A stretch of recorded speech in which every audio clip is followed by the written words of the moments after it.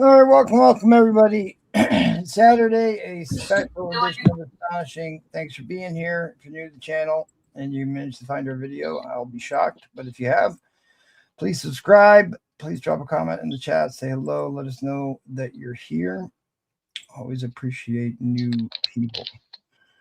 I am missing a couple panelists, but they will be on at some point. But let's go ahead and bring on the crew and let them introduce themselves. Okay. All right. Slab Addict, what's going on, good buddy? Say hello to the people. Hello, everyone. Thank you for coming out tonight on this Mother's Day Eve. Got some great books lined up for you. And don't forget to hit that like and subscribe. Awesome. Thanks, buddy. Appreciate you. All right. Well, we're going to go to Hootout since he just got here. We don't want to let him escape on us. What's up, buddy? Thanks for being here. Hello. Yes, I'm late, Troll. He said, am I late? No, I'm late. Was out with the family eating some smash burgers, and wife brought me a strawberry, whatever this is called, strawberry acai lemonade. So drinks up. But yeah, we're gonna have some fun, I guess, tonight. Pulled a new book out of the PC. Yeah, I saw that. In a Gen 2. Nice. Gen 2, never pressed, never cleaned. And if you've been following Collector 6, You know he's been getting winners when he buys my Not Fresh, Not Clean book. Suffering Steve Ditka.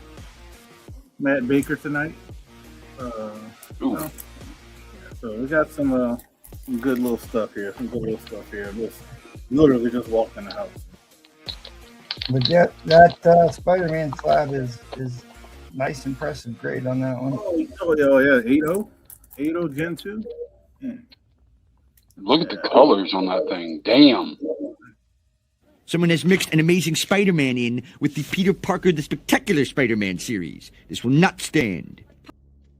There you go. Here, I took it out the bag. There you go. I got deep those reds on. Look at that. Yeah, dude, I love the inks on the Silver Age Spider-Man. They are so good, and they just never seem to be able to capture that magic that comes off. I think it probably would have been higher, but it got a little crunch at the bottom. But I don't know. I think a little cleaning, a little press might work, but I know it hasn't been worked on. What else? Oh, I found that the post office has these things for like posters. So I have a Todd McFarlane sign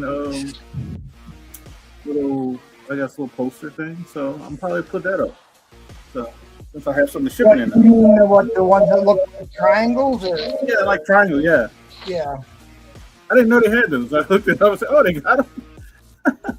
They still treat it like it's a square parcel, but if it's under a certain length, it's not too bad.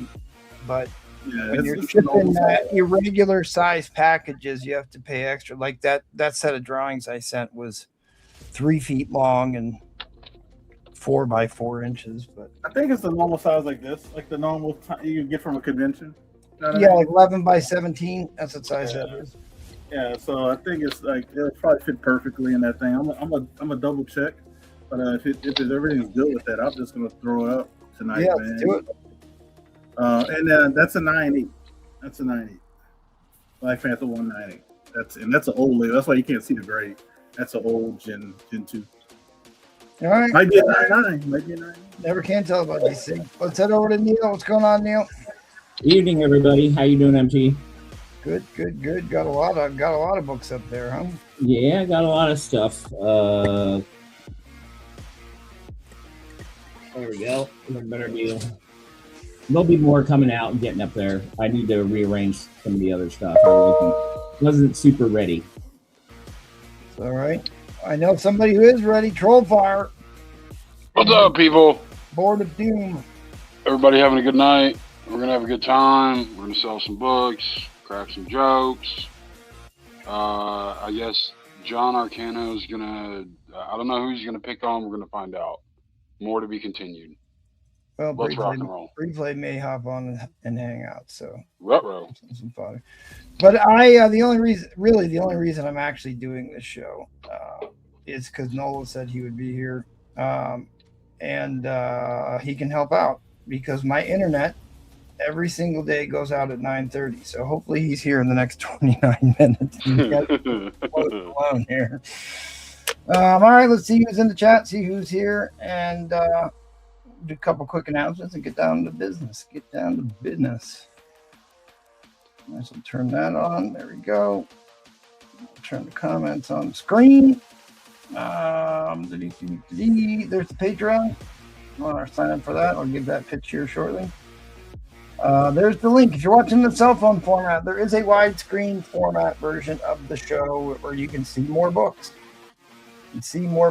So, yeah, there's a link for that. Golden Age Patreon member Gatekeeper made the first comment of the night. Thanks for that, good buddy. Good to see you. Captain Salty here. Looking forward to a good show tonight. Good luck, sellers. Yep, appreciate you. You can come check out Captain Salty tomorrow night.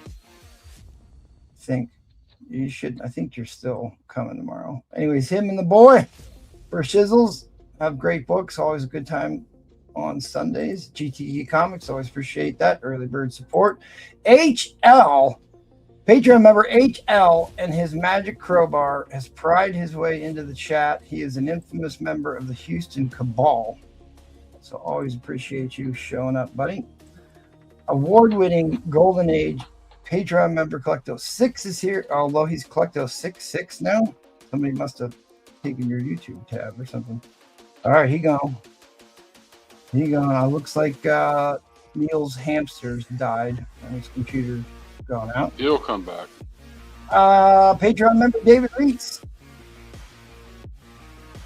Mr. Marvell himself, first to the door of the David Army. Always good to see you, good buddy. CC Collects is here. What's up, CC? No, you're not. Patreon member Jets Mets is here. Good to see you. Enchanted is here. Adamantium age level Michael Comics 54, one of the all-time great supporters of the channel, is here trying to buy books that aren't for sale. And I like where your head's at, buddy. I like where your head's at. Behold, it is Patreon member James Pamictor in the house. Shouting out Neil. Shouting out Dave Reese. Pierce is here, the artist formerly known as J-Bro. Pierce KU is here. Jedi Farce, Paul's burner account. Jedi Farce, you have been mysteriously absent for a long time. Paul tells me he's out of town. So I think we can safely say that it's definitely Paul operating his burner account. Sun Beachu is here. What's up, Sun Beachu? Good to see you. Looks like you got a new avatar, Spider-Man avatar. He's been posting some ridiculous stuff on Instagram. Get a chance to give him a follow on the IG. Glenn from the Great White North is here. Good to see you. Glenn, as always, Patreon member Glenn, for sure. All right. There's Neil. He came back. The cat came back. You were watching the special feature. I didn't read the promo for it. We were talking about making this a vintage show, but I think it's just a free-for-all. We're going to sell whatever we want to sell, show whatever we want to show. But next Saturday is the Big Bad Whale Auction. $100 room, start bid, key books, girls, and hard to find white whales. You get to see the big boys. The clash of the titans, and the big books get wheeled out. But there's plenty of big books that we see on every show, so fear not, my friends, fear not. And then Pedro's pre-planned pop-up auction is going to be on the 23rd, and I actually did a new promo. It's have to upload that. Followed by the third most watched show we've ever done, Boo Front's Astonishing Super Auction. It's like a regular auction, just a bit more super. If you do want to subject yourself to this abuse, hit me up on the Instagram and the IG. You can come make an appearance on the show. Big thanks to our wonderful Patreon members and Gatekeeper. I did actually fix the slide so your name is spelled correctly. I will upload that here shortly. But all our wonderful Patreon members helping us keep the lights on. Cannot say thank you enough. We'll be giving away a slab here at the end of the month. Salty says that he is ponying up for the Patreon slab this month, so I'm looking forward to seeing what he has. There's the link below. There's some exclusive collector guides, some funny posts about the guys on the show, and at some point, Preplay will send me his guide to submitting to CGC. It's almost been a year, I think. No, maybe not. We'll get it up there. All right. Again, guys, if you're new to the show, drop a comment in the chat. Say hello. Let us know that you're here. Especially if you're a first-time viewer, we'd love to hear from you. Please give the show a like. Please hype Thursday's show.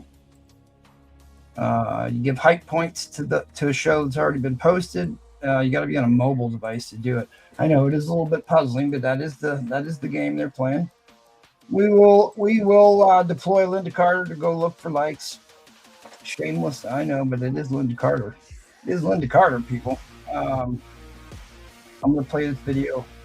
I love it so much. This is one of my favorite videos. Hey, aren't you the guy who was stalking Linda Carter? The term is courting. The restraining order says no, no, but her eyes say yes, yes. I know. We still need some Gal Gadot drops, man. Come on. We will not disparage Linda Carter. I'm not. I'm just saying there's more than one option. That is true. A man needs not be restricted to one Wonder Woman. That's very true.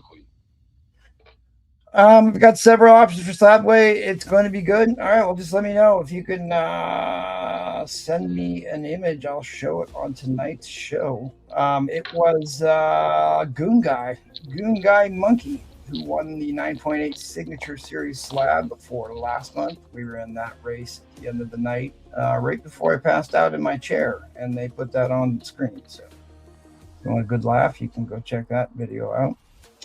Totally wasn't me that did that. It was totally Trollfire. All right, well, let's get down to as much as I know you love to hear me drone on about mindless things. Came to buy some books, so let's get right into it.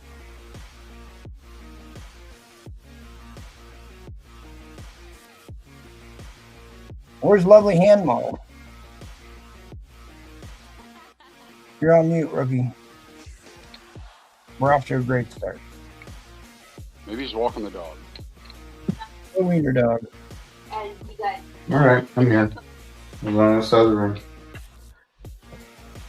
Alrighty. Let's start with some buy it nows. All right, I got Incredible Hulk number 247. I got this in a 7075. And this is a Mark Julie. Got that for 25. Nice. All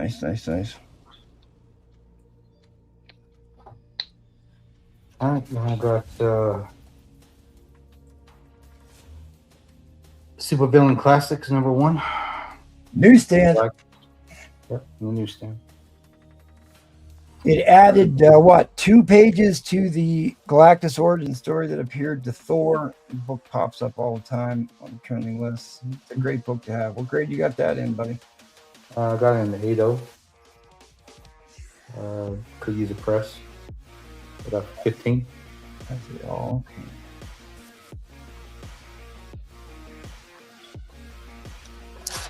All right, then I got Marvel 2-in-1 number 25. Bringing Iron Fist. Oops, sorry. Got this in the near mint. 1976. Kirby cover. Got that for 10.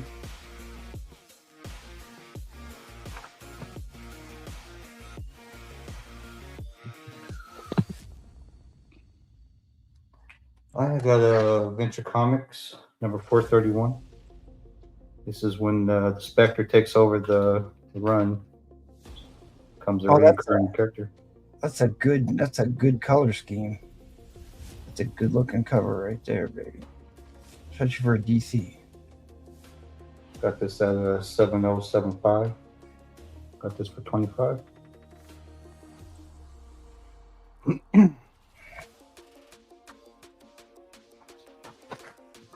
Hey, Slam. Yeah. If no one grabs that last adventure, I'll take it. Okay. Thanks. All right, then I got average size Man Thing. Number 1. Second appearance of Howard the Duck. Did you say average size Man Thing? Yeah, average size. Yep. Instead of the jump. Oh, my wife tells me it's a good size. So. There you go. I was like, okay. So, second appearance of Howard the Duck. I got this in a 7075.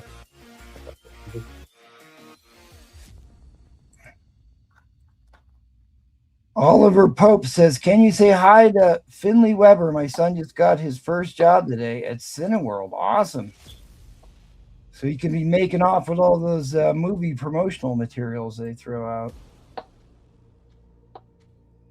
Yeah, popcorn buckets are serious money. Dude, they are getting the ones for the Masters of the Universe movie are absurd. I saw the Castle Grayskull one. Dude, it's ridiculous. Oh, yeah. Yeah, there's like 3 of them. Yeah, there's this exclusive Skeletor one that only AMC has, I think. Keep going, Slab. Don't let me deter you. I got Ghost Stories number 32 from Dell. Yeah, dude, those always had great cover art and interesting concepts. I have a few of those. Got this in a 5055. Slabbed Hallen's asking how much for your Vampire Tales and Alice Cooper. The red one. Was it Nights with Alice Cooper? Oh, you must have. You gotta IG him to me. You gotta IG him to me, Salty, so I can show him on screen. Vampire Tales, number 1. This is the first Morbius solo cover. Ironically, I've got almost that entire run, but that's like one I've never actually owned a copy of issue number 1. I don't believe. It's a great book. There's a lot of really key issues in that Vampire Tales run. Put that for 170. That has mature content. It was a way for Marvel to get around the Comics Code Authority by publishing magazine sizes. I think I've got the prints of 1, 2, and 3 of that. All right, then I got Marvel Premiere number 50. First appearance of Alice Cooper in comics. Yeah. This is the direct edition, 1979. So it's one of the low print runs over in the newsstand. It is signed by Alice Cooper.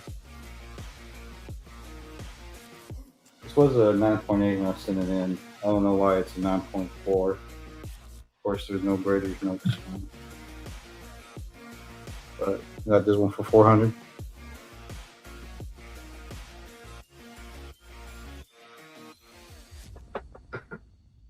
All right, and for my auction, we do a starting bid of 50.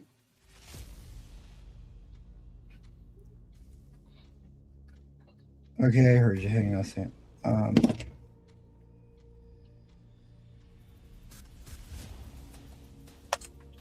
If you're new to the show, all you got to do is type a bid into the chat. A number will show up. Just got to type a number in. Okay. I got Crypto Shadows number 1. Ooh, I love that book. Good headlight cover. It's from 1973. It's actually pretty nice. The only thing wrong with it is that it has like a crease down the middle where somebody probably pulled it up and stuck it in their back pocket. Subscription crease? Does a subscription crease break color? That's the real question. It does at the top, like through the title, but then it gets lighter as it goes. And then it has like a little thing down here in the corner. But it's pretty nice. Back of it. So I got this around a 6.5 to 7.0, but I think that makes it cooler. Is it really a Mark Cooler? You mad man? National Diamond. Yeah, it's National Diamond. Oh, great googly moogly. It is a National Diamond, and it's got a star hand model. It's got a star stamp to save the day. That means the star stamp means it was actually sold on a military base. Prevailing theory is all the star stamp books were sold on the base in Germany, but I cannot and have not been able to confirm that. But it's at least the consensus has been overwhelming that star stamps means it was sold on a military base. That's actually a great price for that. That's an exceptional quality for a National Diamond. 6.5 and might have been better had it not had the subscription fee. But I can see it. It's only really small at the top. It just goes through part of the title. Doesn't go through the main body of the artwork, but most of these National Diamonds military sold books got beat around, put into Foot Lockers, passed around for 1 billion people to read. So it's a pretty solid grade for a military insert book. Tucson, channel member Tucson, I need you to message me on IG. I don't have your Instagram. You bought a book from me on Thursday, so please message me.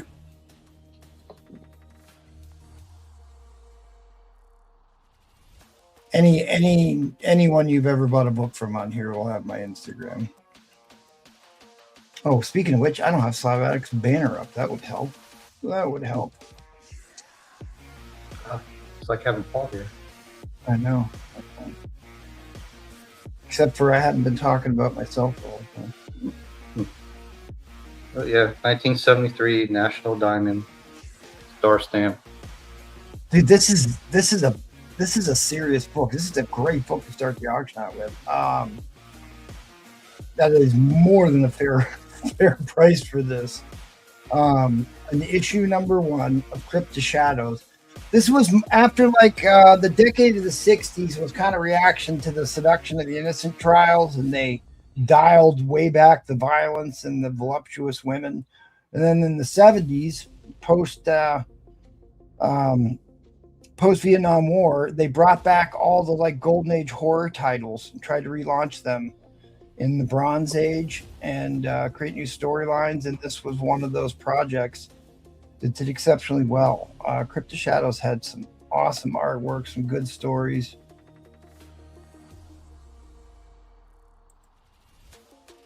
Happy Saturday to you, good sir. Is nobody going to challenge Tucson? God, I'm so tempted to buy this. I don't even think I have a National Diamond in this one. If you are a paid Patreon member, you can get an entire guide to which books had National Diamond inserts. It's the only one on the interweb. It is the most complete list of National Diamond insert books you can find anywhere on the internet, and you can only get it on our Patreon channel. I'm gonna have to join the Patreon just to steal that damn list again. That'd be a great idea.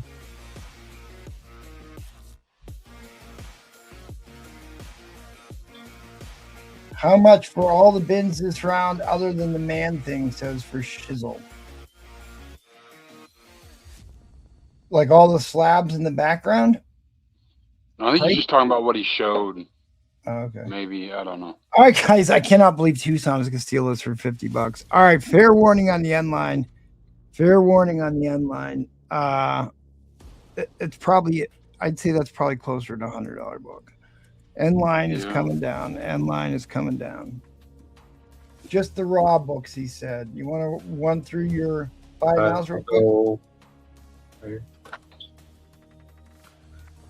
Thank you, lovely model. You did a lovely job. We'll go stories. Always. 2-1. Prevailing classics. And Mark Trigger Hulk. All 4 of them, I got 56 on them.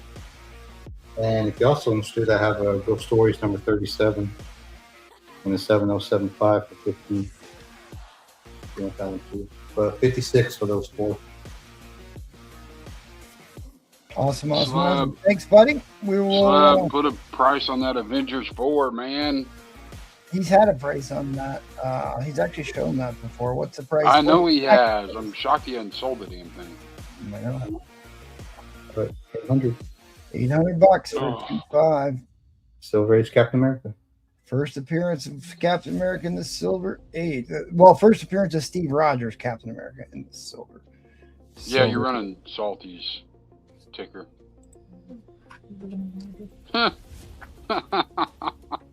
You're right, I am. I had him on the brain here because I was looking for his. Thank you, Tucson. That's a good pickup, and thank you for Shizzle for your bins. Appreciate it a lot, guys. Good pickup. That's less than what I've before. So I would think so. That's an expensive book. All right, let's go on over to Huda, the bid sniper himself, who actually has an intro video. You'll never catch me, gang. There's the bid sniper! Get him before he wins any more auctions! The floor is yours, sir. Hello, good people. Hello, good people. Do you like your intro? Yeah, but I wouldn't be against the turtles. I'll be fighting with them. That's the only thing. I got you. Yeah, that's Well, the it only could thing. be one of those things where they team up, where they first kind of like confront each other, and then they team up to beat whoever else. You know, it could I be need a one of part two then. A part two. I need a part two then. Okay. Part yeah. X-Men 141. I dropped the price of this one, trying to get some stuff going. First part of the Days of Future Past, signed by John Byrne on the first page. It's a 9.0. Add Chris Claremont's signature. This is like a $500 book, but $350. I saw Chris Claremont one signed in the 9.0 for like $400. So I figured John Byrne one would be more wanted and worth more. We got John Bernthal. He's coming back for his one-shot show. It's going to be interesting to see how it turns out. But I got the first appearance of Red She-Hulk. This is the 1-in-20 variant, signed by Jeff Loeb and John Bernthal with a little sketch, little remark, with a little skull. The $3.99 and a $9.8. This is the variant. Tougher to get. Great cover by Ed McGuinness. John Bernthal signed it. Jeff Lowe signed it. I haven't seen him going into any conventions in a while, so I don't know what's up with that. Somebody DM'd me about this book, so it might be sold. I'll let you guys know. Didn't even make the auction. Voodoo issue 4, Matt Baker Arts. This is a funny book because I think a 4 or 5 sold for $660. This is a 5.0. I have it in this plastic, but it's a really nice book. Especially if you're looking for something with Matt Baker. He didn't do the cover. Well, they don't notate who did the cover, but he did the art inside. And like I said, a 4 or 5 sold for over $600, and I just dropped the 5.0. $500. Said nice and stuff to go. Great cover, great pre-code horror. Some Matt Baker. Everything Matt Baker is super hot. If anybody knows, about that stuff.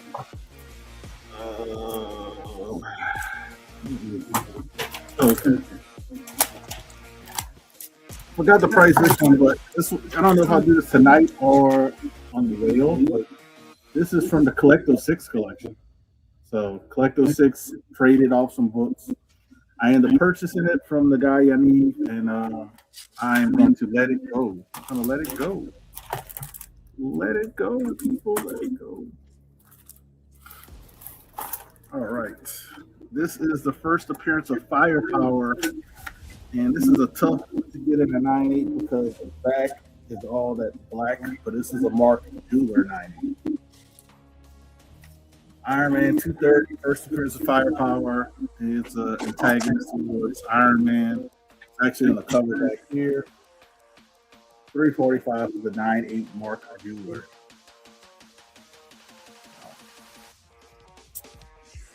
Well, this is Heroes Time. You never know what you can find in Heroes Time Raw. Came back in 9.8. I know it's not very.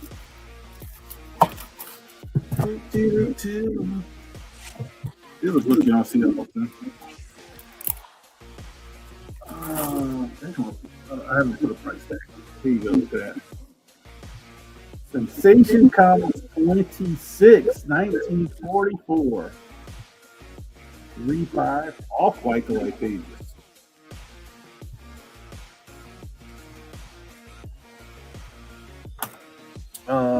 I'm gonna put a price sticker on it, but I'm gonna say $1,400 plus shipping. If anybody's interested. This is, I think, it's less than 50 copies on the census. So if somebody wants a Golden Age, Wonder Woman, issue 26 right there. I hear a little echo too. I wonder if it's me. It's probably my mic. I set.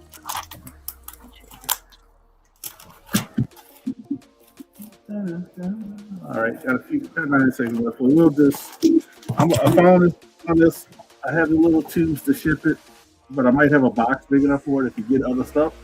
we'll start this off, and it's signed by McFarlane. You know how much he was charging from CGC, and it's limited to 300. It's 88 out of 300. Let's start the bidding off at $1. Let's go. McFarlane signing gold right there. Only did 300 of these. 88 out of 300. All right, just to warn everybody, it is 9:28, and there's a very good chance that my internet will get shut off again in 2 minutes. So you just have to make do until I get it back on. Unless replay or Seth is watching, I could come on and save the day. If it happens after my auction, I can go to the other thing and log in.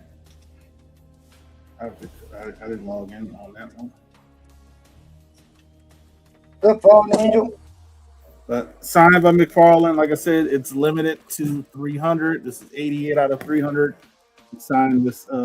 This is to promote the Spawn 300 that was coming out. So you get some signed copies. You ever try to get a signature? If you want 3 signatures, you're spending your whole day in line, unless you got in there at the very beginning.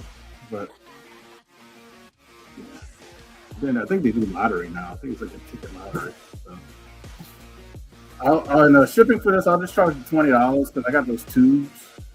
Unless it must have a box big enough. So I'll just charge $20. So recommendation is to try to get some more stuff so I can put it in a bigger box. But it's a little bit smaller than this. That's the same size. Same size. There you go.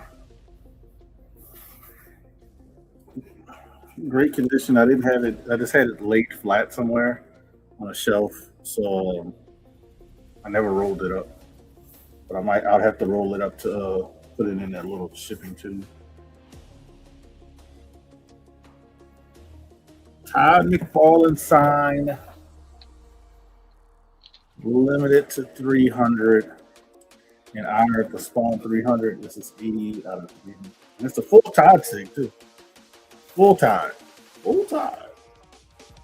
Full Todd sig. You know they're not gonna let me steal this for $25, who doubt? I think they will. I think they will. Guarantee you they will. But like this is it's like to get a full signature with his full Todd sig. I know he did it for the CGC thing, but he doesn't like doing that. It takes too much time. I think they're gonna let you steal it, man. You can see only 300 would sign, and this is 88. I thought I had 2 of these, but I guess I didn't.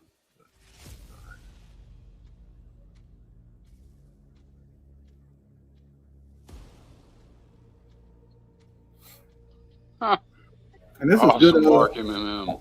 Huh. This is good material. Good. It's not one of those cheap like mini posters. Nah, I don't have any in McFarlane signed Swan books.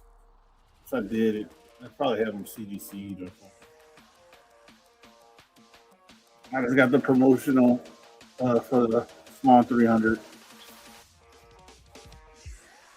that he did. I forgot what con this was. I don't know if it was New York Comic Con, San Diego. I don't remember. But it was whenever this was about to come out, or it might have came out. Just came out with yeah.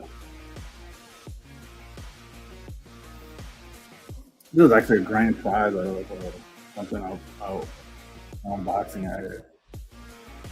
Really troll, but you gonna win this one. Nobody gonna bid you. Everybody, time and calling signatures are easy to get, man, for these people. Shit, it's limited to 300.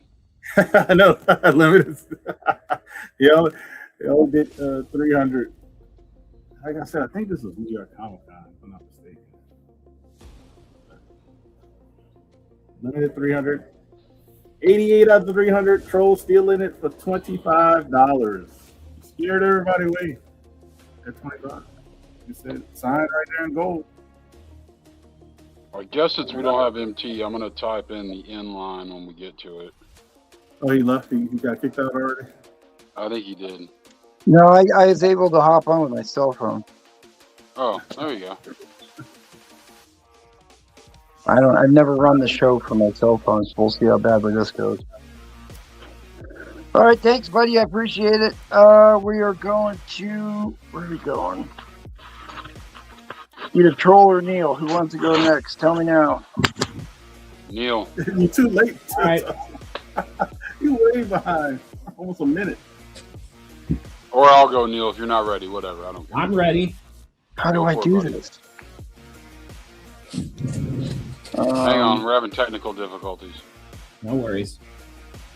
Remove from stage. I don't want to remove him from stage. I want to put him on the stage. Crap.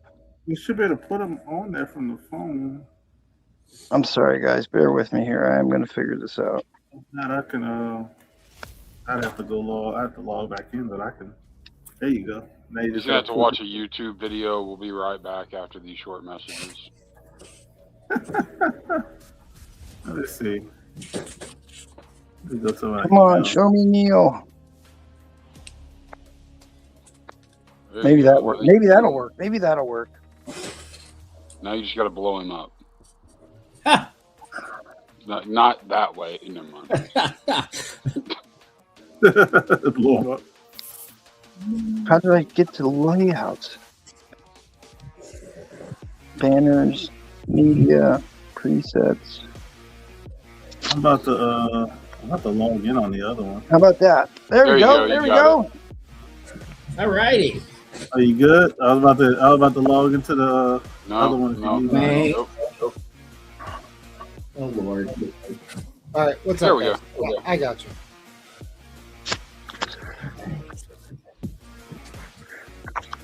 All right, sorry guys, I just got thrown in here real quick. Am I going overtime or something? No, just restart his clock to 5 minutes. I want to remind everybody we got a waffle. 5.5 signed Ranko off white to white pages. Issue number 110. First appearance, Madam Hera. So $10 a spot.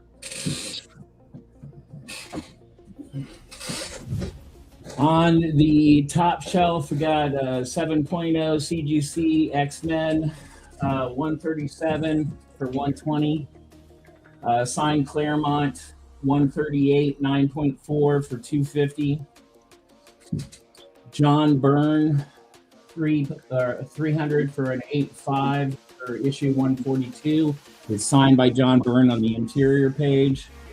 The next one is 221, and it's signed by Claremont. Oh shoot! I just put 300.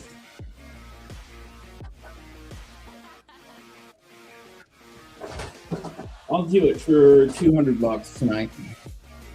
And then next to it is Death of Thunderbird X-Men 8.0 for 180. These two are up here, but I haven't priced them yet. We got X-Men 82 in a 6.5 for 40. This one must have fell off. This is 83, X-Men 83. I'll do that for 80. It's in an 8.0. That reprints X-Men 35. Yes. X-Men 100 in a 5.0. It just has a bit of a wait. Is that one the... You got a question in chat. Okay, what is it? Which issue is the Byrne signature? It's the X-Men 142, I believe. Yes, the 142. They're demanding that you price your 2 X-Men books. Yeah, I'll get them in a second. You know, I'm going to call 15 minutes before I got on, people. Oh, it's white pages too. Yeah, Mike V. That's the other copy of the one I had. All right. So 40, 80, 80, 40. Conan number 1 in a 5.5 to 6.0 for I'll do it for 250. got a Conan number 2, a 3, and a 4 that I'll throw a price on.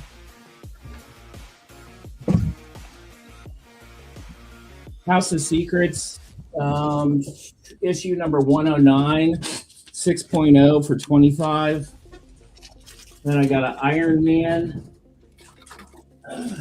150 signed 5.0 signed by 8.0 signed by Michelini David.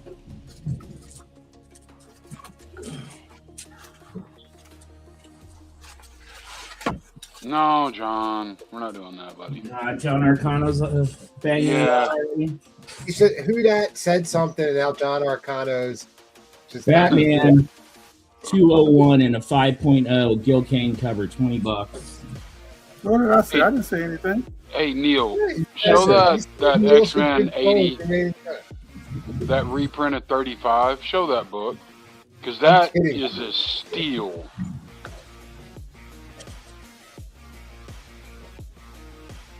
I was muted. I don't even know what you're talking about, Bree.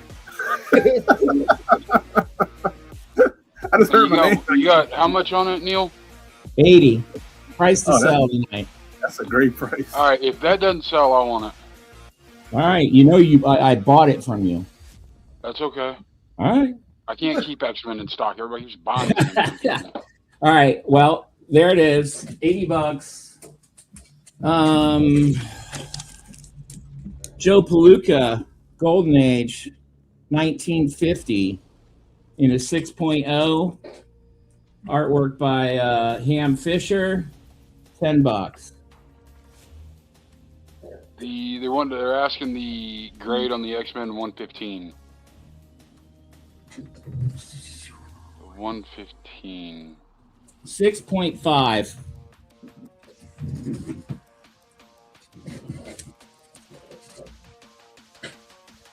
They're asking for the price on the X-Men. What is that? They're going to have to wait.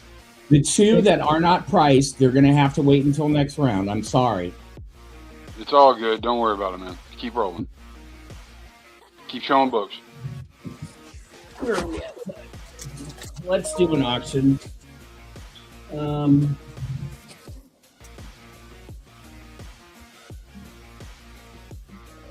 You know what? We're just going to put this up. Oh, wow.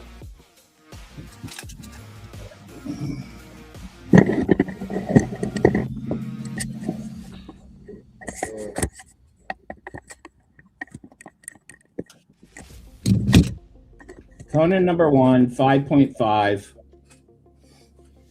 Maybe a 6. Hasn't been cleaned or pressed. What's your starting bid? I'm sorry. $100 start. Okay. All right, guys. $100 starting bid. Conan number 1. Reset your clock, Neil. How many people do we have in here right now? 55.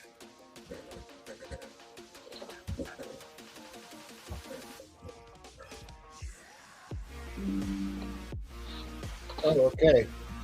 Tucson Collectibles in at $100. Neil, is this the Conan you got from me? No. That's getting graded. Okay. I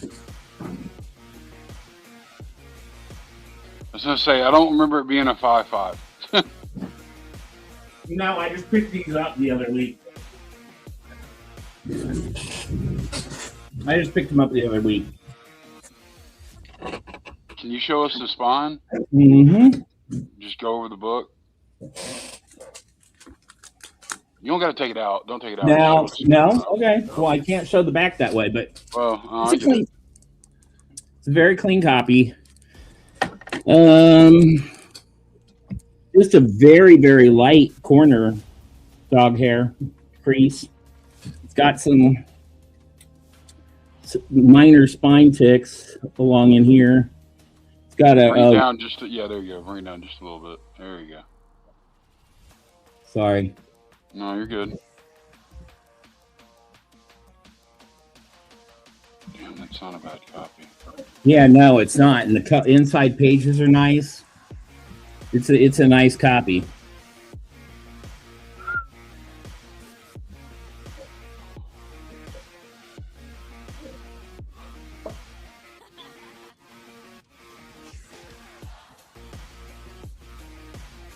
Brooklyn Born's in. Oh, sorry. I'm trying to put my camera together here. All right, I'm helping out, Bree. Oh, all right. Steph is here. I'm upside down right now. Yep. All right, check this out. Conan the Barbarian, the first appearance of Conan the Barbarian, first cameo appearance of King Null.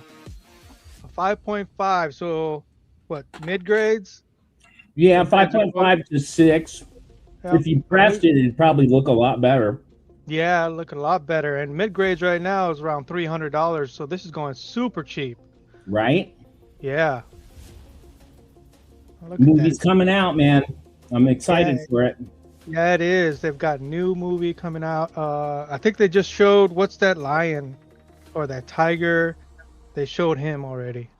Oh yeah. Yeah. All right, Tucson knows what's the deal. 110. Wasn't it an AI thing with him sitting on the?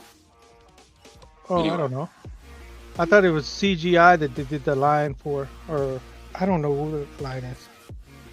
It's a great book. Yep. Brooklyn Born's in at 115.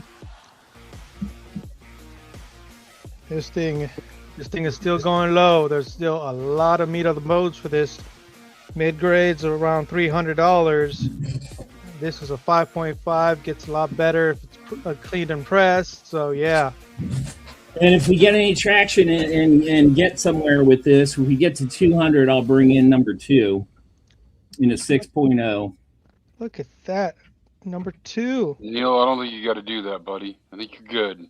Oh, I know, but if somebody wants to really bump it up. I hear you, man. I hear you. It's like a $300 book. I think you're good. Just give it. Yeah, you're good. Oh, I'm just saying, if somebody wants to bump it up to Neil, what comes in that one? I've got the first 4, so. Oh, the first 4, that's a lot. The second appearance of Conan. First appearance, you got number 3, the first appearance of Bori the Grey God. Yeah. Neil, don't take the bait, Neil. Don't take the bait. Oh, I'm not. I'm playing it.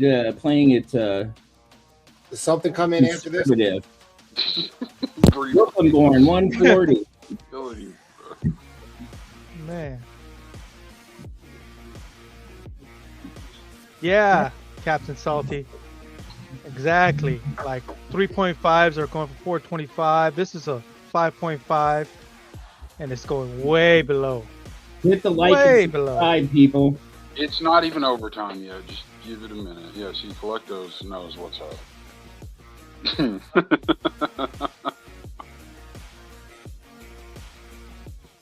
Collectos in at 155. 8 seconds left. You're going to go over to overtime. Got a lot of people bidding. Look at that. Conan number 2 can come in at 200. Come on, you're almost there. $40 more. Get you 2 of them. Salty, once it's pressed and cleaned, I'm sure it's going to be better than a 5.5, bud. Yeah, It works that way. Exactly. All right, guys. people. Overtime. Here we go. Oop. All right, go ahead, Seth. I'm sorry. No worries, no worries. You do your thing, man. I'm upside Brooklyn down. Born at 170. All right. All right. We say at 60 Both in seconds. now. Let you take a gander at this one for a few. Oh, look at that. Both replay and S-Drift came to the rescue. Thanks guys. I appreciate that. Neil, take that Conan off and show the Conan one, buddy. All right, You're good. I promise you. Yeah, But the like, Conan one is enough. Hold on. Okay. The money book, that right there. They're putting both of them in? That's the money book. Yep. I told him at 200 I would throw 2 in. So yeah, I keep my word. Well, you got multiple bidders, it looks like. Yeah. Yeah. They're nice books, man. 200 is still going cheap, people. That movie's coming out, so 200 is like way too low. Tucson's back in at 205. Thank you, Tucson. Tucson back at 205. All right. You get this cleaned One more and pressed. 60-second, and then we're gonna go 30-second, people. You get this cleaned and pressed, you'll probably be at a 7.75 easy. Whoa. Oh man. Careful, Neil. If That's you a get big jump. 7.75, it's like a Too high? 1K book. Let's say 2.0 bump on the 5 maybe? It's a big jump on the. I mean, if Well, you know I'll what, leave that to you, Yeah, you big experts jump. there. if Paul's pressing it, no problem. You're just an 8. Make it an 8. There you go. You got to let Bree plays the ass touch it to get the higher grade. Yes, I know. I've been using him to ass press my books. All right, looking forward. Going He to does 30-second fine shot work. clocks, people. He does really, really good work if people are interested. The man is fantastic. Paul, careful now. No, not Paul. A couple more seconds. 2:10. I Still think he's going talking way about too Bree low for plays this his book. ass. Movie's coming out. Unhinged is here. Unhinged. I've had your website preloaded, ready to go, waiting for you to show up, so I can plug your. Okay, drop in the Oh, end you're line, awesome. people. No, Drop in the Tucson oh, just there it is. in. Once Tucson. more under the breach. Go to 30-second shot clock since they're Yep, trolling. we are at or 30-second shot clocks playing now. golf. Oh my God, this is too cheap. Yep. Give us yeah, there you go. There you go. Hand those out at conventions. What's like Paul's supposed to be doing? I'm like, dude, if I'm selling you all or sending you all these cards, you better be handing them out. So what's putting this into a 5.5? Like It's got you can tell it had a roll on it, and it has some minor ticks along there, and it's got one little light color breaking dog ear on the corner. wow.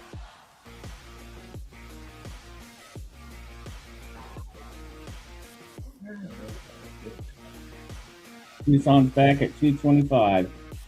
Got to reset Who that did the 30 cover? seconds. Who did the cover? Who's the cover artist here, buddy? Barry Smith. Barry Windsor Smith. He hadn't picked up the Windsor yet, but this has always been one of my favorite books. This was like the first big book I ever bought when I was a kid, a teenager. Wow. Yeah, this is not a cheap book. This is a difficult book. Like, this is the book that always seems to elude me. I've never had a really high grade of this. There Well, the really last is- 5.5 sold for $350. Yeah, I Just so saw we're that. on I the saw same that. page. The last grade is 5.5. and they're really hard to come by. Like every time I go to a show, I've been looking for about 6 months, and I couldn't find a good deal.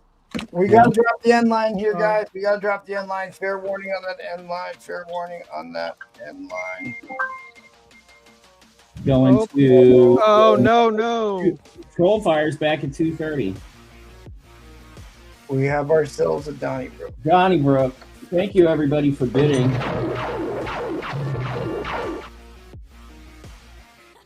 Let the battle begin. Tucson doesn't want to let this go. Here we go. We'll reset that clock. Awesome. Thanks, buddy. Yep, gotcha. Yep. Yeah, And, right, but it hadn't been cleaned or pressed, so if you're saying it's just the one light dog ear, you can still get into the sixes for sure. I mean, I think that's fair. Yeah, like I said, I put it under what I thought it was because I didn't, I don't want there to be any hullabaloo. You're going to make me bid on this because really, I'd love to. I don't think I could find one to buy in this price. Trolls back at it. Here we go. Why do you think I'm bidding on the damn thing? I mean, it's like a third discount. Hold. Oh. Hola, that's what he's saying. Hola. All right. I'm always out traipsing around looking for the deals, man. Oh, Here we go. That's going to be my I go out on them in the wild so you don't have to. my one and only shot at the track. I won't. So if the sellers are bidding, this is a big book, people. So you don't want to let them get it. It's a great point, brother. So good.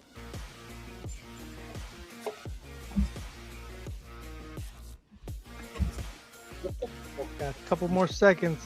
Looks like MT at 245, still low for this book. Okay. Yeah, 5.5 sold for tree fitting. Typing in the end line. I was screwed. Typing in the end line. Here we go. Dropping the end line. 245. All right. Thank you, MP. Geez, hopefully the chat doesn't turn on me for that. But thanks. I haven't had one of those in a long time. You got to do what you got to do. Yeah, you only got it for like 30% off. Couldn't get the Highlander book, so he's getting this one. That's right, Gordo. That's how we do on the Astonishing auction. Thanks, buddy. Appreciate that. Mr. Nola has arrived. Appreciate you hopping on here, Nola. You want to say hello to everybody real quick? Hi. Nola's here. He's Hello. Typing up a storm on his vintage stenographer. How goes things? Holy shit, it's a Smith Corona. It comes and it goes. Yeah, that's what caused the coronavirus. That is not what. Oh my god. All right, buddy. We'll be heading over to you here shortly. We're gonna go over to Trollfire, keep the ball rolling. Okay. Yeah, my turn. That's right. All right, what do we got tonight? Reloaded the board. We still got the ASM 135 50. Great Punisher cover, $100.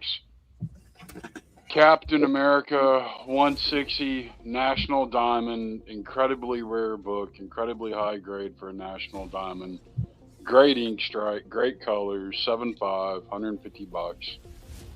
And we skip the Thor National Diamond, Marvel's Greatest Comics 36. This reprints FF49. Again, National Diamond, incredibly rare book. You're not going to find this one every day. 60 125. I'm going to pull the ASM Rhino down so you guys can see it. We got an ASM 54, 55, $50. We got the Doc Ock sunglass or glass reflection cover. This book actually came from Spider Flint. 6.5, $150. Beautiful copy. It'd be a lot higher. It's got a small tape pull right here. What else do I got? I got a ASM 58 and a 50 for $50. A steal of a deal of an ASM 59 and a 55 60 $100. X-Men 18 60 $100. X-Men 31 and a 60. It presents a hell of a lot better than the 60 it is. This is a notoriously hard book to get in a high grade. It shows everything because of the dark spine and the red. 60 is a hell of a copy for that book. X-Men 42 55 60 $60. Is that 43 and a 50 55 $60. 47, great Iceman cover. Love that cover. 6570 $100. X-Men 52 and an 80 $150. That's a steal. It's a great copy. Let's pull these down. I'm going to move cameras and then we're going to get into an auction in just a minute. All right, Ryan Ritt, bin 135. What's he taking? Amazing Spider-Man there at the edge for 100. Top left. Oh, he's taking the 135. I'm sorry. I apologize. I was talking about all the early ASMs. I wasn't thinking about bronze. Good get, Ryan. All right, let me grab that and Boo Front wants to know if you have any Steranko. do I have any Steranko? I do have some Steranko. I know what you want Steranko for, you son of a. Oh, is there a Steranko signing happening under the bridge? Yeah, there's a Steranko at the Elite signing at the Elite Con coming up. So I believe Mike V is asking about the what is that? The Blastar X-Men book? Yeah, it's a lower grade. It's X-Men 53 and a 50 for $60. I could tell that just by 1/5.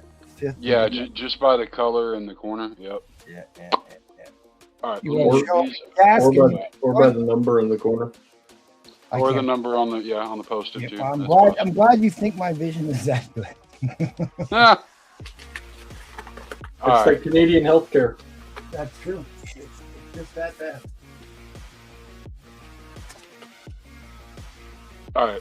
What I got? A minute left. Yep, minute 10. Look at that first rhino, people.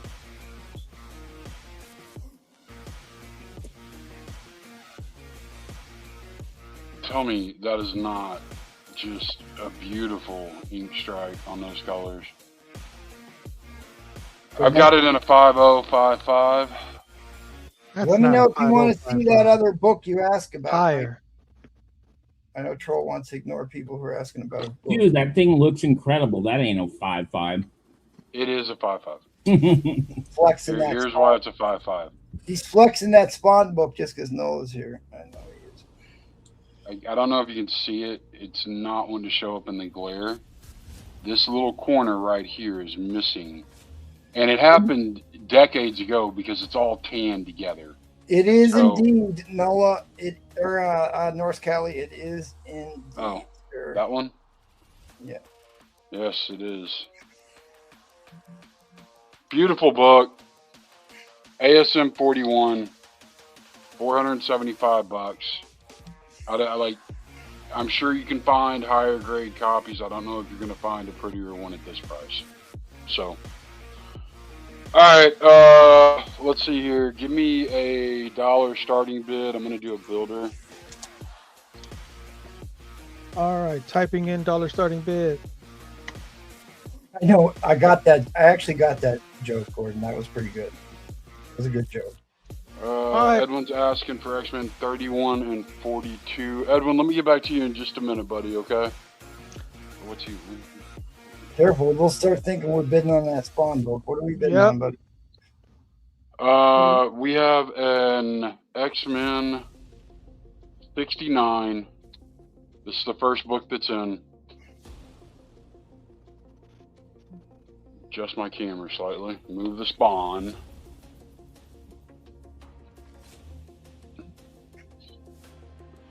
Hey, Seth, by the way, dude, I love how you taped off to make sure the cell phone people get the shot right. Like, that was a great idea, buddy. Yeah. All right. This is X-Men 69. This is a square bound. It is one of the earlier reprints of X-Men. Those started at 67? This is an 8.0 copy. This book, once cleaned and pressed, it might push an 8.5.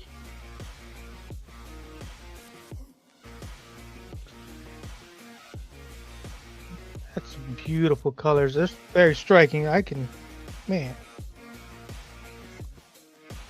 Let's see. Trying to pull up info on the 69, which is awesome. I was actually going to grade this, and I decided not to. I ended up buying this is the lone problem that it has right here. I can show it. Get it there. Let's see. Come on, focus. There we go.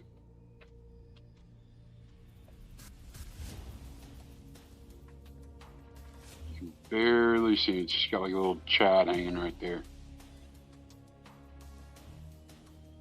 Man. All right, Roger W. went up to 20. Still below what the high is. Oh, it's way below. Yep. That's okay. I'll show the book. Look at that spine. Oh, yeah, it's clean.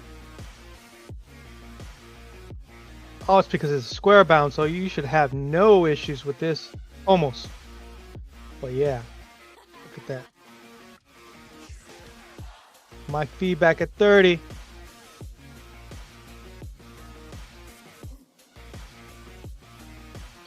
All right, if we get to 75, I'll bring in issue 75 that's in an 8.0 too. And it's another really hard one to get in high grade. It's this one. Gorgeous date stamp on it. I got to tell you guys that like these reprints, they were low print counts, and they actually are They're impossible to get in high grade. Difficult to They get in are high hard. grade. Oh God, you're gonna make me buy another book tonight. What? Man. Said what? When does that come in? The other one comes in at 75. It's an Roger 802. comes in at 75, so you're getting 2 books for the price of almost 1. How Oh, about dude, that? one of those. That book right there in that type of condition is an $80 book. Yeah, it's probably more like 120 just on this one. Okay. Yeah. Let's talk about Uh, 75. Great date stamp. Great date stamp. I'm gonna show it best I can. Yeah, because like Troll and I have been talking about these books for a long time because I know he's been filling out an X-Men run, and these higher reprints are some of the hardest ones to find. I mean, really. Do y'all see the especially- condition on this book? It is I know, it's immaculate. It's gorgeous. Those colors are really popping. Everything's just beautiful in that book. Michael Creighton, that's a new name for me. You got to go 81. Mike V just beat you out on that, buddy. We see your $80 bid. It's just you were a little bit behind Mike V. God, these are gorgeous, Troll. Wow. I know. Wow. They've been sitting up on the board. Nobody wanted to buy them. Like, they've been sitting up there for a week. We're talking I'm like, about okay. $40 a book for high grade. Yeah. Yeah. That's just. I mean, they're steal both right BF. there. Neither one of them have been pressed. Neither one of them have been cleaned. And it looks like white pagers to me. Yeah, this one. Yeah, they're both white page copies. Off white to white at a Well, at this one's probably off white. The 69 is white pages. A couple more seconds. We're going to go into overtime. 95 to Roger on 2 beautiful color striking books right here. I love the dates. Okay. All right, going into overtime. 60-second overtime.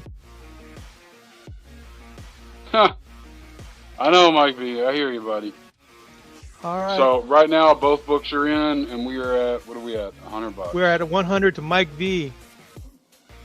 But guys, I tend to undergrade. So like, if I tell you it's an 8.0, I want y'all to know that like you can trust in that and take it to the damn bank. Okay. Yeah, I think I from undergrade. what I can see, these look like near mint books. I haven't Yeah. seen anything that would cause me to put these in a VF yet, unless there's something I'm not seeing. But yeah, I mean, beautiful. I mean, you can see how bright white for this the price, whites you're are. Still For $50. this price, a book. nobody's getting hurt. No. All right. Oh god, Neil, this is 105. absolute steal. Yeah, it is a steal.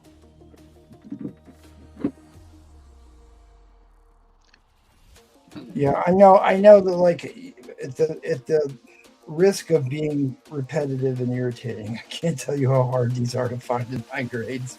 No, I know. I'm dead serious about that.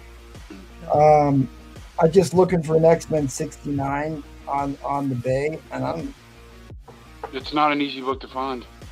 I don't see any of them that look anywhere near that nice. There's only one. And it's beat to hell. And it's got water stains, tanning, a split spine.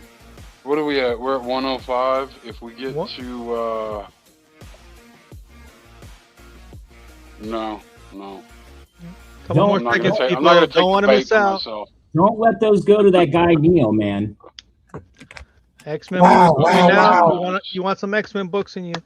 These are really nice copies. We're only at $50 a book for these. 110. No, Roger, 110.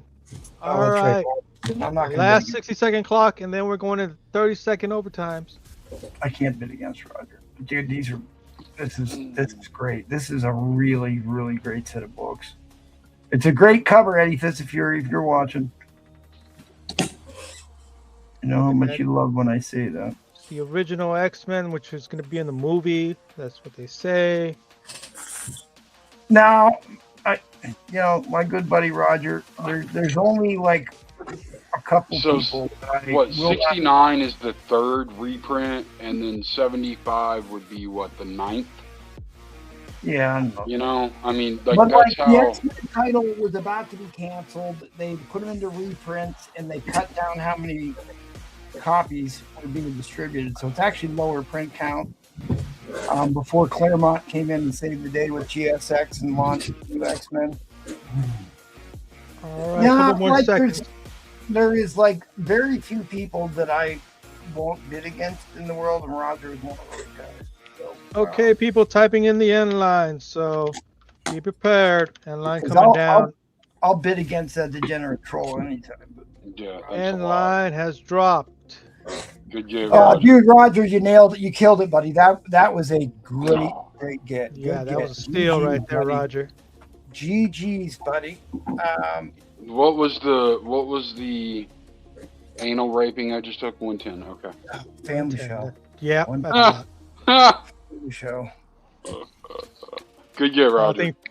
I think it was bigger than Paul's beads. Yeah, dude, that was good, Seth. Seth's got jokes tonight. Thanks, buddy. Callback joke there. So my man Unhinged was in the chat tonight, and I kind of want to flex on him for a minute. He sent me an inscribed book. He is a comic book artist and writer. Unhinged Inc. is his website here. Dude, isn't that an awesome piece of art right there in the middle? That dude is fantastic. But if you want to hit him up, he's on the socials. He does. Oh God, now I remember. It's the Frog G2, the Cerebus Key. I think is his most recent one there. Anyways, I'm gonna drop the link in the chat to his website. If you guys would sign up for his newsletter, support the guy. He's been a long time supporter of the show. Does some fantastic art. I mean, look at that stuff. I'm gonna have to try and get him on the show. It's original artwork. But he's got a Batman. Look at that. An absolute Batman. Wolverine versus absolute Batman. So he is doing brand new stuff. 11 by 17. All right. Well, thanks. I wanted to shout him out. Been overdue on that. I guess while I have this up, we can go through the trending 20 list. We didn't do that on Thursday. Daredevil Behind Bars. If you've been watching the show, we kind of told everybody this was going to happen, where he gets thrown into jail and may not be broken out of jail by Spider-Man in the upcoming movie. You got first Ileana. So I guess there's a big hype around Magic. The card battling game Marvel Snap will feature an all-new set of swimsuit cards by Inhuck Lee, particularly well received by Illustrations and Magic. There you go. Dr. Doom Steel Silver Surfer's Powers, iconic Jack Kirby cover. I have no idea what this is. Cartoon. I mean, it's not an Avengers 25, but you know. It'll get there. Absolute Batman, Victor Freeze. This book looks very interesting. I don't know what this is, but looks like some historical drama thing. So I have to check that one out. It's with Abe Lincoln in there. Face comes apart. Yeah, it looked like Abe Lincoln, famous presidential Abe Lincoln artwork. What do we have there? Boob Window versus Venom. Herogasm. It's the first appearance of Soldier Boy, which honestly, he's the best part of that entire show. That is the weirdest. This last season is the weirdest season ever. Like, the main characters are definitely the villains in that show, which is like saying something. It is a weird direction they went this season. But anyways, first appearance of Spider-Gwen, Gwen Stacy in an alternate universe. Gorgeous book. Best of the new age character designs, costume designs. I mean, they just a phenomenal job with that costume design. Superman versus Superboy. First Elektra. Elektra is misspelled on the cover. The Vampire Lestat. There you go. This one, I am astonished that this is back on the list. I guess the actress is talking about she's going to come back and play She-Hulk, and I think she did a fine job. It wasn't the best. It was a weirdly written series, but like, I thought the actress herself did just fine. Daredevil 25. Oh, Elektra becomes Daredevil. Well, that's probably going to happen. And then who is this? Scotty Young. Good God, what are we doing here? Oh, Symbi. First appearance of Symbi. There you go. Star Wars: The Shadow of Maul. Battle Beast. Wasn't that from the blind bag? I think this was the that on first there. print. And a Spider Flint special. Free comic book day book. So there you go.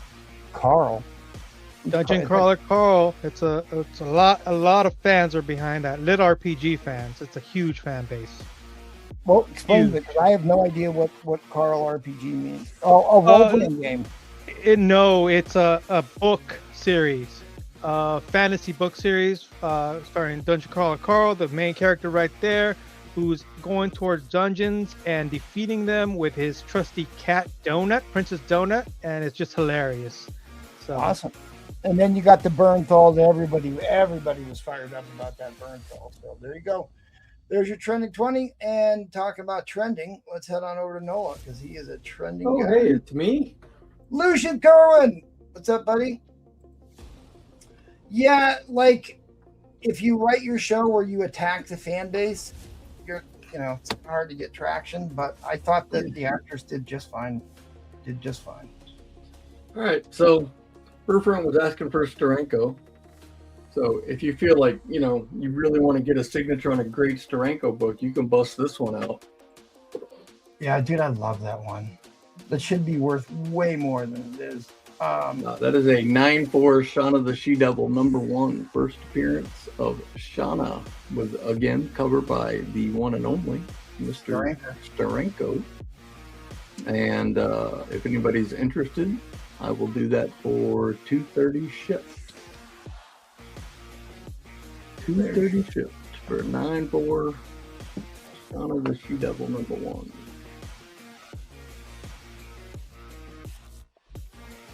And I'm not going to run through a bunch of buy now. I'm just going to put a book up for auction. That might be the last Smith Corona in use in the whole world. Okay. We all have our things. The Smithsonian will be calling about that one.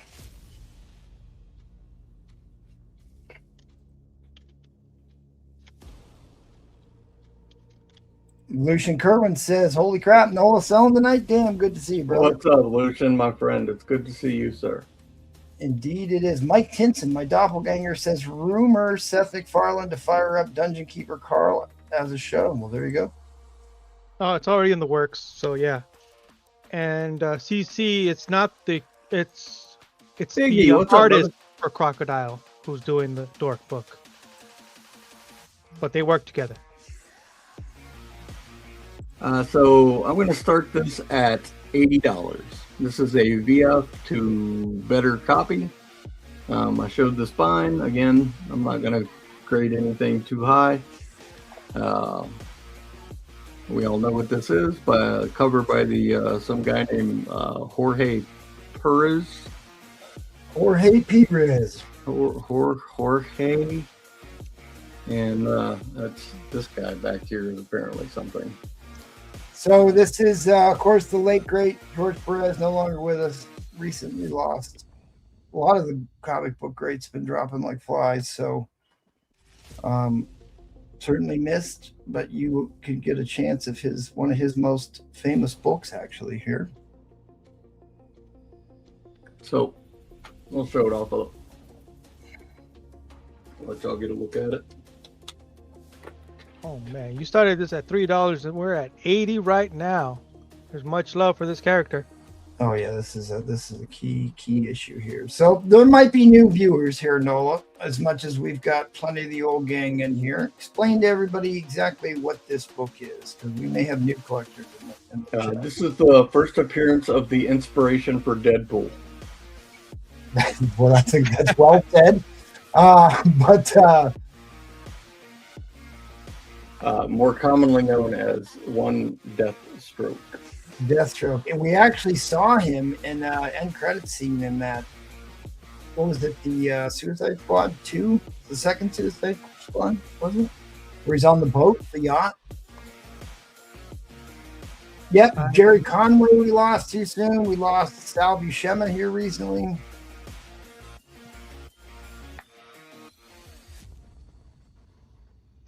That's immaculate book. Look at that. I can barely see anything.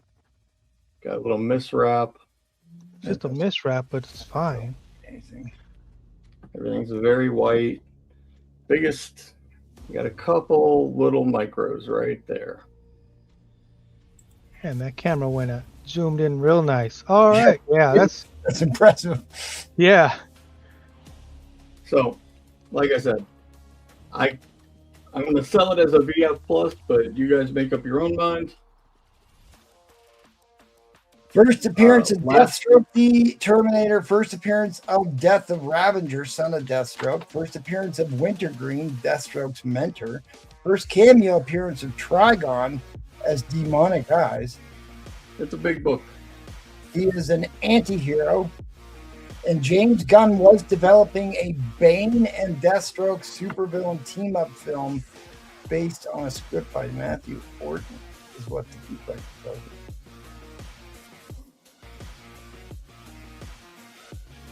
And by the way, the Smith Corona comes in handy for any number of things.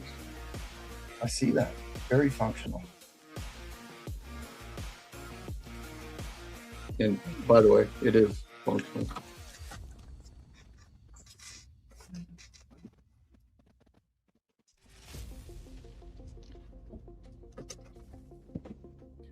Norse, my friend, it's always good to see you, sir. all right. So let's see. I'm looking at. I think Norse and Trollfire are 1 for 1 in buying books from me. Yeah. And right now, this is going really low.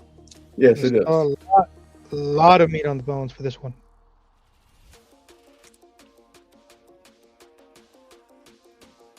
I think the last sale in a VF was over $150. So, but I do what I do. As long as I can get what I need out of it. If I get any more, that will be great. If not, congratulations to whoever gets it. Someone right now on the Bays wants a VG copy for $99. Yep. And this is VF Plus. I got a really nice War Journal #1 I might put up next. So.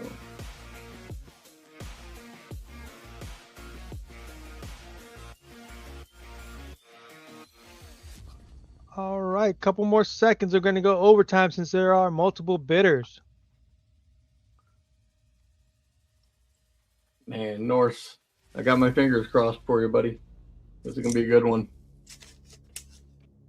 And again, thank you to my buddy MT for doing some work on this jobby. Yeah, beautiful. That's a rare book, my friends. A rare book. I haven't even taken it out of the top loader.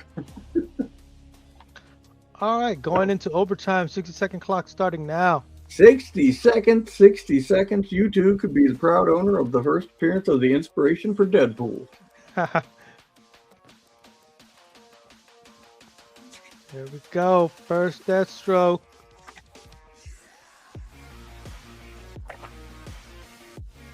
Better yet, first Trigon. You know he's going to be in the movie.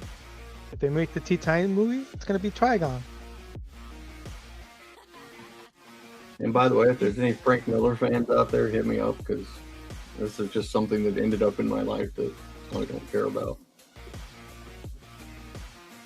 So I think it's an 11 by 17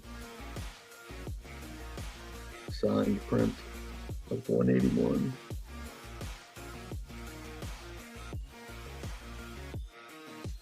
All right, people, couple more seconds. Anybody want to jump in and get their first appearance of Deathstroke, first cameo appearance of Trigon Eyes? Wow. Congratulations, Notes. All right, dropping the end line, dropping the end line. You all been warned. Typing it up right now. If I can type correctly. And there it is. So we go to NOLA Comics, $80, a steal of a deal. All right, Norse shipping will be $65. Norse Cali.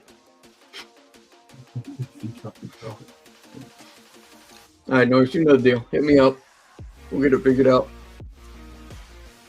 We'll get it shipped out to good old California, land of the soon-to-be $9 gas. Yeah. Yeah, it's about $6.50. Yep. Like I said, soon to be.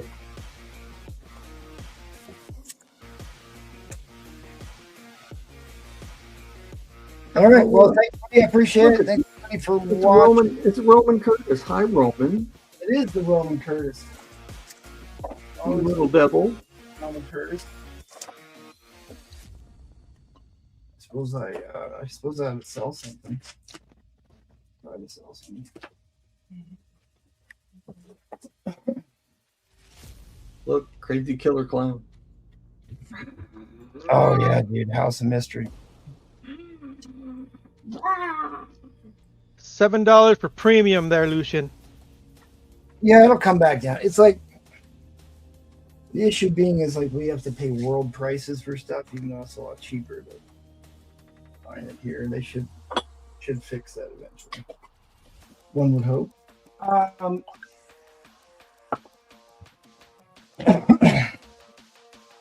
I bought too much from Tyndale the other day, so I'm going to cut these down. I will do this book for I'll do this book for $70, signed by Tyndale, the Daredevil.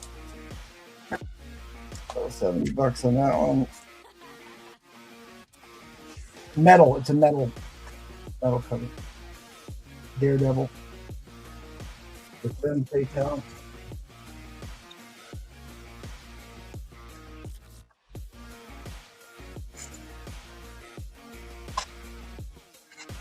I have a very high grade first appearance of the Legion of Monsters. Very high grade copy. First appearance in the Amphibian with Frankenstein. First appearance of the Soul Gem. First appearance of the Soul Gem, Power of Warlock, issue number 1. It's a pricey book. Got it priced very cheaply.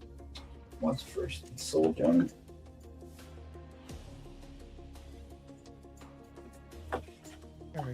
Here, I'm just going to flex on my $1 million comic book.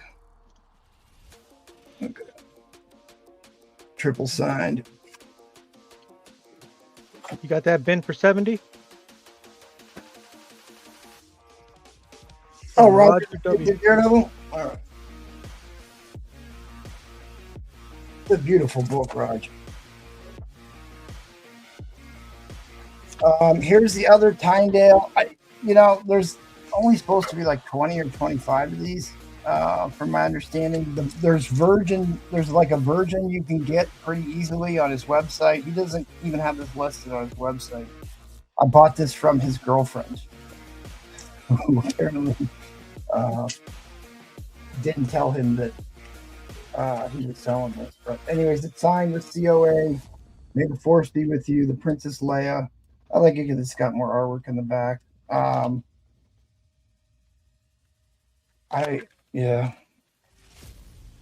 So we have a question from Collecto6. Go 80 on the first Monster League? I'll go 90. All right, you heard that, Collecto, 90. It's like I've been able to get like some VF copies of that book before, but I did pay real close to $100 for that because it is a high grade copy. I'll do 90 on the Leia book. I'll come down a little bit on this one. I might just end up framing this and putting it on the wall, maybe. 90 sold. First Monster League. First Legion of Monsters. It predates the Legion of Monsters. It was in Marvel Presents.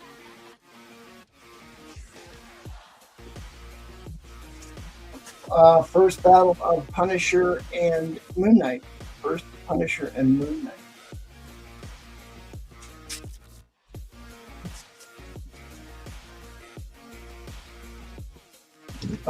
This is the book that the movie's based on.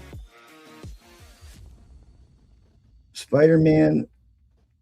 What does that say? Spidering? Oh, yeah. This is going to be, I'm going to put this up on the Whale Show 1 week from tonight.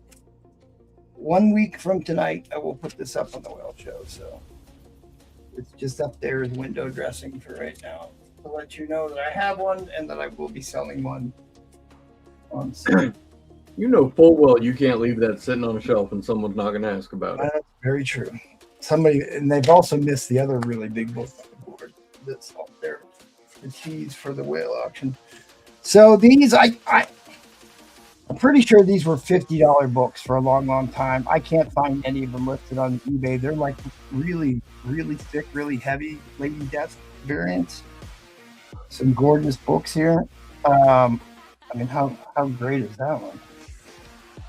I will do these for $25 a piece, or you can have them both for 40. And both for 40. That's left. Collecto. Collecto takes the Lady Deaths. I've never seen those covers before. Good grab, Collecto. Yeah, aren't these just gorgeous color schemes? Yeah, too? that one. That's the one. Not too much that one, but the other one. The one with the pink. You got It's got what the is it, swirl, but I've never seen that kind of Lady Death. Like yeah, right. Cyberpunk. Liquor in the front, poker in the back. Oh, that goes front to back. All right, Collecto, you got him. Got him. No, he didn't, Lucian. He was just trying to sell a book. So Lucian wants to know if the Silver Surfer 4 you sold him, is this a better copy right now that you just showed right now that you're going to do for the whale in a couple of weeks or a month? And Lucian, you're 100% correct. He's ignoring you. No, because whatever I sold you would have been the best book ever. I don't know. I can't remember. I'll have to go back and look and see what. Damn, now he's moved straight past ignoring you to patronizing. That's a. I'm not ignoring. Stealing men's girlfriends, says Archangel. Did she rate his Yeah, like she did. Like she's like, he doesn't know I'm selling these. It was stuff that like those these vision books, right? Like I had like the rate, not the metal cover set, but the regular paper version set. And I've been looking for years for the metal set because there's only like 50 of these. It is incredibly, like I've been looking for them forever. And she's the one that sold them to me because I'm pretty sure that these were Time Deal's actual PZ copies. It's like when the girlfriend sells all the sneakers when they go with the guy. But no, she's great. She's really great. I talked to her for a long time at the convention. So they're both signed with COAs. This set, the only other set that I've seen sold of these sold for $250, and that was some time ago. All right, Collecto's Damn it, Collecto. The foil Tindles, they're gone. Collecto wants them. Good Yeah, grab, buddy. Good grab. 200 on these. So for both, here, I can't spell both. It's just a super. You're never gonna. I mean, obviously might be 50 of them floating out there, but it's just not something you see. He doesn't make a lot of the metal covers. No, they're usually 50 Like or 30. Yeah, or 50. 25. Right. All right. Well, I'm running long. I happen to know Trollfire has the coolest Jamie Tyndall book of all time, by the way. He has some of those Rolling Stone ones, and those are impossible to get. I am running a waffle for a newsstand 9.4 Secret Wars 8 Origin of the Black Suit. If anybody wants to get in on that. I'll take 2 spots. Excuse me. And by the way, I would never ignore your vision. Trollfire, I'll ignore all the time. Hey, MT, I'll take 2 spots as well. Okay, Neil, okay. Ed Crazy would also like 2 spots. Eddie Fist of Fury is here. Good to see you. Good to see you, buddy. All right, I got you. I got Troll times 2, Neil times 2, and Eddie Fist of Fury times.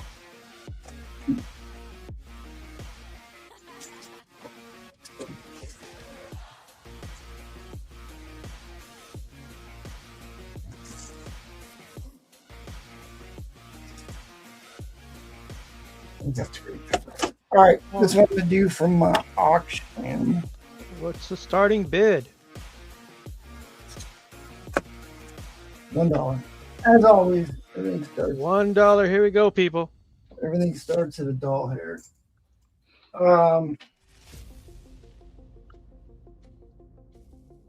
Yeah, I might cross streams and put some Daredevil in here too. Amazing Spider-Man issue 92. A blonde that is not Gwen Stacy on the cover. Wearing a Ed marijuana Grace dress. is 88 years old today? Wow. Is that what Brie said? Yeah. That's what Briefly said. I'm just gonna, you know what? We're just gonna get ridiculous. I'm gonna throw this in too. Daredevil and Black Panther on a very futuristic. It's like ahead of its time because all the 80s stuff used to have that vanishing point grids on them, or kind of, I guess maybe a little Salvador Dali because he did a bunch of some vanishing point stuff. And I've got one more Daredevil I can throw in. Is that a bid there, Glenn? It reminds me of the horse from that famous Airboy book. There you go, Lucian at 10. So all three of those are in? All three of them are in. Oh man. Anybody care to guess who the cover artist was on this? Neil, who's the cover artist on this? Oh God, is it Gil Kane? Why would I ask you specifically that? I'm not really good on the early ones, man. I'm big on like the Frank Miller, but like I'm not great on all the Who did artists. the cover art on Conan #1? Oh, that's a Barry Windsor Smith? It's a Barry Windsor Smith. I did not know that. It's a Barry Windsor Smith cover.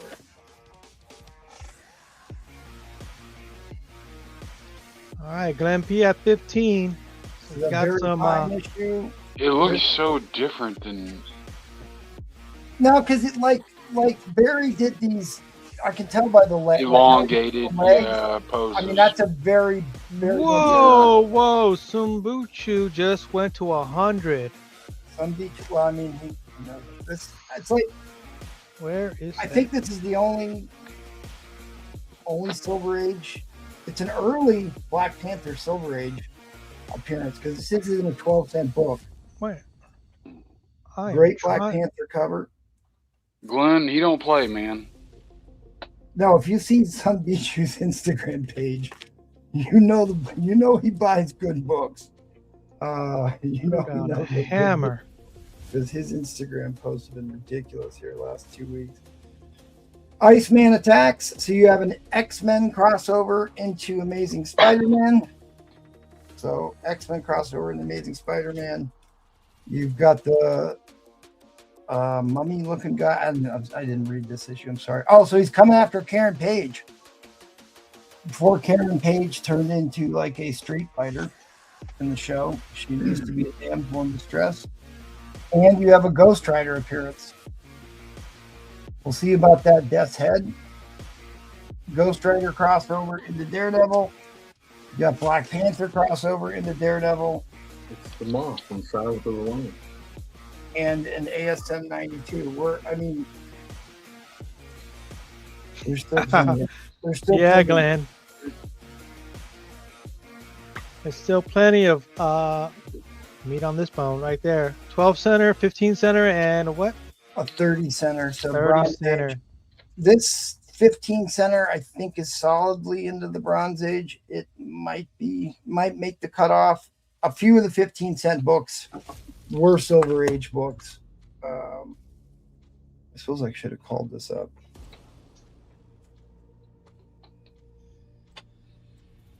You're at $33 a book. I mean, this ASM 92.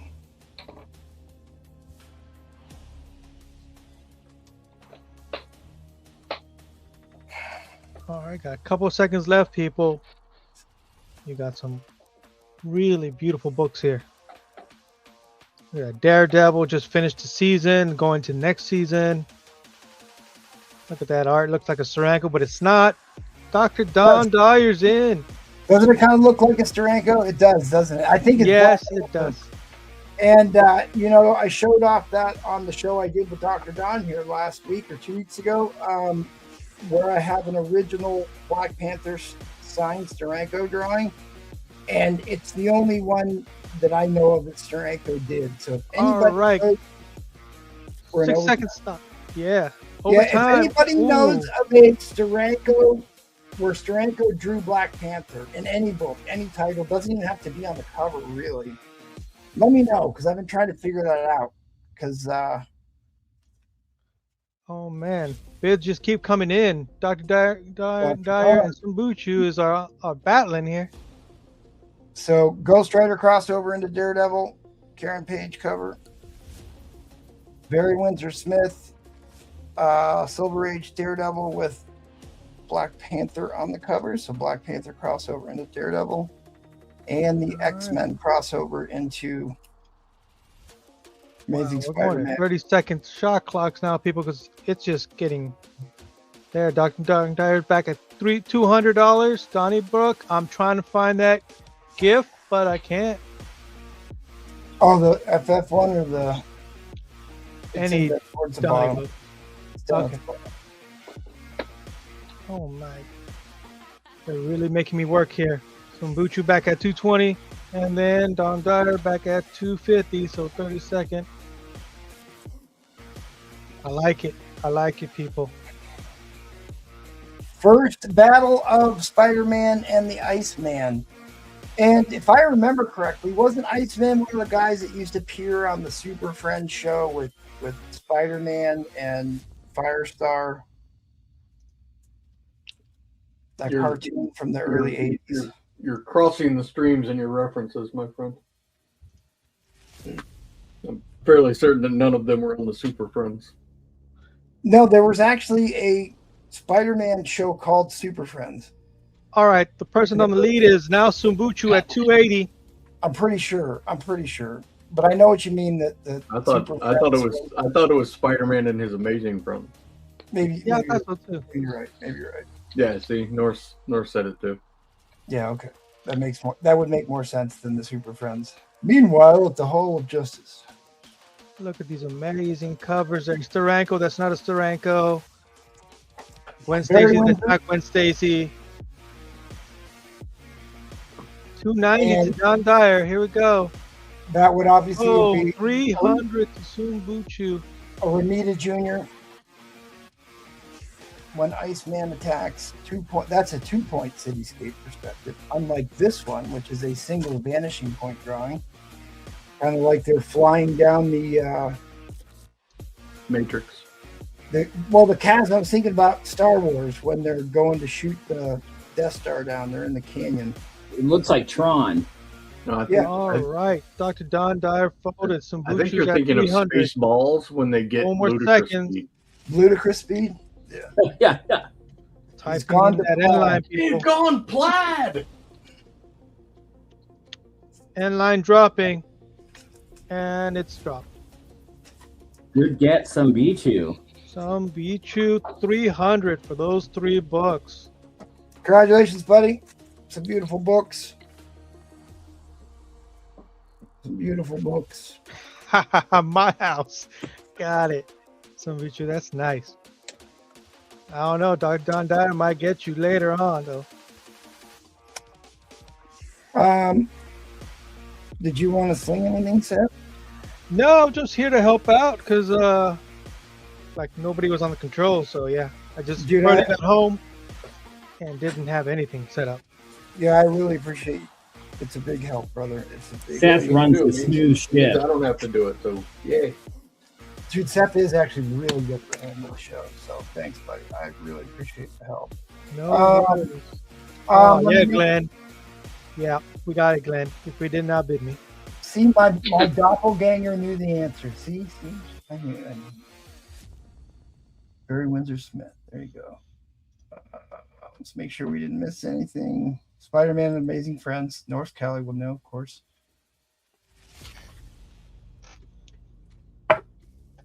D-Man to the power. There we go.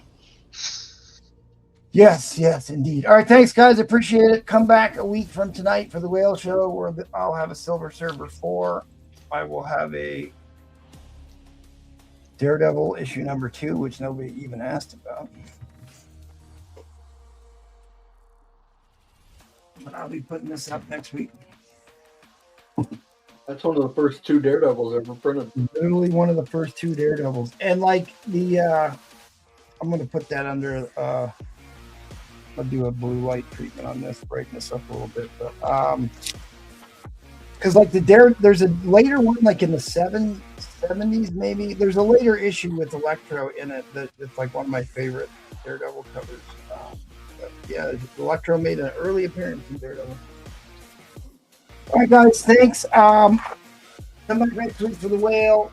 Big shout out to our Patreon members. And what did he say? Hold on a second. He said Black Panther was on a bunch of other Silver Age covers: Fantastic Four 52, 53, 54, Tales of Suspense 98, Avengers 52, and Avengers 62. Correct, Right, but but none of none them of were those are drawn by Steranko. Steranko. None were drawn by Steranko. That's what I'm asking about. A Steranko cover with Black Panther on it specifically, or just any story that he drew that had Black Panther on it? Because I've got this book, and I'll pull it out and show you why I'm asking you that question. But for all you wonderful Patreon members, I have added a new book to National Diamond List. This was a book I was unable to verify in all the years I've been researching it. I was unable to verify that there was a National Diamond of issue number 3. I've been able to confirm that now, so I will add another book to the list. Because the stuff that's on that list were books I could confirm actually had an actual diamond. So that's one of the ones that will be added to that long list. That long list of national diamonds. It's the most comprehensive list on the interwebs. All right, Mike, your doppelganger wants to bin the Red Wolf. So right here is the issues of Red Wolf that we'll be able to confirm by the community. Issue 1, 2, 5, and 6, because they did bounce around. Oh, you want it? Do you I don't know if he's joking or not, but he might want it. Oh, dude, this is like it said. It's super. Dude, it's actually pretty high grade too. He says he was joking. Oh, all I'm right. not gonna do that. I'll probably put a number on it. You heard it, Mike Tinson. Just hit him up on his IG and maybe work out a deal. Yeah, it's my doppelganger. I'll go $80 on it if you want.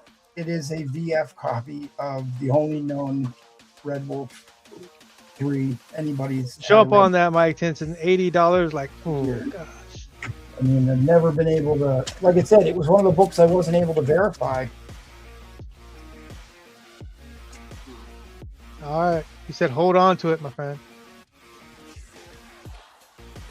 But anyways, there's a whole guide. We did a podcast about it, but you can, if you're a paid Patreon member, you can download the list for yourself. And but Trollfire had the, what was the one you had? The cat number 2. No, you had the other one, the Marvel Greatest Comics, right? Oh yeah, Marvel's Greatest Comics. What is it, 36? Yeah, that one I have on the list. All right. So Lucian wants to actually bin their Red Wolf. Okay. Yeah. All right. You got it, Lucian. Well, at least, I mean, most important thing, I was able to verify it and add it to the list. I mean, it really, ultimately, the biggest deal. Wait, there's only 4 Marvel's Greatest Comics, and that's one of them? 5. Yeah. 5 confirmed copies. So, all right. Well, let's go once more around the carrier. Head back over to the Slab Attic. You're up, buddy.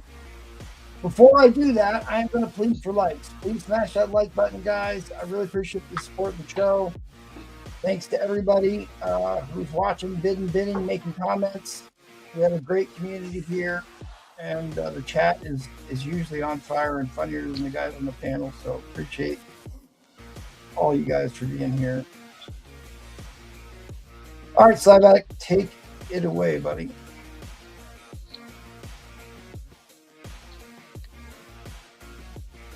Yes, thanks, collect those things. Thank you.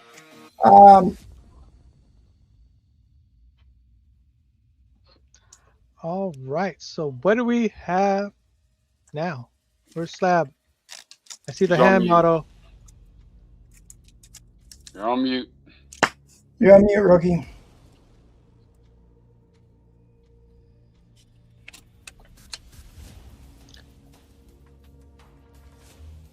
Still on mute, Slabbed.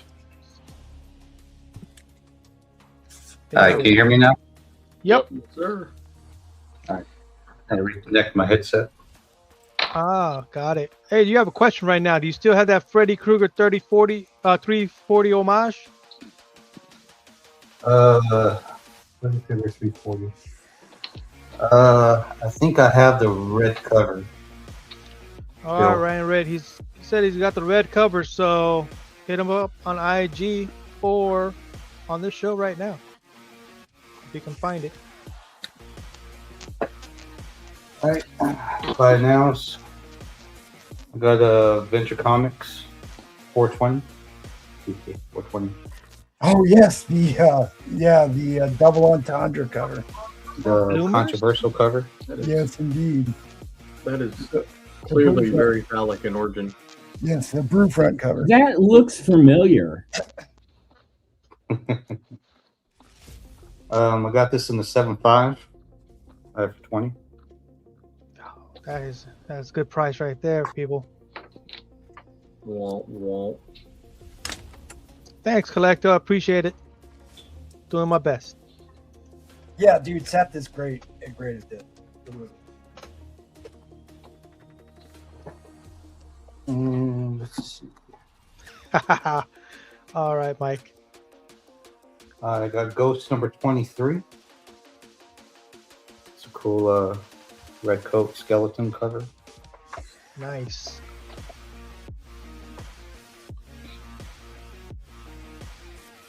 I have this in the 5560 for Ken. I'd like that one as well if no one bids it. Then I got this number 8.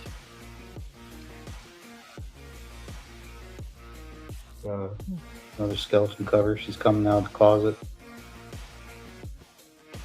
Again. The thing in the closet. I got this as a 4045 for 10. I'll take that one as well if no one gets it. Oh man, you heard that, people. Nobody gets those ghosts. It's going to Neil. All right, then I have number 5. Being That's chased awesome. by the Grim Reaper. I got this in the 5055. Got this one for 15. I'll take that as well.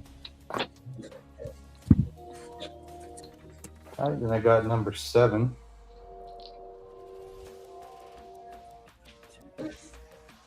Okay.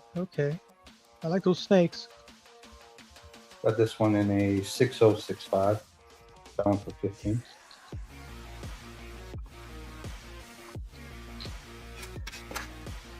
Then I got I think Neil's just number- gonna wait. Neil's just gonna wait till he shows all the ghosts. I got that one. Being chased by the avalanche. Got this one to 5560. Okay. I'll take that one as well. All right, this one's a nice cover. Yes, it was a Nick Cardy there, Bry Hall. I got number 22. That is such a great cover. I love that one. I love that one. I love that one. Got this one to 5560 for 10. That's the steal, people.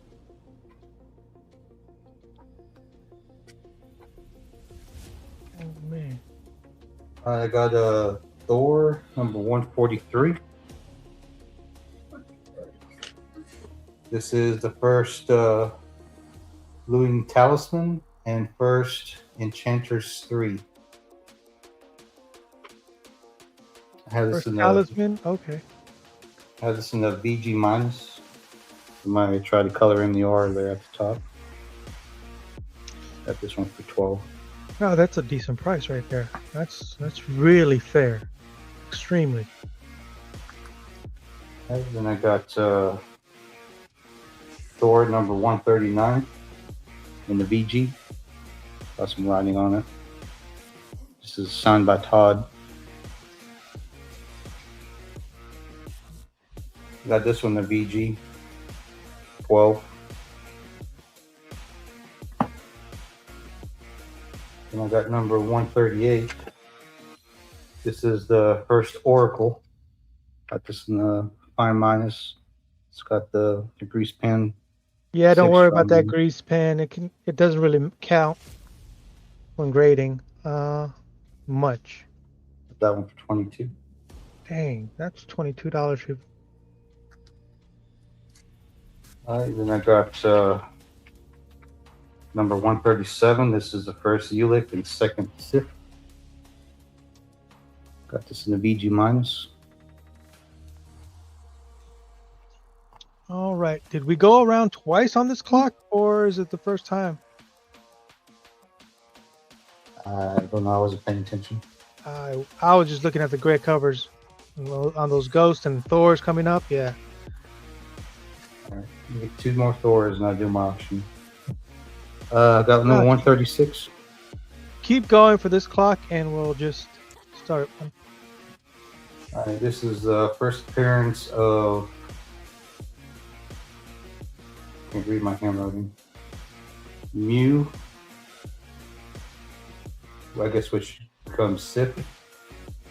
And then the Lurking Unknown. That's an awesome cover.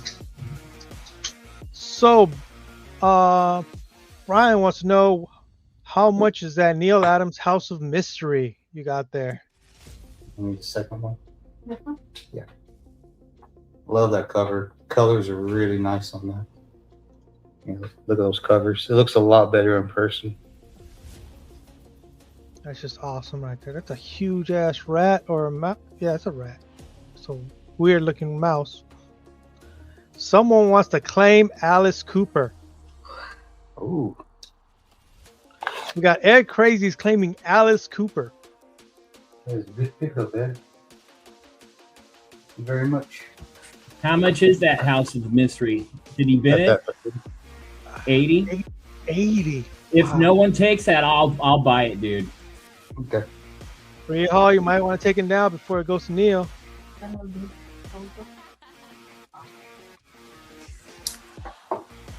then I got Thor 121. The bitch Oh left yeah, cover. Brian took it. Bend that Neil Adams. Sorry there, you. Neil. Brian. Yep, Brian Hall. Bree Hall. Replays. You know him. I'll have my wife sit on it. All right, and the bitch slap cover. This has like a very small split at the top. I don't think you can see it on camera, but it's like I'm gonna put this around a BG. What's that for 20?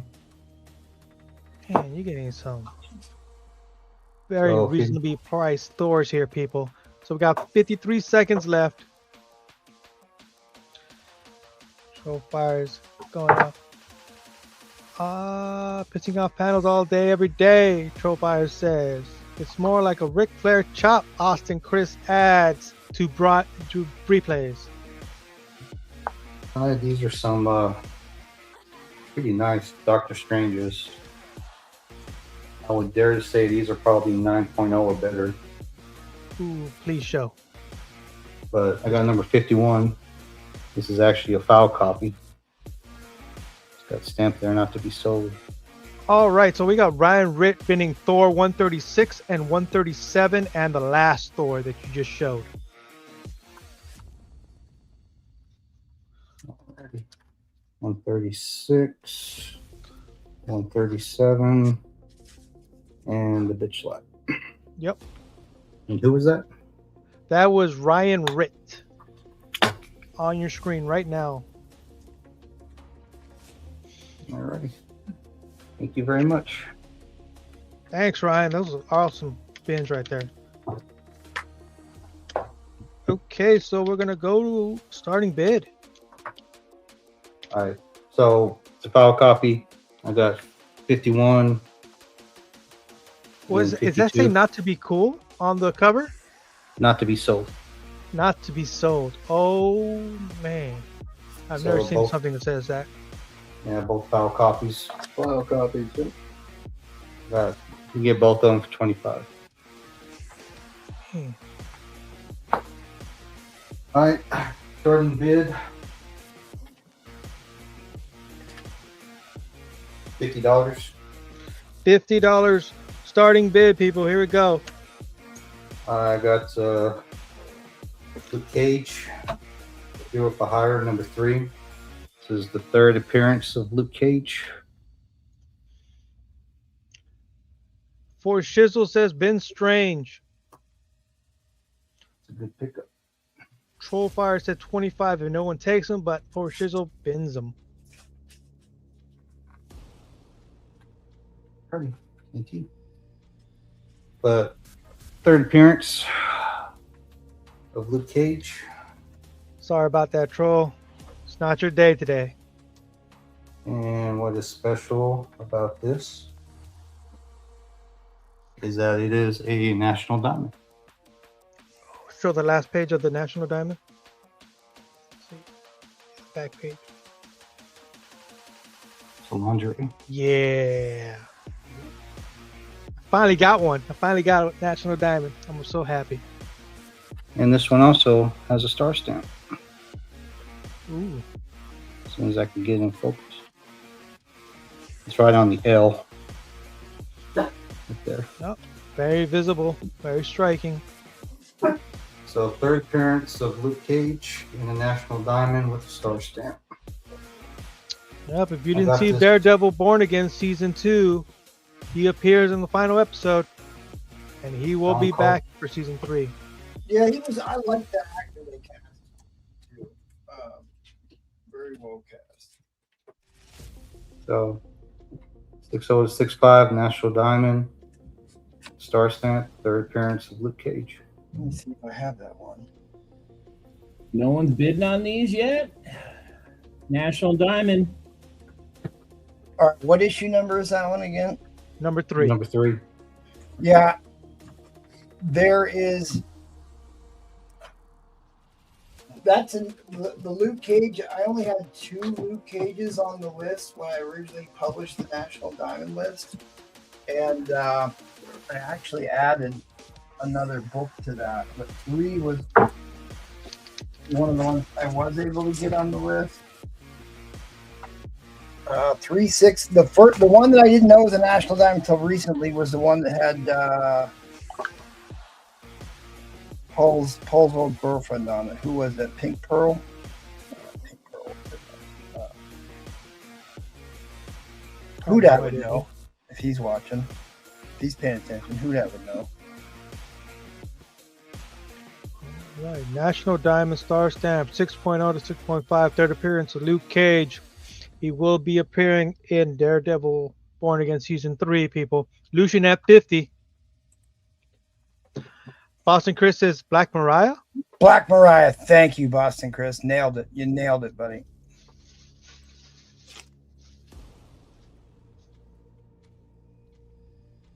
That was the one I just added to that list as well, and I need to replace the file on the page.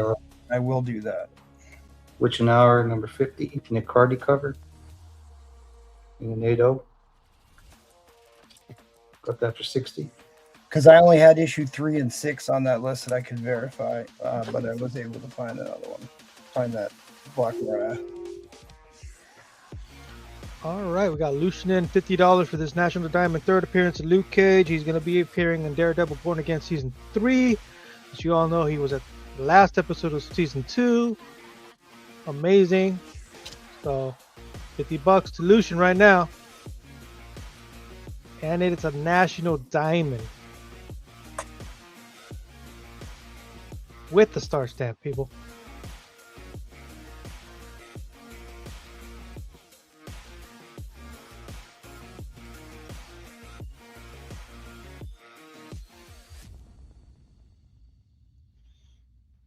All right, Southern Comic Geek says yes. I'll take it. 55.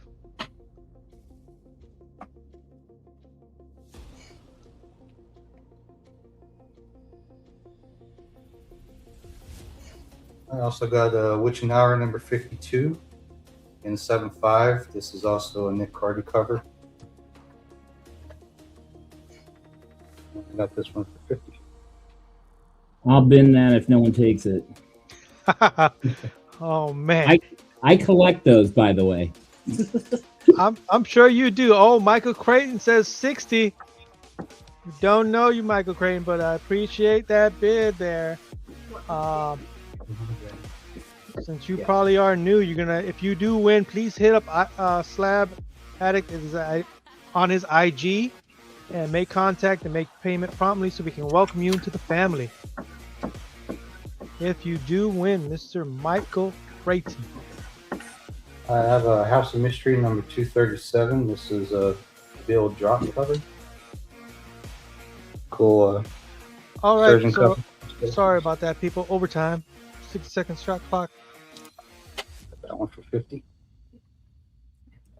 Throw that one on the list too. All right, Collecto at 61. Which one? Setting that shot clock. Did you show And- one I don't have on the list? Which one? What are you talking about? He's all only No. shown Luke Cage number 3. All right, No, he was saying that it Southern was Comic off. Geek. Lucian is back at 66. Oh, people. All right, resetting that timer. The last 60 seconds before we go to 30-second shot clocks. 20-minute round is crazy. It is DC Collects, but you know, This is a beautiful copy too. sometimes people need time to look up books, to get the proper gauge on what they're bidding on. One single spine tooth. Only thing I see wrong with it is it has like a tear on the corner here. It's in really good condition.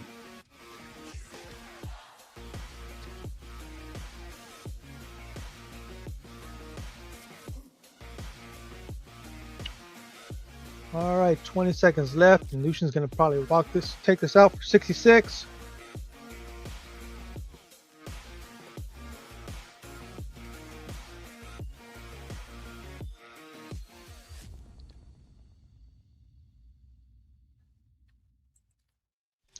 All right, gonna type in that end line, everybody. Typing in that end line. Letting you know now, because it's gonna be dropping soon. And dropping. End line drop. Lucian with 66 takes it down. Good job, Lucian. Killer buy, Lucian. Good pickup. You got a National nice Diamond. National Third appearance of Diamond. the cage. Star stamp. Look at that. A key issue, a National Diamond at a really extremely a steal of a deal. How about that? And a star stamp. You can't beat star stamps. Nope. Thank you very much. All right. All I do right, not know the order. We're headed over to the bid sniper himself, Mr. Hudak, who I thought would know that Black Mariah. But he hung me out to dry. I was away. I just got back. All right. I was away, but I got all of Luke. I got Luke Cage 1 through like 20 or something like that. All right, John Bernthal, sign and sketch. Jeff Loeb, signature. First appearance of Red She-Hulk. The one in, I think, 40 or 20 variant. 9.8. $3.99. Our best offer. I have to take offers on that. Is it John Byrne signed on the first page. X-Men 141. White pager. 350.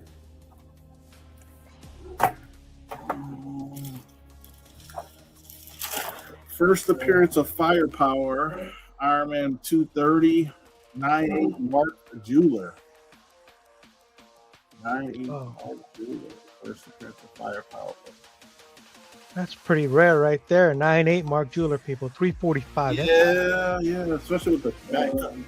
That's what the back Oh, cover is. man. Yeah. You'll never see a 9.8 Mark Jeweler. Come on. Yeah. our price is really higher on online. Yeah. Figured that's a good deal.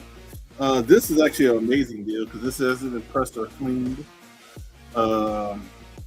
It's a Gen 2 label. Last 7.5 sold for $338. I'm selling an 8.0 for $315. There you go. Mary Jane Watson's face revealed on the cameo on the last page. I consider it the first appearance. I think this is what she says. You hit the jackpot. Yes, it is. Face it, Tiger. You just hit the jackpot. Yep, the infamous jackpot panel. 8.0 Gen 2 never worked on, and I got it less than a 7.5. Yeah, Red Daddy. Oh, go ahead. Oh, no worries, no worries. I just said 8.5, but this if you press it clearly come back in 8.5. It's a $600 book in an 8.5. Yeah, you heard that, Red Daddy. That's a steal of a deal. Yeah, good. All right. I kind of want to auction this off, but I don't know. Do it. I do, but it'll probably it'll start a little bit higher. I'll probably say $1 starting. I got this. I might do next round. This is a very high grade of Raven of Bold 62, first silver age appearance for Huntress and this is that the older CBCS. You know, probably I don't think it was ever been pressed or cleaned, but I bought this a while back on Comic Link. But yep, the collector's issue CBCS graded slab. Yeah, this is definitely could use some cleaning on the back, but yeah, I'll probably do this next round. High grade copy of a couple of Silver Age first appearances that you don't see often. Let me do a little buy now. Speaking of a little buy here, was his first appearance of Mr. Negative, second jackpot, near mint, plus $25. It's a contender. It's a contender. It could have been a contender. This is probably like probably an 8 to 9. Yeah, 8 to 9. First appearance of the Baltimore 21. First appearance of what's her name? God told you, Misty Knight. Misty Knight. First appearance of Misty Knight. $30 on. Oh man. I thought that was Black Mariah. So, who did Misty Knight get her bionic arm from? From Rand. What's the name? Rand, huh? Iron Fist. No, it was from Tony Stark. She stole the Winter Soldiers. Yep. Well, that's her first appearance in that book, and it's an early Iron Fist too, because he appeared in issue 15. So $30 only for that book. Surprised nobody wants this book. Yeah, that's Mary Jane. Who does not want Mary Jane, people? Mary Jane. All right, starting bid's gonna be $200. This is from the Collecto 6 collection. The infamous Collecto 6. How much? 200? $200 is for 9/6 Avengers 144 first appearance of the Hellcat. Patsy Walker becomes Hellcat with white pages. The provenance of this book, this was in a Collector 6 collection. He traded it away for with a lot of other books to Yanni, who is a guy if you're trying to find some hard to find books. And I ended up purchasing from him shortly after. But yeah, this book from 1976 and a 9/6. Good luck. And it is very, very nice on the spine. I got one of those Collecto pedigree books too from Giannis. Yeah. And I'm letting it go. I'm letting it go. Actually, well, I'll tell you in a minute. I'll show you in a minute when I'm up. There you go. Patsy Walker becomes Hellcat. Yep. Great cover too. So this is funny. You remember when they had the 50 state initiative? Remember that when Iron Man took over Shield and they right at the beginning of the Civil War, Mm-hmm. and they assigned different superhero teams or groups of superheroes to look after each state in America. Patsy Walker was the only superhero assigned to a single state. What state do you think Patsy Walker Hellcat was assigned to as its lone superhero? Oregon. I don't know. That's pretty close, buddy. It's pretty close. I only guessed that because Collective outright. Alaska. She was tasked with protecting Alaska, one of the biggest states in the Union. Biggest state and probably some would consider the most important state. Yeah, well, it's certainly got the most resources in it. The most resources is the closest to Russia. Yep. It's a huge amount of land area. Most of it's unoccupied, but still, that's where all the gold is. Tons of natural, tons of oil, natural gas and oil reserves. So many dead dinosaurs. Yeah, Collecto, that was close. It is that cold right now. It feels that cold. You don't want me to rant about the ambiotic oil theory, because I'll do it. There you go. 9.6 white pages. Get this for $100 under. $100 under, $200 starting bid comes from the collection of Collecto 6. Don't ask how he got it. You may not like the answer. I don't know how Collecto got it, but I know how I got it. I just was on I think Yaniv had it. He posted it or he showed it some kind of way. He showed it, and then I was in Dallas for a convention, and I messaged him. I was supposed to meet up with him to get it, but we couldn't meet up because he's actually. If anybody been to Dallas, Dallas is not like a regular city. It's huge. So he was probably like an hour and a half out, really outside of downtown Dallas. Yeah, he wasn't. Man, well, Ed Craze is in at 200. He likes what he sees. All right, I have updated the National Diamond list on the Patreon for anybody who's interested in downloading that. We've got Gerald Yates asking, "What's the grade on the Iron Fist?"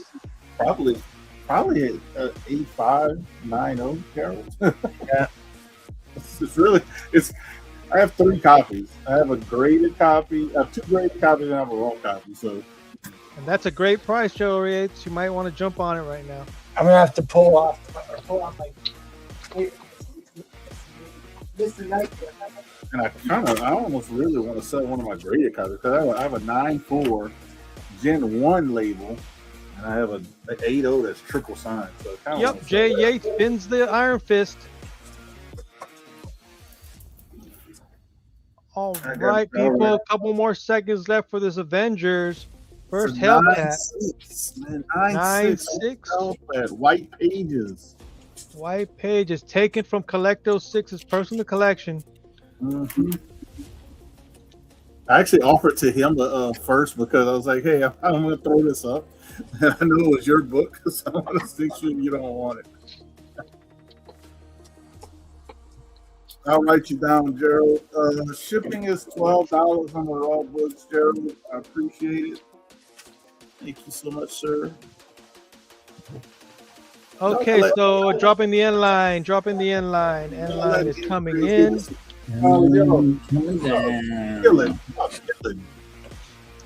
I got you, Ed. End line drop. Book's yours. 200.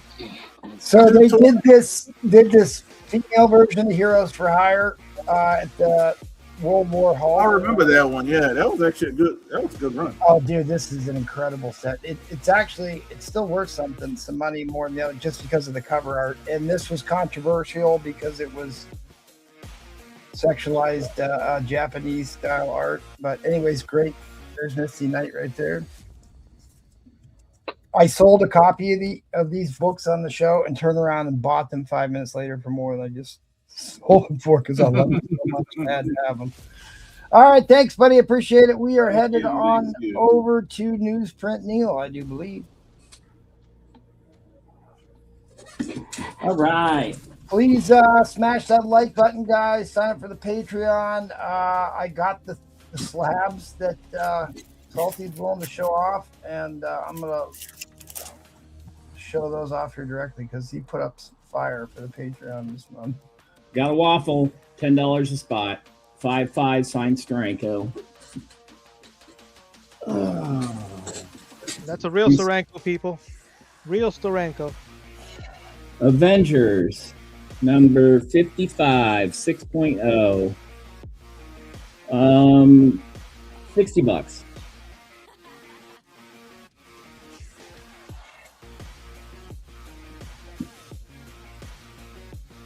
Tales to do Astonish, Submariner, and Hulk. Issue number 96. $30. I'm pricing these to move, people. Get them. No one takes them tonight. I'm selling the LCS. Strange Tales. Shield and Doctor Strange, 153 in a 5.5, $20. Strange Tales, Doctor Strange and Shield, 156. Price to sell, $60, 5.0. Look it up. Yeah, first is This one is 158. Strange Tales, Doctor Strange and Shield, $80 for a 6.0. It's got a sub crease. Strange Tales, Doctor Strange, 159 in a 5.0, $40. first appearance of Contessa Valentina Allegra de Fontaine. 162, 45 for a 6.0. What happened to the clock? There it is. That is, what is that, like Kang appearance? Early Kang appearance? Third I'm Kang? not up on them. I don't read Doctor Strange. That's a Steranko, though, I do believe. Yes, Strange Tales, 166 and a 6.5 for $30. Strange Tales, Nick Fury and Shield, Doctor Strange, 167 and a 5.5 for $60. We got a question from Rad Dave. Why sell to the LCS and not eBay? Because I don't do eBay. Huh. I would say the fees. Yeah, that's why I don't do eBay. Okay, we got Strange Tales 173, Brother Voodoo, and a 6.5 to 7.0. First Black Talon, $70. Another Brother Voodoo, 170 Strange Tales, $15, 5.0.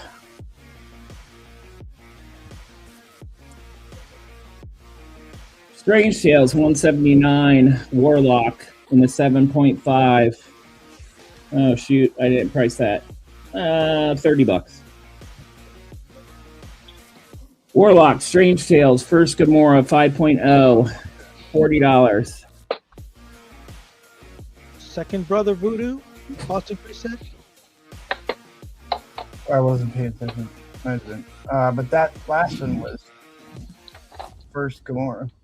All right, there's the Conan price for you. That is the 5.0 number 3, $40. Sorry, I said I have 6 on here. It's a 5.0. Yeah, I'd say make sure you hold it back a little bit because there's actually quite a few people watching on the cell phone. So don't neglect the cell phone format. There you go. Yeah. Oh, thanks, Boston Chris. Appreciate that. Second Brother Voodoo, Boston Chris. Okay, thank you. Oh no, he's asking. He says Strange Tales is the second Brother Voodoo. Oh, okay. I thought he was bidding it. No. Conan, number 4, 6.0. Oh God, I switched up the tags. All right, this one, $55 for a 6.0. Really nice copy. And then I priced the X-Men 21. Someone was asking about it. 6.5, $70. Yep, get yourself X-Men now, people, before they go up in price when the movie's going to be released. All right. Hit me up on the IGs if you guys have any offers. I'm going to honor my usual spend over $100 with me. You get free shipping tonight. We're going to do a $50 start.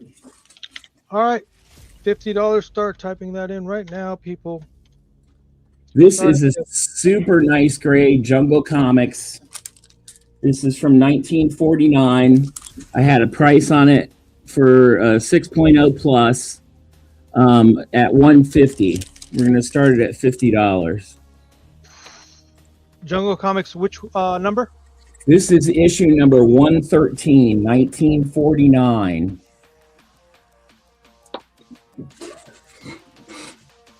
Yep, good headlight cover. Jungle action, where he basically gave up on the girl and decided to take the leopard home. That's what happens. Yeah, this started in what, 1940? This title? Started, yeah, 1940s. From Fiction House started it, and he's saying this is 1949, which is from Streamline. Well, there's a lot of publications with the Jungle Comics. Yeah, there is. I want to show this to everybody because it's such a gorgeous, gorgeous copy. There it is. This is Fiction House from 1949, number 113, Jungle Comics. What grade did you got this on? I say between a 6.0 and a 7, maybe higher. It needs a press. It's got a little bit of crinkling here and there on the cover that can be pressed out. I mean, it is a super clean book. Yeah, it is. So, got the artist here, John Solardo, writer Frank Riddle, Kanga. Oh, okay. Right, nice. So let's see. High of this is 190. Yeah, I mean the only problem Pretty is color on the inside.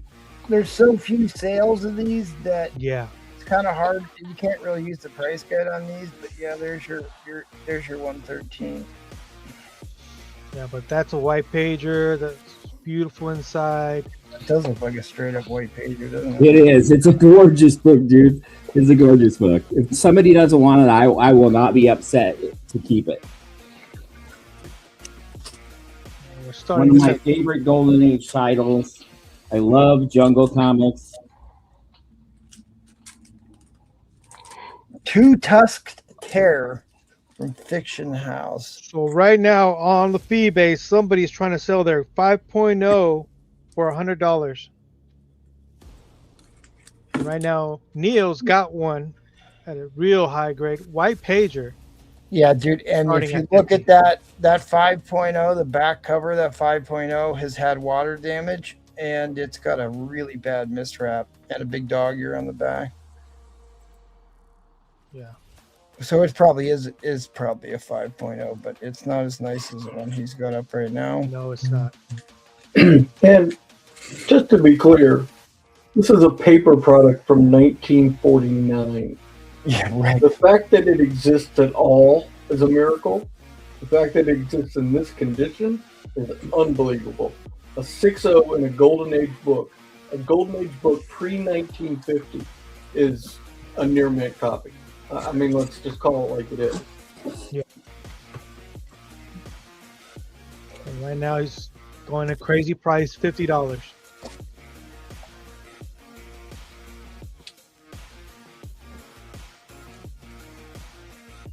Yeah, I mean, Jungle Comics is infamous for having headlight covers, scantily clad women jumping around the jungle. And bondage covers. And bondage covers for sure. Lots of bondage covers, yeah. How are colors on the cover? As you can see, CC, they're very fantastic. It looks great. Yeah, as Trollfire and I were talking about the other night here, some of these Golden Age books, like they didn't change the ink out towards the end of the run. They get like washed out and kind of monotone. This one's actually got some dynamic ink strikes. Like some of the ones that get washed out all have this like yellow. They all look kind of like the whole cover looks yellow. Oh, this one. You're in the all way with the $50 bid. Oh boy. Tilt it forward, Neil. Tilt it Neil, forward. tilt it forward. Yeah, Collector wants to see a bit more without the glare. I mean, look at the ink strike on there. Yeah, Nice look at those dynamic grays. colors. Nice dynamic colors there. So, do you happen to have something you could put behind the book in front of the green curtain? No, I was planning. Like I said, I was really not prepared to come on tonight. I'm redoing. Next time you see me, I'll have it redone, and everything will work a lot smoother. So No, yeah, I'm just the green on that book kind of fades into the. Yeah, the you're curtain right. in the background. You're right. Noah. All right, so nobody's bidding on this. Hey, Collecto, this was a white pager. Yeah, that's Just to let you know. better. Dropping the end line.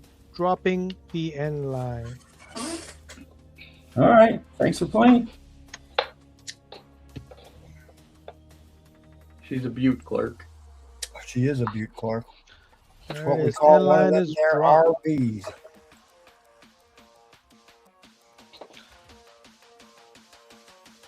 Who do we have All right, next? we're going the infamous Trollfire.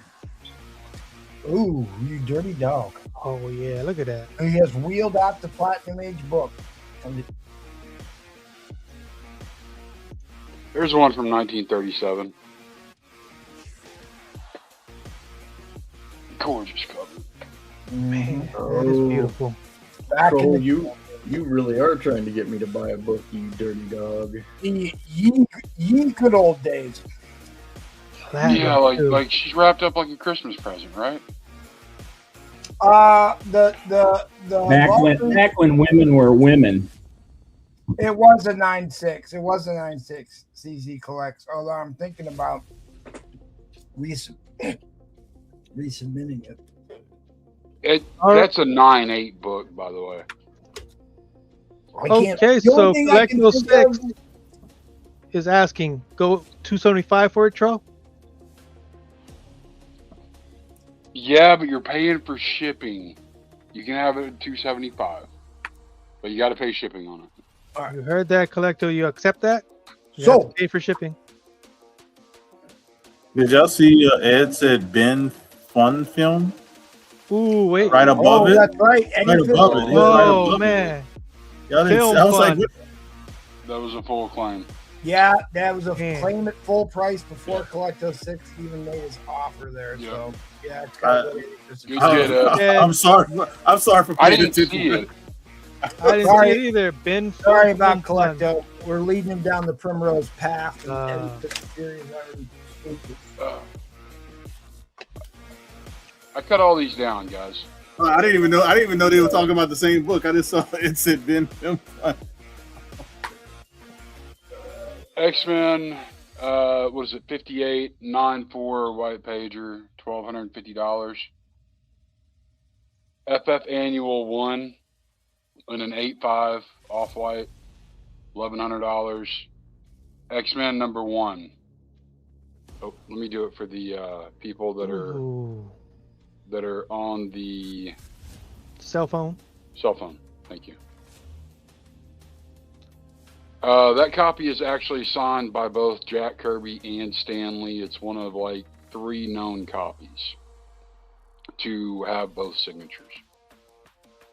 So, anyway,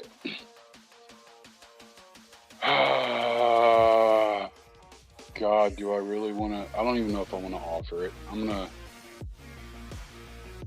There's a big book. Yeah, that's pretty big. That's big. First Deadpool, Mark Jeweler, 6.5, 600. Oh my. If it's not a big book, it'll do until a bigger one comes by. GLP.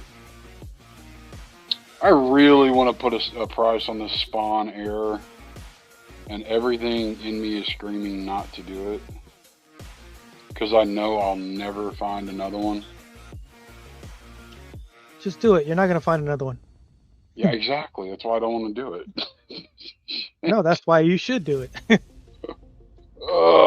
Then somebody's gonna claim it, and they're gonna have my book, and I'm gonna be pissed off about it forever, man. Well, then you got to put it at a high price because 9-4 signed John Byrne and Claremont. Nice. Never cleaned or pressed. $450. Nice. You can see his signature. And Claremont's in silver. Good placement. Yeah, it's a beautiful book. What do we got left? Minute 14. Alright, screw it. Give me $1 start. all right, starting bid $1, people. You heard the tone of his voice. He's very disappointed in it. He knows he made a mistake. It probably is. Ooh.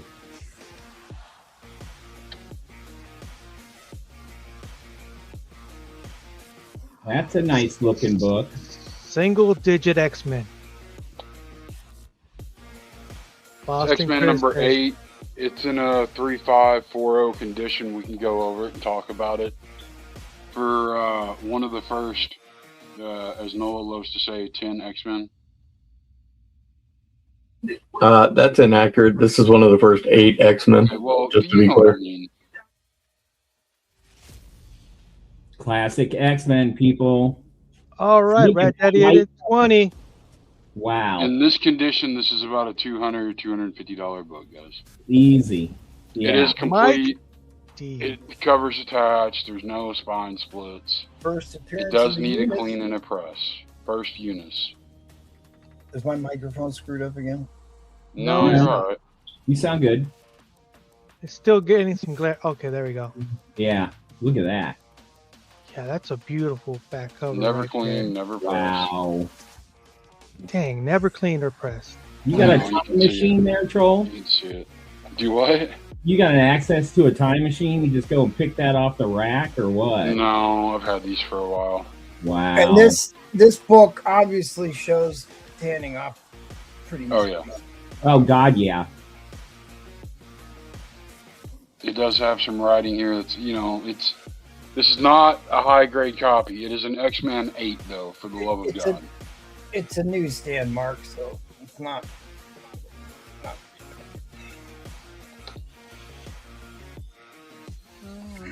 Single digit X-Men, never cleaned or Maybe. pressed, and it looks like this. All right, Noah, what are you going to say about this book? We already did the bit. MT, you missed it. All right, I'm sorry. But just to reiterate, there are only 7 X-Men that exist before this book. First time Iceman appears as a being made of ice because he was like a snowman in the other 7 issues. Right. He was fluffy. Eunice the Untouchable. You can see it's a pretty expensive book. Nice bright white cover.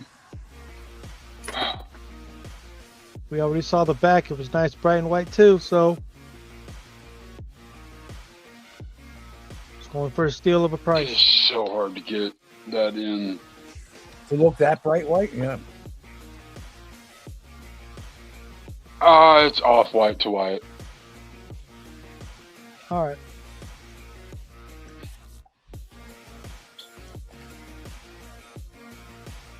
Single digit X-Men. First appearance of Unis.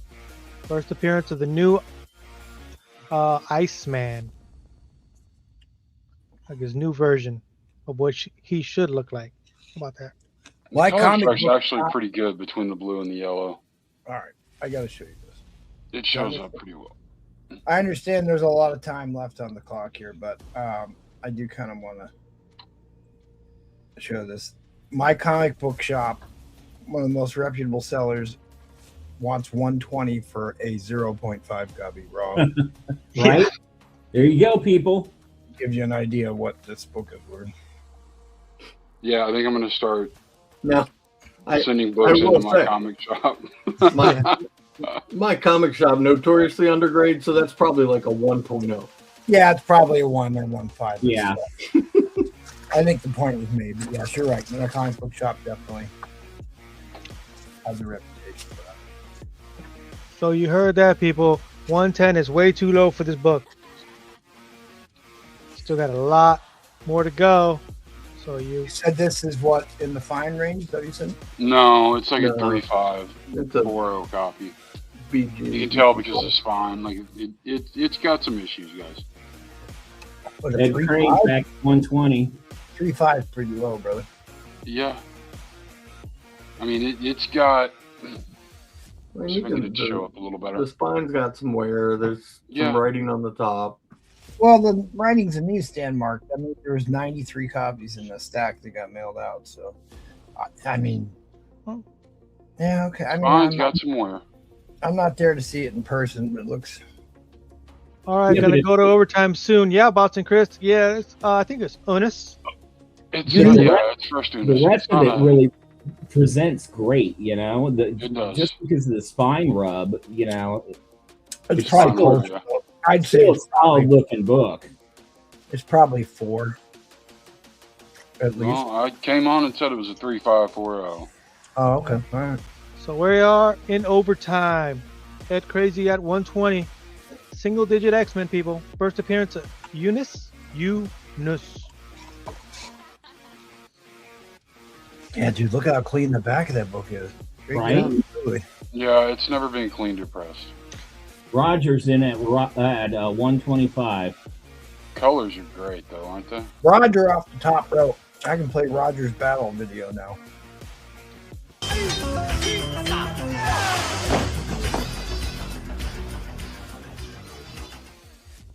I see your Schwartz. It's as big as mine. As big as mine.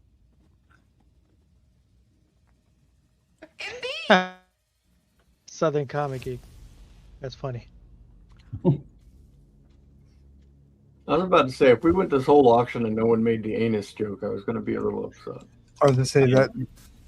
It's an absolute requirement anytime you show this book. Yep. All right, single digit X-Men. Roger W at 125. Seconds Your left. cousin name him hummus. That was good. Austin. That was pretty funny. Okay, couple seconds left, and it's gonna go to Roger. God, they're sleeping tonight. What you Single wrote digit on that X-Men. Havoc book? I can't believe that. It was a $1,400 slab. All right, typing Yeah. in the end line, people. There was End is dropping. a recent sell, that's why I dropped it. Oh, is that the what? Oh, okay, I'm looking Yeah. at it. Oh. End line has dropped, and we got a winner, Roger W, 125. Not going to go wrong there.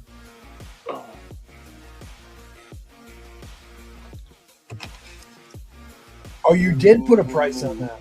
No, I didn't. I didn't No, put you a price didn't. on it. I didn't think you were going to sell that. It looked like looked like 1,300. That, It looked like that- 15K. There was no price on it. $15,000 starting price. All right, Roger got it. Good job, buddy. I'm going to probably retire for the evening, gentlemen. There is no escape. Man, okay, so I changed my IG for anybody that's out there. Oh, shit, I didn't do that. I'm sorry. I was in the other room when you did it. I'm sorry. Let me It's see all my- good. It's all good. All right, Roger. Good job, buddy. It's at Troll Fired, all one word Yeah, or 2 words? one word.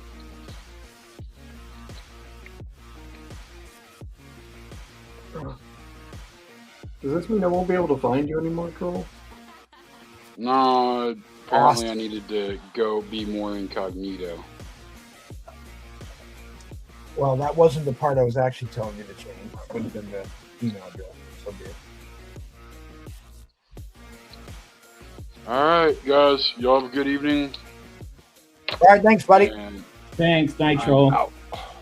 Later, guys. See you in the funny pages. Nola Comics, everyone. It's me. It's me. Oh my goodness, it's me. Nola Comics. Please smash that like button, everybody. Always appreciate your support and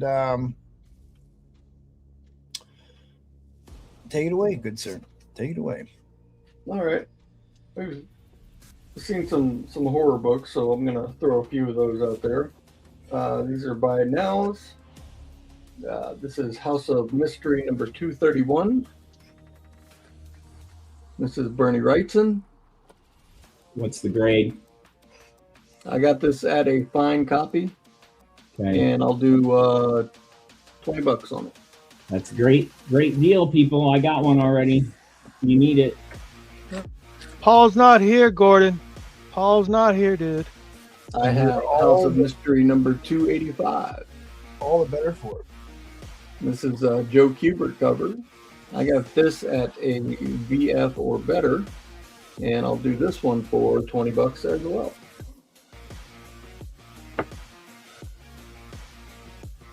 I have House of Secrets, number 89, by one of the truly great underrated artists of this era. Gets lost in the shuffle, Mr. Gray Morrow. This is actually a really nice copy, except it has this long color breaking crease across the front. And I will do that one also 25. Yeah, I think you blocked my number, Gordon. Can't do it. Sorry. Is that speaking of also underrated artists, but if you are a fan of the horror genre from this era, this is Luis Dominguez. Oh, Dominguez. Yeah. Dominguez is one of my favorites on House. He's absolutely great. Absolutely great. Like I said, kind of gets lost in the shuffle amongst some of the other guys. But so we got a little theme going, so I'll do $20 on that one. I'll take that one. I got that one at a VF. I'll take it if no one takes it. All right, I'll set it aside for you. Exactly, Right. Boston Chris. So this is a buy it now, and I'm going to wait and give a price because I need to show it all. So this is Showcase 50. This is Showcase 55. This is the first Silver Age appearance of one Solomon Grundy. Born on a Monday. Born on a Monday. As you can see, there is a little writing on the front.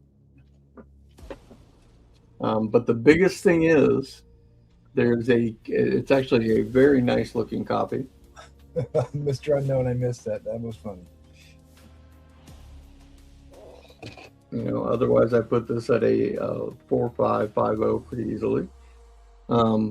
Problem is there's a coupon that has been clipped from the inside. It does not affect the story. I'm happy to show it if anybody wants to see it. But for one of the great, do we get started for this, buddy? Yeah, this is the last. He's just showing this one off, and he's going to go into his auction. Oh, okay. All right. Thanks. So He says he's on top of it, like usual. So I'll do $100 on this. And like I said, it's missing a coupon. Clipped advertisement does not affect the story. But again, first Silver Age appearance of Solomon Grundy. One of the really great covers from that era. And for my auction, we're going to completely flip from everything we just showed. What's the starting to a bid? book that I don't know that I've ever seen on the old Astonishing auction. This is New Mutants number 15. Oh man, that's a badass cover. I just wanted to be clear, I'm no longer on the panel.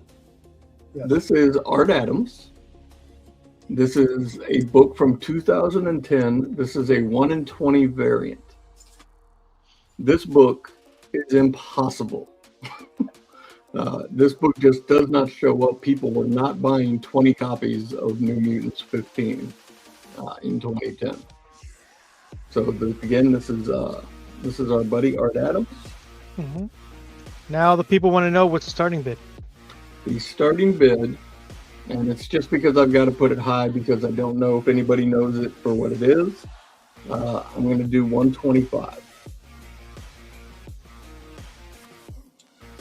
And it's live. 125. And my friends, if you were here for the first round, or if you know me from back in the day, I don't often espouse high grade books. This book is a beauty. And Mike V knows what this is, so yep.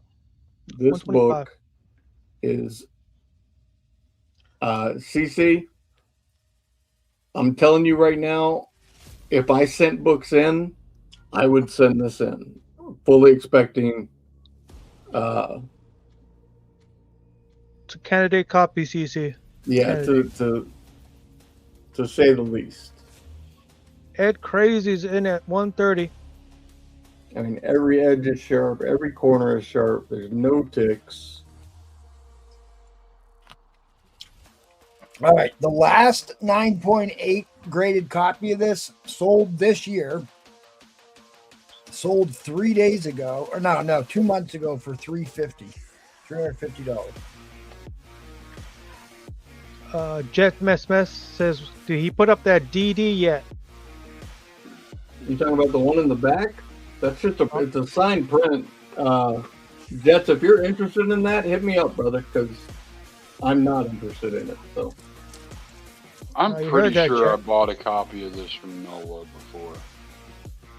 Oh, man, look at that back. Look at it. In fact, I went out and found one after he raved about it the first time.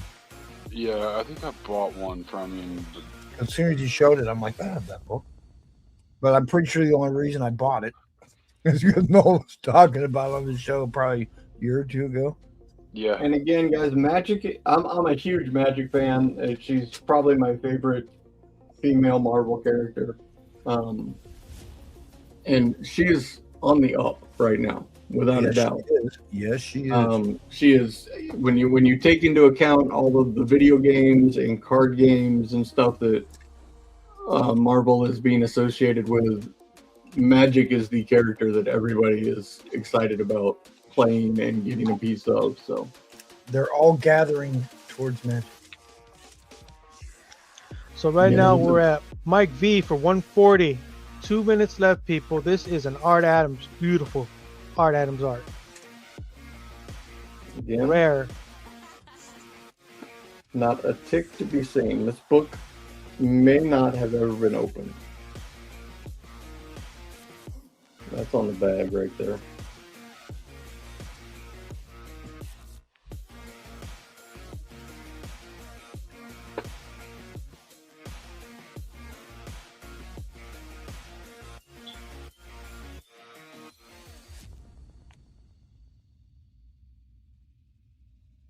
So, again, if you know what this book is, it's has no significance other than an incredibly hard to find Art Adams beautiful covers. But we all know in this business, a lot of times that's more than enough. All right, Ed's off the one's going to 150.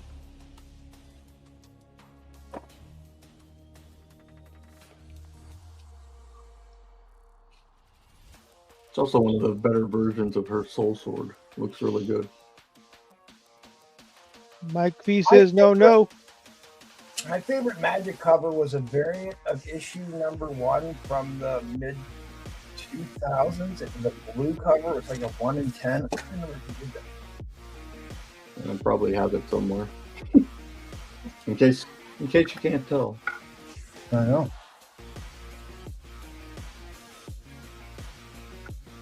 It was kind of like, almost like a little watercolor. So maybe it was, what's her nose?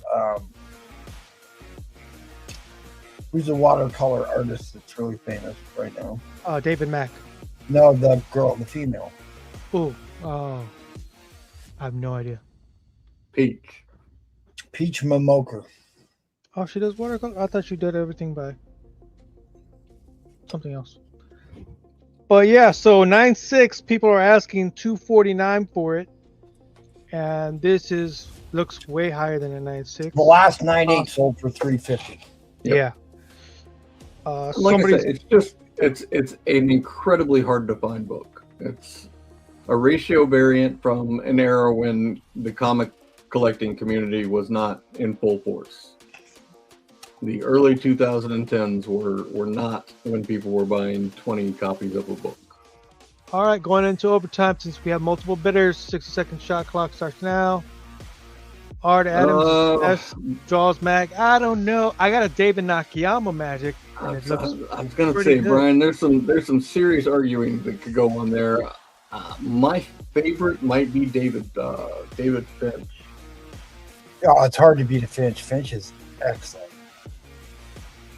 And it's just because of one cover he did for a book that nobody cares about, but it's her in her Dark Child form, and it's absolutely incredible. I know exactly what it was when they redid the Inferno saga. Yeah, it's Infernus. Yep. Yeah, or Infernus. You're Absolutely right. I love that book, dude. They promoted the hell out of that book when it first came out. Yeah. All right, a couple seconds left, people. Rat Daddy says starting a Rat comic cover collection. If you have any, message me on Insta. Okay. There's probably all kinds of good Rat covers. I have got an excellent Rat cover to show you, actually. All right, dropping the end line, people. Dropping the end line. Is this Mike Villarreal or is this a different Mike V? No, that's the Mike B who lives in Guam. Oh, okay, cool. End line just dropped. Congratulations, Mike, thank Mike you, B. my friend. Beautiful cover. All right. Mike, hit me up on Instagram, please. And we'll get in touch and figure out how to get this to you. And I think it was Neil. Neil, if you're interested, hit me up. We'll get this figured out. Also, yeah, just can you Miss throw Mass me- wants to I know don't what have that your Electra. I don't have your IG. Can you IG me? It's right there. It's just Nola Comics. Oh, okay, no comics. I got you. I'm easy to find. No, he's just easy. Mike, thank you, brother. You're going to be so happy with this copy. I don't know if there is a cleaner copy. I'll be honest with you. I hate to get rid of it, but slowly but surely I'm trying to get rid of most everything. So I'm glad it's going to someone that really appreciates it. There is no escape. Just when you think you're out, they're going to pull you right back. And I don't know if we're going to do another round or not, but I think that's probably it for me. I'm tired. I've been working all day, so.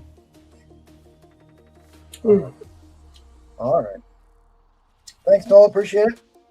I'll hang out for a little bit, but.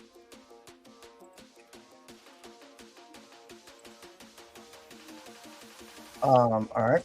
I think we're going to me.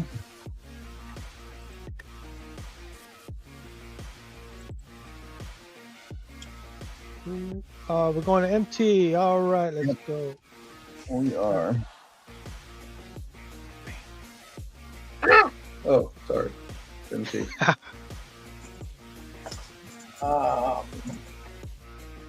Where's my Patreon stuff?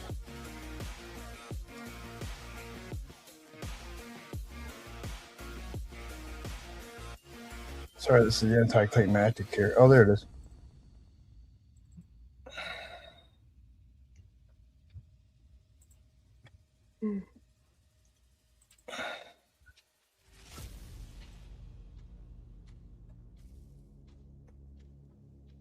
Rat, that wasn't actually Nola. I think that was Neil that said that. But I also don't sell on eBay, but it has nothing to do with the fees. It just has to do with me being lazy.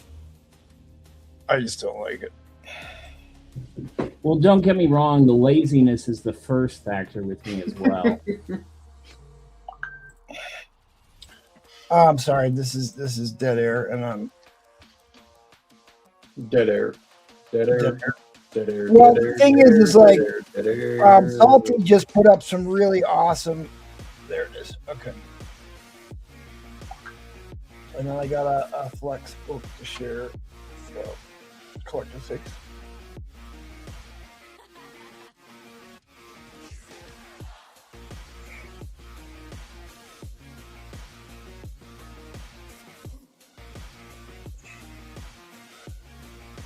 Collector 6 nailed this. It's a 25-cent preview Highlander photo image. I've been grabbing these up since we're coming close to the movie. But these are your options for this month's Patreon winner. You can pick. Looks like some vampire version of Wolverine. Oh, Jiang variant John cover? Jang. John Jang. There you go. Thank you. And that book, everyone should know. 9.2 limited series.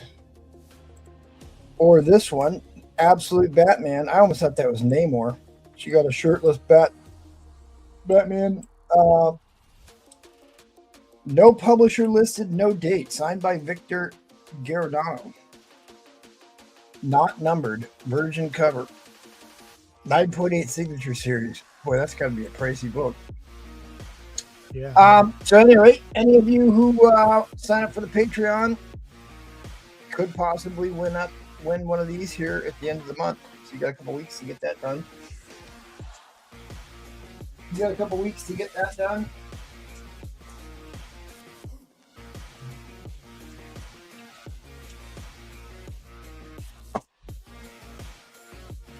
I still have some of the pre-Hero era streaming sales. This is an expensive book. First, Dragoon, the Flaming Intruder, melted his way through a waterfall, looks like. This is the End of Mankind for the Sacrifice. The End of Mankind. It was a good run. It's good while it lasted. What are we looking at? Oh, he's looking out into space. I'm covering up the best part. It's the space portal. Oh, he's been captured. Oh, it's an alien abduction, it must be. There you go. It's always fun to watch someone learn about their book as they're trying to sell it. First appearance of Taboo. Taboo was one of the Kirby Ditko era books that he fought the Hulk and the Man Thing. You got a jet plane issue here. And it's the first appearance of Kun Lin, which is the Iron Fist magical place in the movie. Oh, Kunlun. Kunlun, there you go. Like first appearance of the Sorcerer, the Easter rule that dimension, but this is like pre-Hero era stuff. So Taboo, it's a gorgeous book. So Strange Tales, you can look up. This is the pricey book, especially in this grade. Look at how beautiful this book is. Look at that 10-cent goodness, people. Atlas, which became Marvel in the early 60s, but it was Atlas before that. Black Magic. Black Magic, what's in the box? It came out of a book. That Black Magic that I know so well. It is I, the man who will destroy your world. What's in the box? Tough book to get in that grade as well. And then you've got a beautiful copy of I Dream of Doom. So if you're dreaming of the Dr. Doom movie, all started here. It all started here. And then I got Fortress Europa for meter giant size invaders that are just happen to find its way into that stack. But that is a near mint copy of that.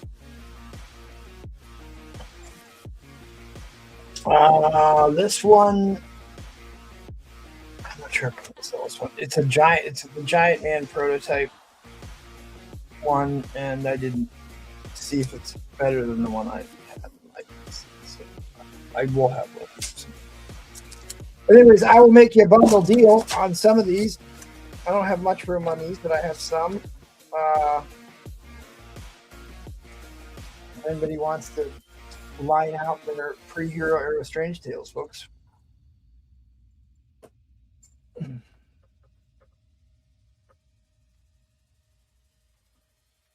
This is the last part of that last Tyndale haul that I'd be willing to part with. I bought 2 sets of these, and I don't even remember what I paid for them. But there is the this was like the Kickstarter. Apparently, like those weren't out when I bought these, but I think they're out now because I saw them listed on his, or at least 2 of the different covers were on his website, but not on all 3.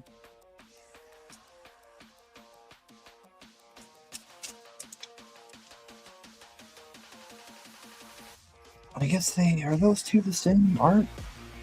Yeah, they are. Yeah, one's just close up, one's trade dress and a virgin. Yeah. With a little extra blood on the virgin. Put a price on that? We didn't see a price. Oh, you're right. I really don't know. I probably shouldn't even look at it. I don't know. What do you think they're worth? You buy Tiny Dale, do you remember? Maybe like 150, 175. Really, that high? Yeah. $3. You got trade. You have the Virgin Bloody variant, and then you have the close-up, and it's signed. All three of them. Yeah, all three are signed with COAs. I don't know, $100, and I won't even bother to look to see if I paid more than that. Ooh, I have you got a deal. That's a deal. $100.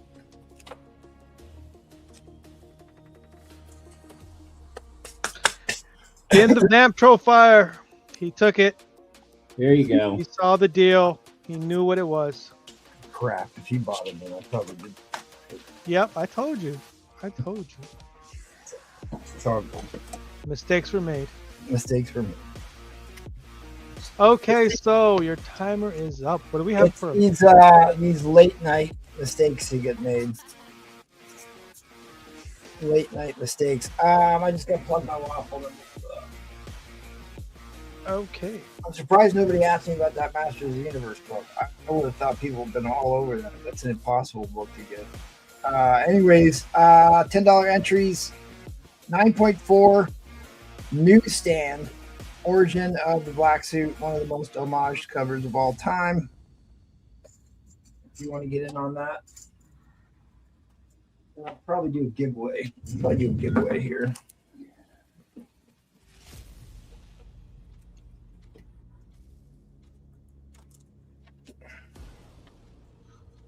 That said, other National Diamond of the Luke Cage, one of the 3 copies I could verify. What's the grade on that? It's like a VF. It's like a VF grade. It's pretty. VF National Diamond Luke Cage number 4. Look at the spine on that rascal. White pages. A white pager. Whoever bought number 3 should really buy this number 4. If Eddie Fist of Fury is watching, he is. He just paid for his waffles.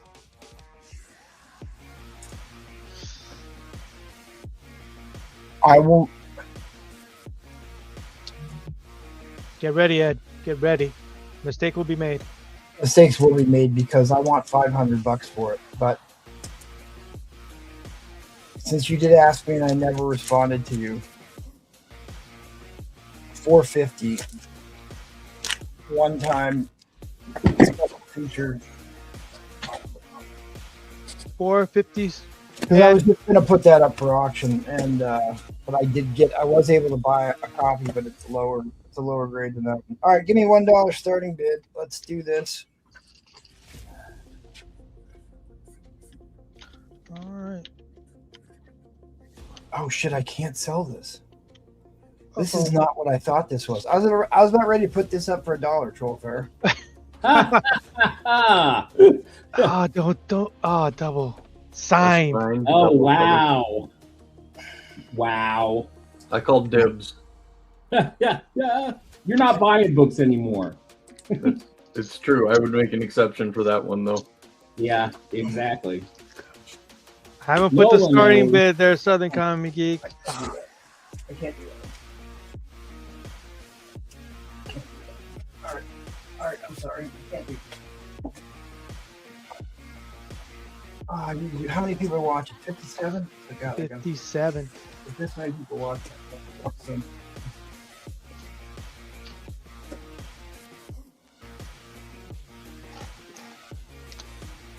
All right, well, fine. I'll bite the bullet on this one. Oh. Give me $1 starting bid. There we go. Starting bid, $1. Here we go. And it's live. I paid a boatload of money for this. Tales of Astonish issue number 4. Literally one of the first 4 Astonishing Tales of Astonish books ever printed. The graded prices on this book are obscene.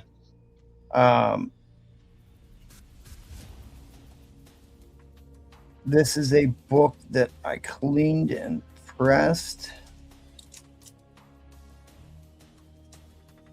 It is a off-white to white page book. This is one of those late night mistakes were made books. But I mean, I had to, even though I bought this as part of like a big bundle of books I bought, I did pay up for this one.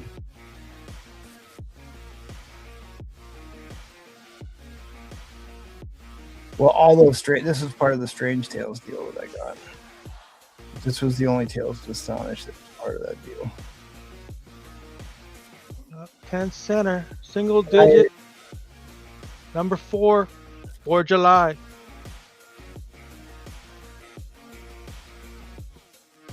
Yeah, here you go. Look at that. I mean, it's hard to go on the price guides with these older ones because there's so few sales on them. But I think Trollfire might be having a stroke, so someone call him and check on him. Trollfire is doing just fine. Just fine. And Clue was a prisoner of the Martians, masquerading my forbidden paintings, made time stand still, love with a mermaid, and the man who floats in space. Tucson at 60, single digit Tales to Astonish. Not to mention it was released on the 4th of July. Yeah, 4th of July. There you go. And I mean, I honestly, because I do buy a lot of these pre-hero era books, and I thought that was more than a fair price for this. I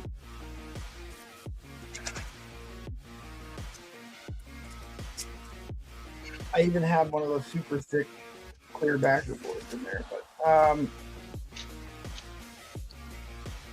what about micro chamber paper? Yeah, it is microchip paper. Right? Of course it does. It does actually. Of course it does. We have no doubt. You can see it poking out right there. So,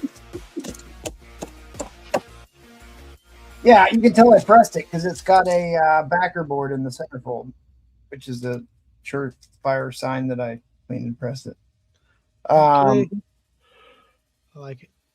Tales to Astonish number 4, 10 center, $60. Tucson, pressed and cleaned by MT. Come on, people. In the entire history of Tales to Astonish that stretches through decades, it does. There are only 3 that were ever printed before this one. There you go. 3. This was printed in 1959. 1959. And this is Jack Kirby goodness? Is it? Ditko and Kirby both worked on this book. Both legends. Yeah, here you got Steve Ditko, Don Heck, Joe Sinnott, Bob Burgoyne, Carl Burgess, and the cover by Jack Kirby. All right, Rat Daddy says, what grade you said it was again? This is a 5.5. 5.5, Rat Daddy, and he's gone to 70. Tucson back at 75. There's only been there's only been one sale of this book in the last year, and it was a graded 2.5. A graded 2.5 sold for $225. It's been like the only sale of this book in a year. Someone needs to quit playing around and put a real bid in on this book. Rat Daddy put in. Yeah, I really thought man. Hold up, buy it now price was extremely reasonable on this. I was going to say at 280, that's a. If you're buying a slab and a 2.5 for 250. And the only reason I put 280 on it, not higher, is because I like I said, I got a deal because I bought 17 books at one time. All right, I'm sorry. There was a 6.0 copy that sold for $550. There you go. A 6.0 sold May 6th, so it was only 4 days ago. It says Tales of Astonish 4, CBCS 6.0, Jack Kirby sold for $550. So that's only a half a point lower than this one. Ed has entered the ring, 105. And goes into overtime. Looking for a hammer. Someone take this book. Oh, geez. A Tales to Astonish 1. So only 3 issues before this, right? sold 5 days ago for $3,000 and a 6.5. So look at There that. you go. Starscream says a 5.5 is CGC 5.5 is going for 500 plus on eBay right now. There you go. Yep. Oh, I gotta put the Troll Fire making an uncharacteristically early bid. And obviously these stickers are on the back. This is the last 60-second one, and we're gonna go in 30 seconds after this one. Well, now that Troll Fire is bidding, I'm interested. Good color strike. You got a robot Martian. Well, maybe they're not robots. Maybe they're just wearing Martian suits. But because I didn't think I read the story of this one. Nice to be able to say a bunch of stuff about Troll Fire when he's not around. That's true. Fun. You fools! Don't just stand there. This isn't part of the movie. These are really Martians. Help me. So, like I said, they're trying to film a fake Martian moon landing. And they actually came and got him. I don't remember the scene being in the script, but it's too good to change. What a performance. I never knew he was so good. It's hard to believe he's acting. There you go. The day All of Martian. right. Going to drop the end line. Going to drop the up Troll Fire. So that's less than half of what I. Less than half. That's right. This is very reasonably priced. Yep. I can tell you, I can guarantee you that I paid over $200 for this book. I will guarantee you. Okay, 160. Probably paid $250 for this book. But Now we need to talk about the double cover burn signature MT. Just saying. because if I the only reason I'm selling this because like I'm trying to finish my Strange Tales and my Journey into Mystery, and it's like if I get sucked into a Tales to Astonish run, pre-hero era Tales to Astonish, I'm doomed. I tell you, doomed. All So right, that's why go I'm back selling at it. so I can just focus on my Journey into Mystery and Strange Tales pre-hero era, and then I'll get back to the Tales to Astonish eventually. But Tales to Astonish was the Ant-Man title, Giant Man, Hulk. Yep. Submariner sprinkled in there a few times. Yep. All right, dropping the end line, people. Dropping Was the end line. It just didn't look like Claremont's normal signature. I just assumed it was a John Byrne. Yeah, John Byrne always like signs in the X on X-Men. Yeah. End lines drop. Troll Fire took this away for 175. Bravo, bravo, bravo. My late night mistakes were made, so there you go. Let's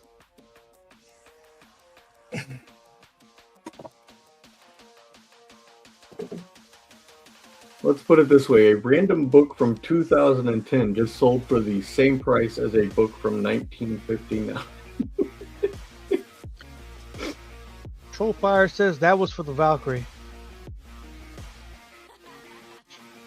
Yeah. Yeah, that's fair. On that Valkyrie book for sure. So I don't know if I was going to let people vote. How about the Dave Stevens Xena Warrior Princess and the infamous hot tub scene?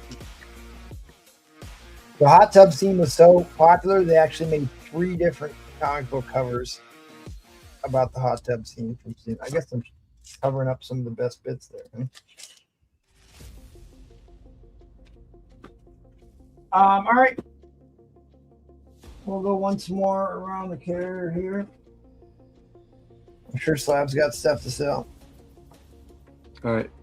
Guys, I'm going to bail. Thank you so much, MT. Appreciate you having me. Thank you, everyone. I will see you next time. It was a lovely.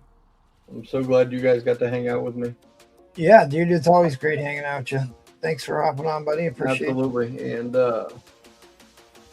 Mike, North Cali, I think Neil. Yeah, I'm gonna hold you. All good. I'll talk to you guys later. Thank you very much. Good night, bud. Bye.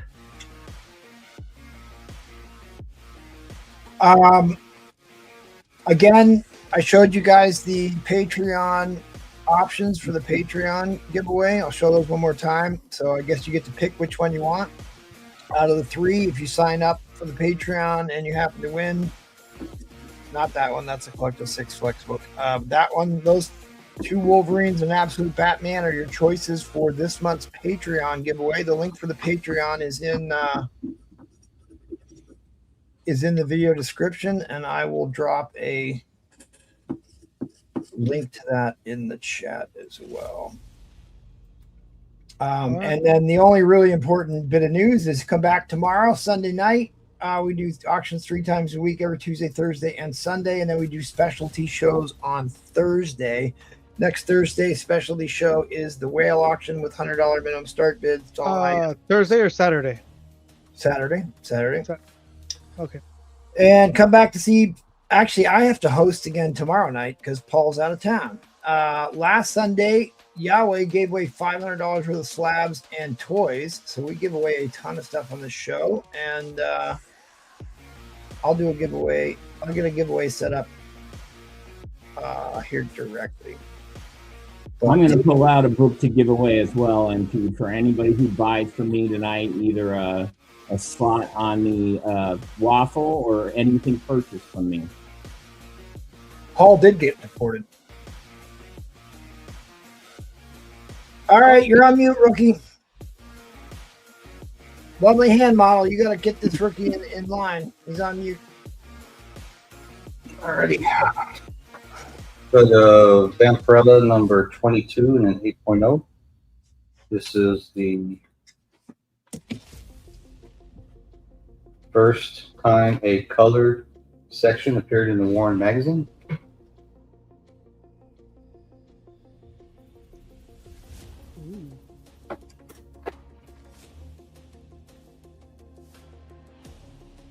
Got this one for 100. It's a real good price on that, Vampirella. And have Barbarian Woman Comics number 1 from 1975. I think they kind of grade is really harsh. 7.0.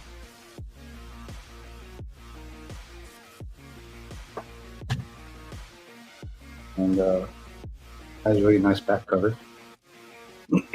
Oh yeah, gotta love those indie books. Got this for 50. Oh man, I thought that was gonna be like for 100, but 50.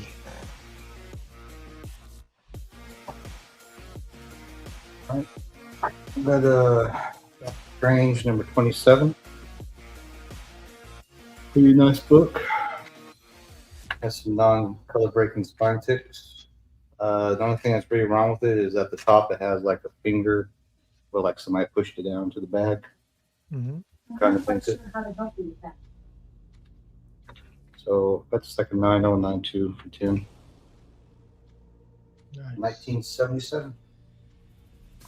Doctor Strange, people. That was a beautiful cover.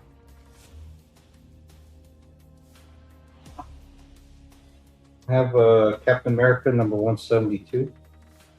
And an 8.5 is signed by Steve Englehart, Don Romita Sr., and Sal Buscema.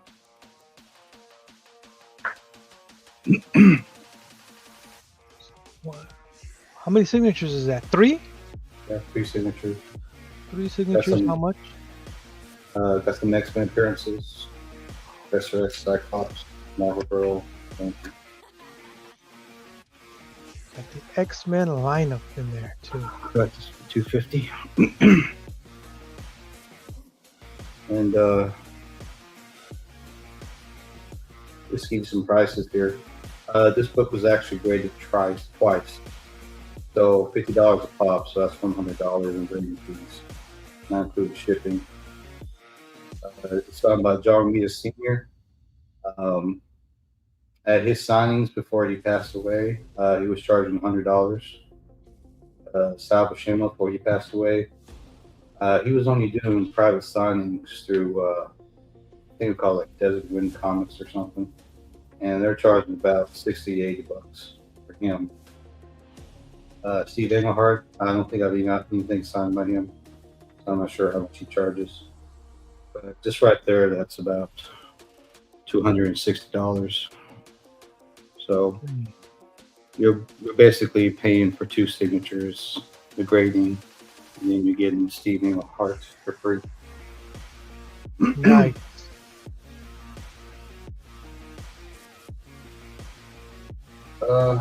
Dracula number 70. Final issue, the death of Dracula in 8.5.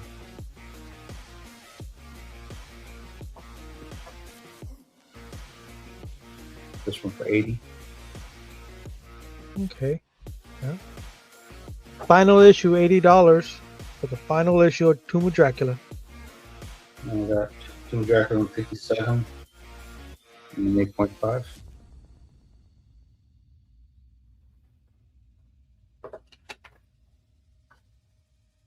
This one for 50. Man, these are ridiculous. You can't $50 to get a book. It costs more than $50 to get a book slab nowadays. Tomb of Dracula number 3. And 7.0. This actually has a letter from David Michelani. 7.0. 1972. This one for 60. Nice. Can you give me that last one?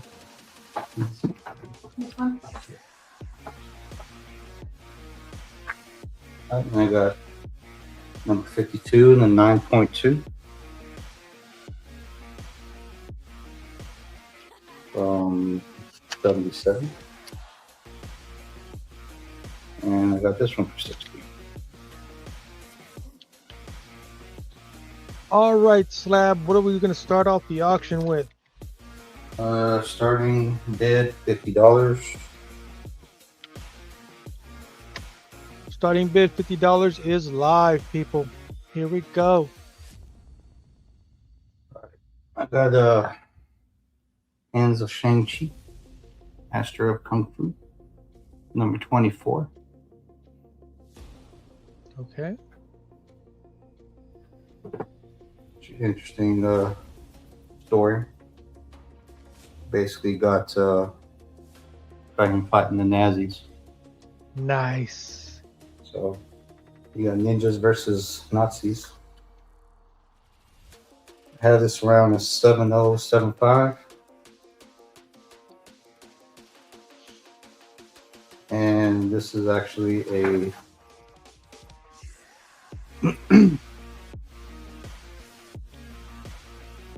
There it is. Early Mark Jewelers cardboard. yeah, cardboard Mark Jewelers. So you have a Shang-Chi early Mark Jewelers cardboard fighting some Nazis. $50. Can't go wrong. And something else? Star Stamp. Star Stamp. Look how beautiful that is, right next to the 25. Look how clear that is. Beautiful. It's a really sharp Star Stamp. All right, so 7075, Mark Jewelers, Star Stamp. You got ninjas versus Nazis. Yep. Mark Ninjas Jewelers. versus Nazis. Mark Jewelers early cardboard. Can't go wrong. Star stamped. Oh man, $50. Now, if people wanted more, what would come in if they go high?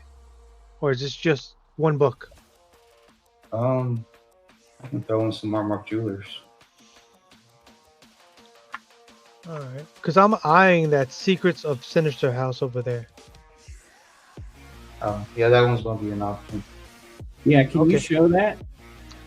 See, people are interested in this. That cover just stunning. Yeah, And that's it's a Mark 6 Jewelers. That's a great cover. It's the first iteration of Mark Jewelers with the black cardstock. Oh wow. Oh man, early Mark Jewelers. Yeah, the only thing that's wrong with this is it has a crease that goes all the way down the book. Well, It's it's like- even with that, it's still in good condition for those. You can't find those old horror. Yeah, and there's like another one right next to it, so it has two creases that go down the cover. Cool. That's a good book. Yeah. All right, people. So we got Hands of Shang-Chi, Master Kung Fu, number 24, Star Stamp, Mark Jewelers, early. It is Ninjas Fighting Nazis. Starting bid $50. That's what we're bidding on, Tucson. This Master of Kung Fu, number 24, Mark Jewelers, early one, cardboard. Star Stamp. Look how Star sharp Stamp. that is. Look at that sharpness. Yeah. Yep, Kung Fu versus Nazis. Don't forget that part. Has Nazis on it. And we're looking at a 7.0 to an 8.0 grade here.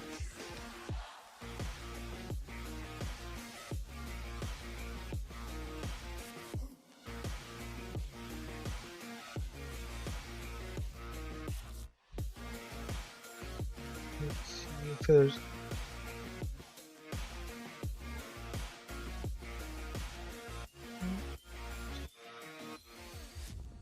Master. Like, I don't know Master of Kung Fu titles, so I'm just trying to look up anything on this book.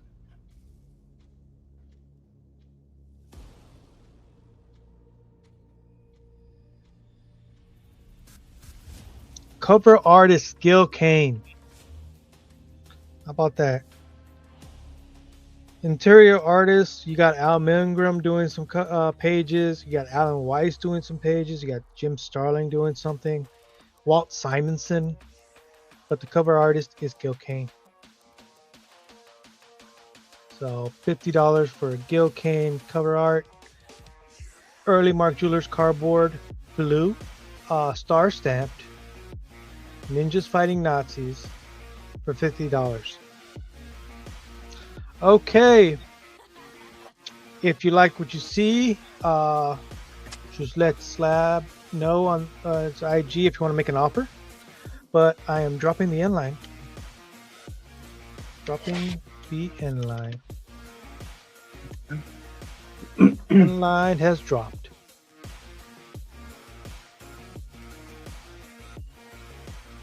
Thanks, Slab. Great books. Thanks.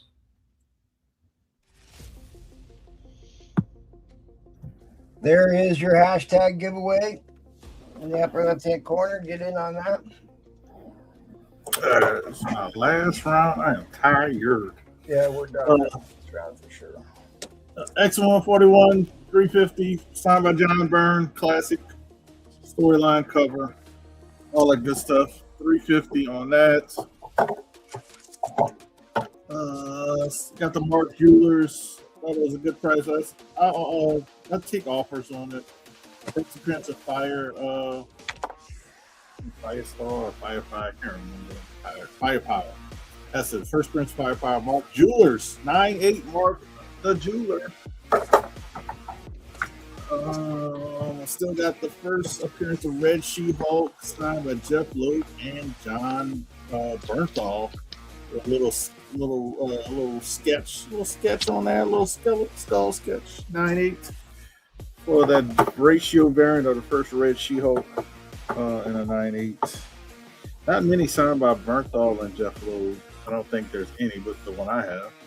And this is the deal of the night: Amazing Spider-Man 42, Gen 2 label, 80315. Shipping's $20 on the slab, $12 on the raws, but it's has never been pressed and clean. If you just get a half a grade bump, this goes from a $400 plus book to a $600 book in an 8.5. So yeah, 8.0. Can't go wrong. I think I paid $275 for a 4.0. yeah, this is and it's really nice. Like the colors, like it really. I would say it really deserves at least a new slab, because these old slabs don't do it justice. You can tell it's really red. The blues are really good. Really nice colors on it. Why did the John Byrne get a? It has greater notes, Troll. I can send you the greater notes because I submitted this myself. I can send you the greater notes.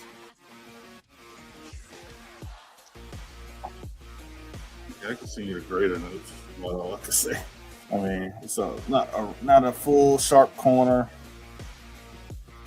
Yeah, I got a couple of spine tricks, but I can send you the greater notes because I submitted this myself. But this is the deal of the night. Look up this book. Cheapest one on eBay is $400. And it's not a Gen 2 label, just to let you know. I got something different. I should say I got some other stuff I'm saving for the whale, but this might make a return on the whale because I'll have to show this to the buyer. Here's some other buy nows. I haven't shown this one tonight. This is a 1 in 25 or 150 ratio. Squadron Supreme issue 13, the Namor cover. $30. They used to be like a $200 book. We'll do this Jungle Action 11. Jungle Action 11 for $10. Really nice colors on this Jungle Action. It's probably like a 7. Then I have Jungle Action issue 9 for $10. So this one actually came out of this guy's collection. His name is Keith Lee Ricky. This guy. Yep. This guy. Famous guy. This guy. Yeah, this guy right there. He's right there. He passed Tricky away. Bobby. Everybody knows this guy.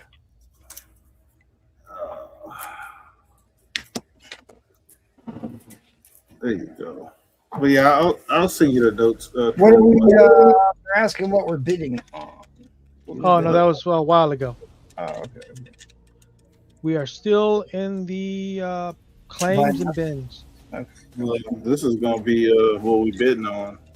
I'm gonna start the bidding off at $225. If it doesn't sell, it's fine. I'll save it for the whale. This, yeah.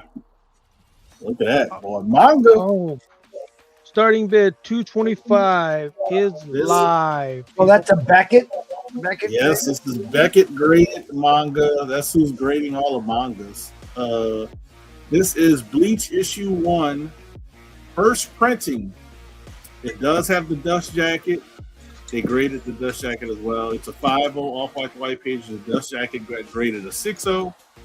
And it reprints the first appearance, like Bleach issue 1 through 7 in the first appearance. But this is can't afford that first appearance. This would be the one to get. This is like comparable, like saying an AF-15 to Spider-Man 1.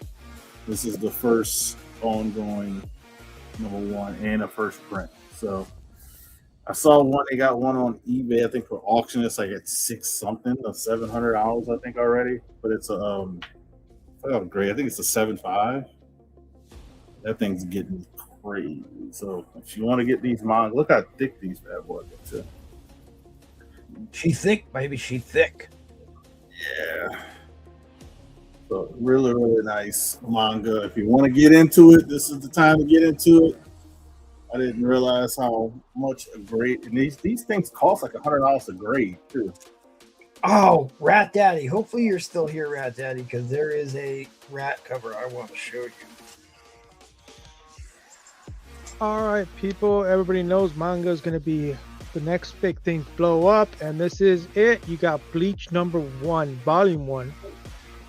This is, as he said, compared to an AF-15 to Spider-Man 1. AF-15 for this one would have been Shonen Jump, and Spider-Man 1 is this one, Bleach #1, Volume 1. And if you don't know, this story behind this is basically this kid gets attacked by a demon, and then a demon slayer saved him, and he becomes a demon slayer himself now. Oh, so this is the same title that the female demon slayers?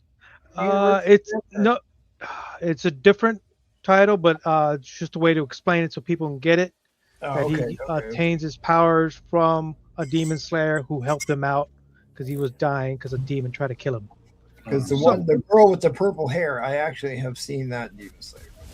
Oh, the purple haired dude. That's why I was asking because I just don't know a whole lot about these. Yeah, these things are getting very, very expensive. Well, they outsell comic books. Manga way outsells comic books by a mark.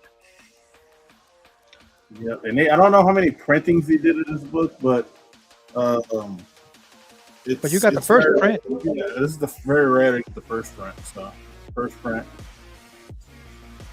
Get your hashtag SDrift in for a giveaway, guys. Don't forget to get that in. It's in the upper left-hand corner of the screen. Yep. I could, this could fit in, like if somebody bought something for me, I could fit it in with the other stuff. But I got some other manga stuff, and I'm willing to let this one go. Mm-hmm. Yeah, might as well get in this before it gets outsold, people. Let me show what I saw one for auction. This is crazy. Gatekeeper. Keep it between the lines, Gatekeeper. Hopefully you are able to rest tonight. Look at this. Oh, my buddy Gatekeeper. Gatekeeper, one of the long hauling guys, keeping America running. This is an 8.5, and it has a day left, and it's already at $700. Yeah. Yeah, Ritai, yeah, they're called Shinigami, but just to explain to people, like, because if I say Shinigami, it's like, what is that? I'm like, okay, it's delayed demons. Helps the soul transition to the I mean, they're big on that. I mean, in that culture, like all the supernatural evil creatures are considered demons. I don't have Overlord. Like, just think about the girl from Suicide Squad had the Soul Catcher sword. All about souls and demons over there. All right. CC Collects wants to know if you got Death Note slab there. Who that? That one I know. That one I know about. No. I do have oh my god, I can't think right now. Wait. Only Shimigami recognized is Ryuk. Okay. See? People know. It's a bit outside of what I know about, but it's certainly popular enough. I probably should know about it. I'm gonna tell you the one I have. I actually got to look. I can't. I'm tired. So all right, a couple seconds left, people. 225. You all saw this. That it is. Someone has it live, going for 600 something.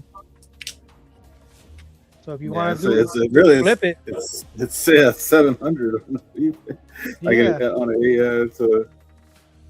Bleach is very popular too. It's very, very popular. Yeah, they just got the 1,000-year war on Hulu right now running.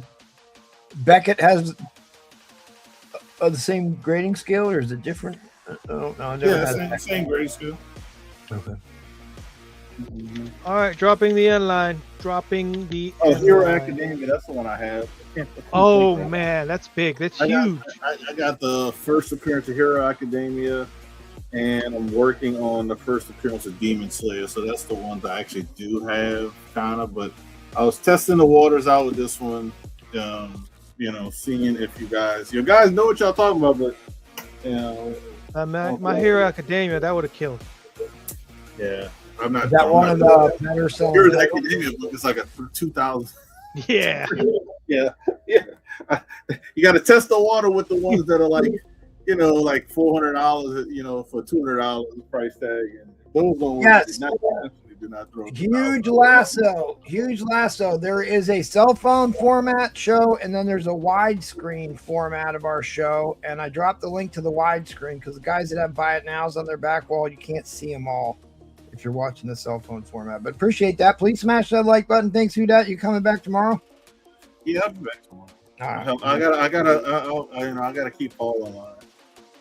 Well, Paul's been deported, so I have to host tomorrow. So you got to come help me out. Oh, jeez. He says he's going to try and be back, but yeah, you are. Oh my God, they got him. It's like that old video game. We got him. We all knew it was going to happen eventually. I got to make a call. I got to make a call into my congressman. There you go. All right, thanks, buddy. We'll catch you tomorrow. Yes, sir. Thanks, I'll hang around. Hang out? All right. Yeah, I'll hang out, but I'm not selling it. Reset. Before we go straight to Neil, don't forget about your hashtag giveaway, hashtag SDrift for coming and saving the day today. All right, people. It's got to be a good one. So you got to drag them up into the first position to be able to have the overlay. Yeah. Okay. Oh, ooh, that's a good Green Lantern right All there. right, yeah, that's what's going to go up for auction. I'm going to show some buy it nows real quick. Oh, thanks, Gatekeeper. I love it. Because I love you guys, but we'll rethink how much I love you guys. I did. No, I changed it. It changed. I changed it. An orange jumpsuit. Oh, that's great. All right, buy it now. Marvel Spotlight, Son of Satan, number 18. Oh, Hold on, I have to prove the Gatekeeper. I fixed his name there. Hang on. Sorry. Didn't mean to get ahead of you. There you go. I did change it, buddy. All right. I didn't forget about you. Paul wearing an orange jumpsuit. Oh my god. Yeah. All right. Well, I got to show you. We actually do have images of Paul getting caught at the border, and I am going to show this to you because it's that funny. Right? Look at all those. Oh no! Wow. Got caught with all those boxes of Just for Men at the border. Man. Oh god! And the comics. It probably was Mexican variant. That really bothers me because I was going to hit him up for some Just for Men. Replay says you have to change the name back to the wrong spelling. Yep. Oh, yeah. Yeah, somebody thought that this was an insensitive joke, but I'm here to tell you it was Dapper Dan who made this. Our only 100% Mexican panel member is the guy who made this. So he's also our legal counsel, so you can get mad at him if you want. Marvel Spotlight, Son of Satan, 7.0, $10. I just completed my run of this and the Demon and the Son of Satan comic book. So this is an extra. Nice copy. $10. Man Thing 13, Adventure into Fear, and an 8.0. $25. That's a nice price.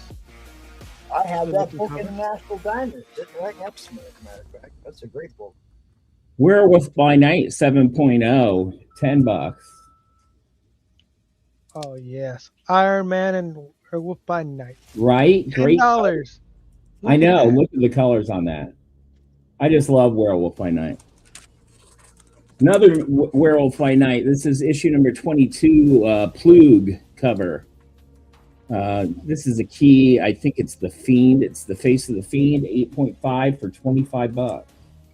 Oh man. Yeah, that's a good price. That's a Brewfront cover right there. Yeah, price them to sell. Like I said, if people are interested, buy multiples, get over $100, get free shipping. I dropped this down because it hadn't sold. This is a really nice copy of Mildred the Mystic. It's a 9.0, $30. Oh, nice. Gatekeeper, don't worry about it. We're good. Last issue of Commandian, a near mint. $20. Oh, the last issue, $20. I marked this down too. Spectre 6.0. Look it up. It's a great book. Got the checkered border. Yeah, that's a great color scheme. His books really pop, I think. I like Spectre. I collect a lot of his appearances. He looks like the Green Llama from the Golden Age. Yeah. Well, didn't Spectre? He started in the Golden Age, correct? I have no idea. I don't really know. I think he did. I'm not as good on my DC stuff. Okay, so $40, 6.0. Some more DC with the checker border. This is Unexpected, 12 center. 97 is the issue number, and it's a 5.5 for $20. Is that a robot fighting a caveman? It sure is. Okay. Oh, so it's a robot cover. All Yeah, right. it's a really cool cover, dude. That looks like what's his nose? Their Seth. GI Robot. GI Robot. There you go. Yep, This is another Nick Cardy cover. Teen Titans, checkered border, 12 cent, 3.5, $10. $10. That's nice. Yeah, right? Yeah. Someone here collects Teen Titans. I don't know who it was. I know. I don't know where all the DC people are. They're always hooting and hollering. 12 center, Batman and the Atom, Brave and Bold, number 77, and a 5.0, $20. That's a cool cover. Yeah, right. Somebody, that brings up. I did get a request today for a DC book. It's not one I have, but maybe you have it, Neil. I'll send it to you. I'll send you the one he's looking for. This is the Atom, world's smallest superhero, 12 center, July 37, 5.0 for $15. It's a Superman book with Brainiac on the cover, I think. Oh, I don't have that one. I know exactly what you're talking about. Oh, okay. Yeah, no. Teen Titans, number 41. This is in a 3.5. This is a Nick Cardy cover as well. There's some staining along the edge here, but that's really the only thing that I marked it down for. The rest of the book looks great. Oh, man. Yeah, one of the all-time best horror cover artists. Yep, you can't go wrong with Nick Cardy. Mark this down too, because no one's popping on it. This is a nice book. 7.0, $20. Captain Marvel number 29, classic cover. That cover art got homaged countless times, tons and tons of times. In fact, I even have a graded comic of a modern volume of Captain Marvel that they homaged that very cover. See if I can find it. Put my hand in there. I marked this one down as well because it wasn't going anywhere. I want it to move. I don't collect it. It's a nice copy of Amazing Adventures number 14 with the Beast, 7.0, the gray-haired Beast. Oh, man. Real nice presenting copy. Beautiful copy. Another Commandi in a 6.5. This is issue number 40. A little trimmed off of the edge. 43, I think. Kirby goodness. Nice. All right. So, what is your starting bid, and what are we bidding? We are bidding on the Green Lantern here. So we're bidding on the first. This is a rate. This is a big book. It's a 6.0. It's never been cleaned or pressed. It's got some spine ticks all along the spine, and it's got one little chip over here. Other than that, it's in great shape. This is mid grades are at 260 is what Key Collector has it listed for. Is this one of the books that Lucian keeps asking about? I don't know. You might want to hit him up. Well, he doesn't stay up this late. No. He's gonna be upset if we put this book up in this one. He's been Sorry. asking for 3 months. Sorry.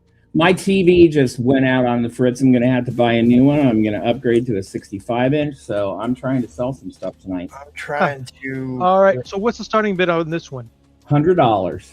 100. That's a good, cheap price for this book. You know, we'll see where it goes. This is a great book. Look it up. And it's live, people. Metal Mike stuck in here. What's up, Metal Mike? You might not be a Green Lantern fan or Green Arrow, but this is classic Neil Adams. Yeah, it is. Iconic cover. So this is, yes, I think this was the first Green Lantern, Green Arrow issue. Okay. I think, because I've had this book before. Yeah, replays. Kind of late to put up this book, but yeah. It is a little late to put the book up, but All right, I'm going to. This is going to be my giveaway for anyone who buys from me tonight. Gets on the race for a giveaway. This is a 5.0. This is 15 center Green Lantern, Green Arrow. It's issue number 78, where he's slapping the hell out of a hippie. Well, that's what they did back in the day. You know. Those crazy beatniks. Yes, Bry Hall. This is the first Silver Age book. Oh, it is. Okay. Yeah. I thought the first Silver Age book was that Flash book. I don't believe so. No, it's a 15 center. It can't be. It's got to be first Bronze Age book. Fourth Bronze Age? Oh, Bronze Age. Sorry. Yeah, Yeah, he shouldn't have said silver. He might be drinking. Maybe. All right. So number 87. Well, because I know one of the books that Lucian kept asking for was 85, the drug issue where Speedy's hopped up on Smack. I just scored a killer copy of that. I'm getting it sent in to get graded. Bry's gonna clean and press it for me. It's gonna come back super high. It's so white, it's disgusting. China white, you said? Yeah, like I couldn't believe it when I got it. The guy told me the price. I was just like, I'll take it right now. All right, I'm gonna have to show you guys this. All right, so I went and looked this book up. Well, I couldn't figure out how to look it up on Key Collector. What issue is this again?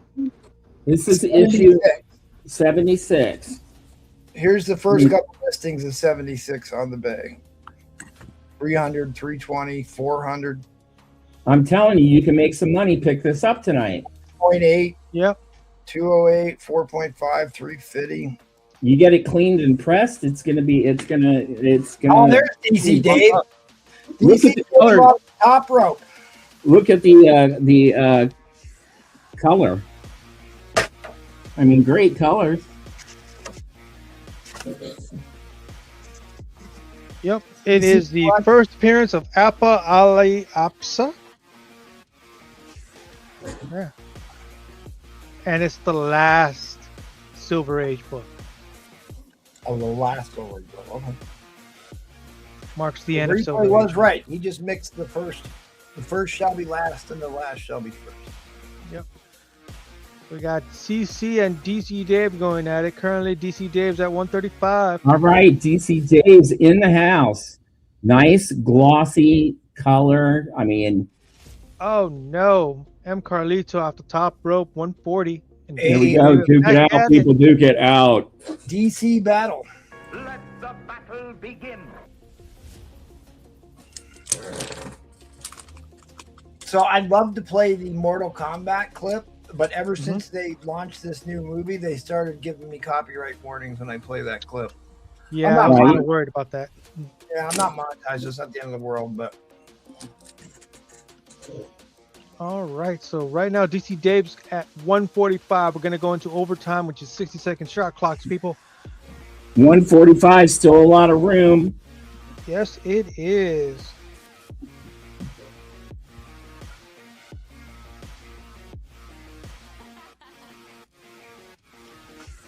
All right, what is this? This is the first appearance of Appa Ali Apsa, Guardian of the Universe, retitled Green Arrow, Green Lantern, issue considered by many to be marked the end of the comic book Silver Age.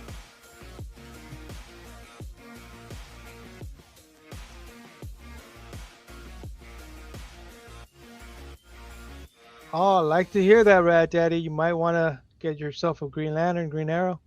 all right, Rat Daddy is here. All right. Now would be the time to pick it up. Strickland just whipped up that. Oh, okay, never mind. $100 off fair market value.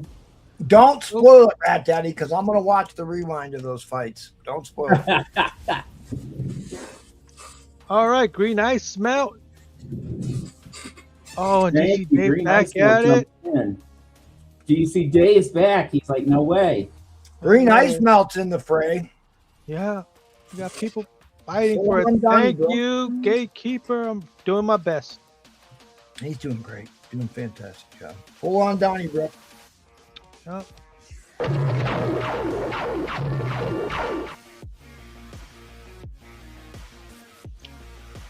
Got a key issue. Oh, yeah. Oh, there it goes. Green Ice Melt 160. DC Dave right back at it at 165. Well, nobody noticed that I Oh, my got good. the first bunch of my Astonishing swag that I'm going to be sending out to all the guys. Whoa. All right, people really want this book. Green Ice Mountain and DC Dave are really duking it out. Yeah. Oh, I'm looking. I mean, you look at what it would cost you to buy one of these right now from someone else. Yeah. And there's big bucks here. Last graded 6.0 went. You know, one of the funnest things. 350. One of the funnest things to me about collecting comics is the hunt and looking for books in the wild. And when I come across a good deal, you know, I'm all about spreading that good deal around, you know? All right, we switched to 30-second shot clocks now, and it's DC Dave in the lead, 2:15 with 18, 17, 16 seconds left. Hit like and subscribe, people. 222 Green Ice Melt. It's got to be what, $5 or $10 increments now? $5 increments, people. So I'll give you a couple more seconds to give me that $5 increment. So either 225 or 230.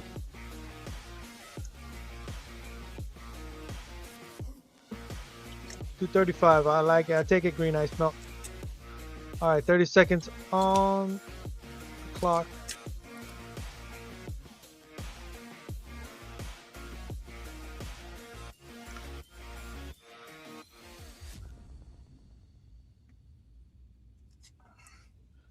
$235 to Green Ice Melt. Couple 10 seconds left. Is he gonna take it down? This was a ferocious battle. Oh wow! Between the DC and dropping the. I'm typing in the end line right now. Oh, DC Dave in at 240. All right, DC Dave's not gonna let this go. Once more onto the breach. All right, DC Dave won't be denied DC books. Couple seconds left. Will he take it?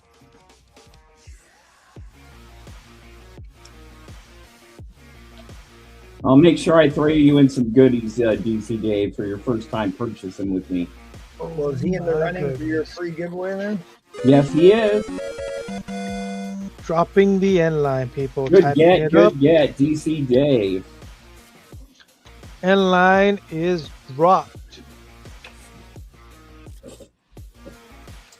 Replay says I paid over $300 for this book a year ago in a closed grade. There you go. That goes a great deal. Yep, great deal. Big win for DC Dave. Yeah. What was the total there?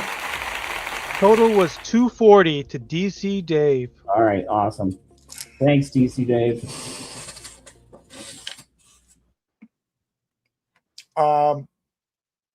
Troll's gone. Noel's gone. Crap. I guess it's back to me, huh? I'm ready to rock and roll. I mean, where's everyone going? It's Saturday night. It's 1. Still early. Dr. Don, been some books that we missed? No, I hadn't seen them. Someone missed them, Don. What you need, buddy? Let's go see. I'm running it back. I do not see Dr. Don. Oh, yep. Bin the Adventure 13 and 2 werewolves. Adventure 13. Yes, I got distracted making And sure. werewolves, the 2. Okay, gotcha. Sorry, Thanks. Dr. Don. You were just inside the battle that was going on between DC Dave, Green Ice Melt. Thanks, Dr. Don. Hey, David Bauer snuck in there. What's up, David B?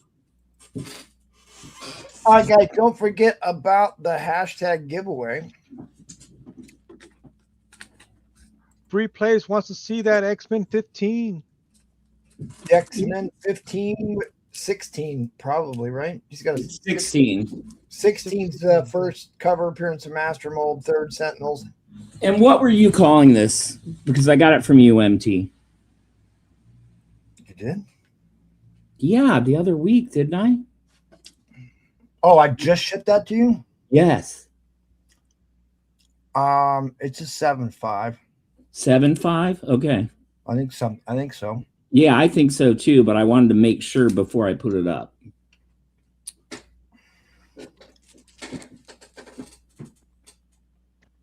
Yeah, it's a 7.5.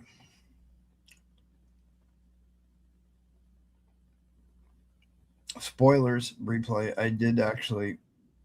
I even rinsed that book. So That's first master mold. yeah, show the back. Show how back white the back is. Right? Yeah, that definitely came from me. Yeah, you and Troll are the only one who use the clear backer boards. Well, if I've worked on a book, I want you to see what I did to it. So well, yeah. Put them in clear backer boards. Like I said, I'm sending you that. I have it all packaged up to go out on Monday. I'm sending you that weird fantasy to clean up for me. Oh, Cece, I'm sorry. I missed that you were asking me that.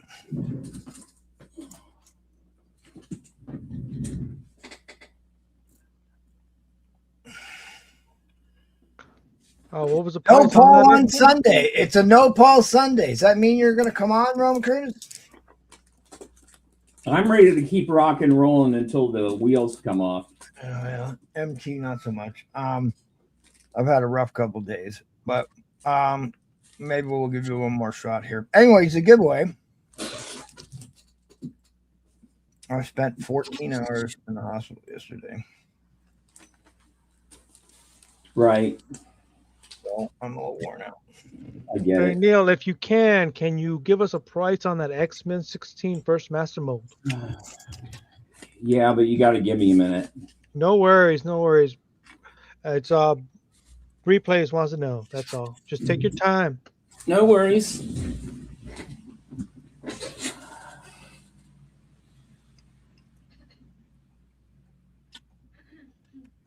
All right, guys. I'm gonna give you like 30 seconds to get in on this giveaway, and then I'm gonna run it. And again, that is for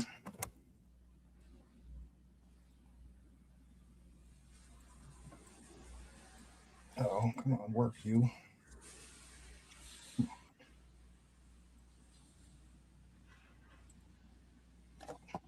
That is for Secret Wars 8, 9.4 white pages in a newsstand. $10 entries, and I can give one of these away for free right here, right now on No Paul Saturday.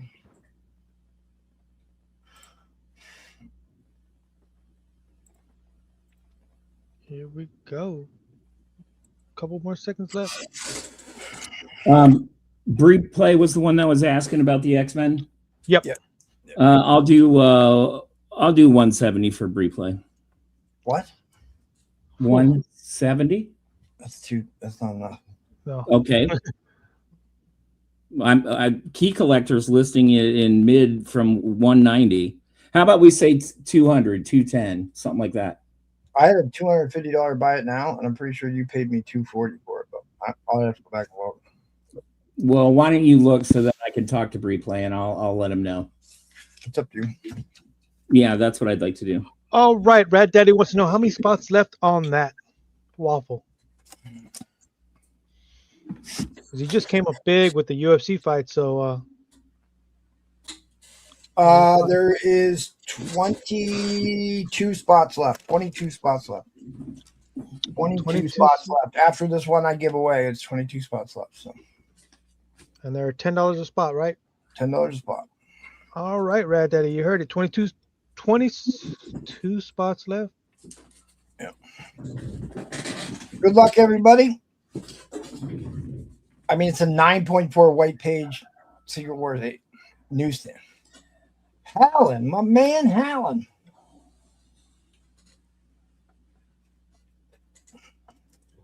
Congratulations, Mr. Hallen. Metal Mike will take 2 spots. Metal Mike, you're the man. 20 more spots left. Please put the word waffle. Usually we don't want you putting anything in the notes on a transfer, but for these, please put waffle in the notes. Makes it easier for me to go back and double check everything. He wanted 2 spots. Yep. 2 waffles. So we're down to the last 20 spots, it would appear.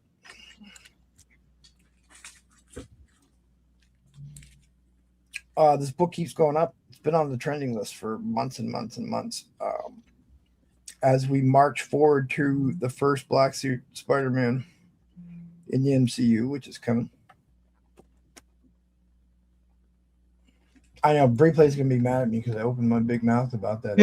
No. I appreciate you doing that, and he gets it too. So No, I don't want to shoot myself in the foot, because like the thing that I really would like, if I buy from you guys, leave the price of what I paid, put the post-it note on the book, because I order so much stuff, it's ridiculous. I forget where I'm. Well, I mean, I'm sure I put that up for an auction for $1 when it You did. Now, so I like just don't remember what it I was. don't exactly remember what it was. It was obviously less than the $250 buy it now price, but I don't remember what it was. It was over 2. I know that. So I'd have to go back and yeah, I'd have to look at my PayPal. Anyway, sorry, Replay. I just kind of opened my mouth up. He said it's cool. I can't believe nobody asked me about this book. This is not an easy book to get a hold of.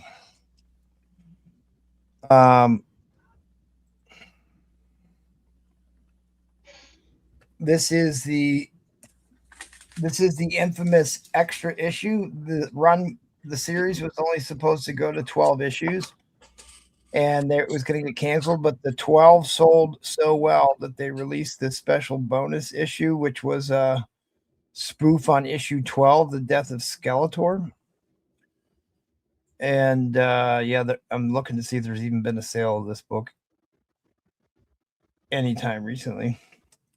Ron Wilson did the cover,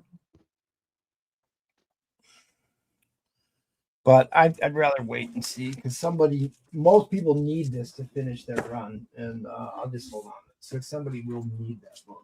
Just do it, Roman. Just do it. Get them spots. I got this. I don't know what it is. It's got to be a decent book for the guy who sent it to me to send it to me. It's got to be a decent book. Black label variant cover. Don't know. I know the comic, but I've never seen that cover. Looks like Batman. Batman and the Joker Deadly Duo. I know that comic. The Duel of the Deadlies.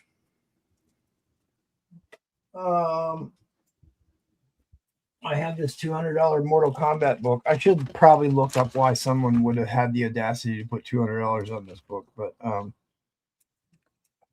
there's no way in God's green earth it's worth that much. Last I knew, these Mortal Kombat, this is like the first Mortal Kombat ever, first issue of Mortal Kombat ever, I think. Somebody can correct me. I think so. They might have put that price because the movie hype was coming out. No, I mean, this book came out of a box that I've had for many, many years. Oh, then I don't know. Either video game. This wasn't any time recently. I mean, the artwork in this is 90s goodness. Right? Yeah, they look like professional wrestlers in it. I want to let everybody know I still have a giant box of Bronze Age Marvel 7.0 or higher, $3 a book.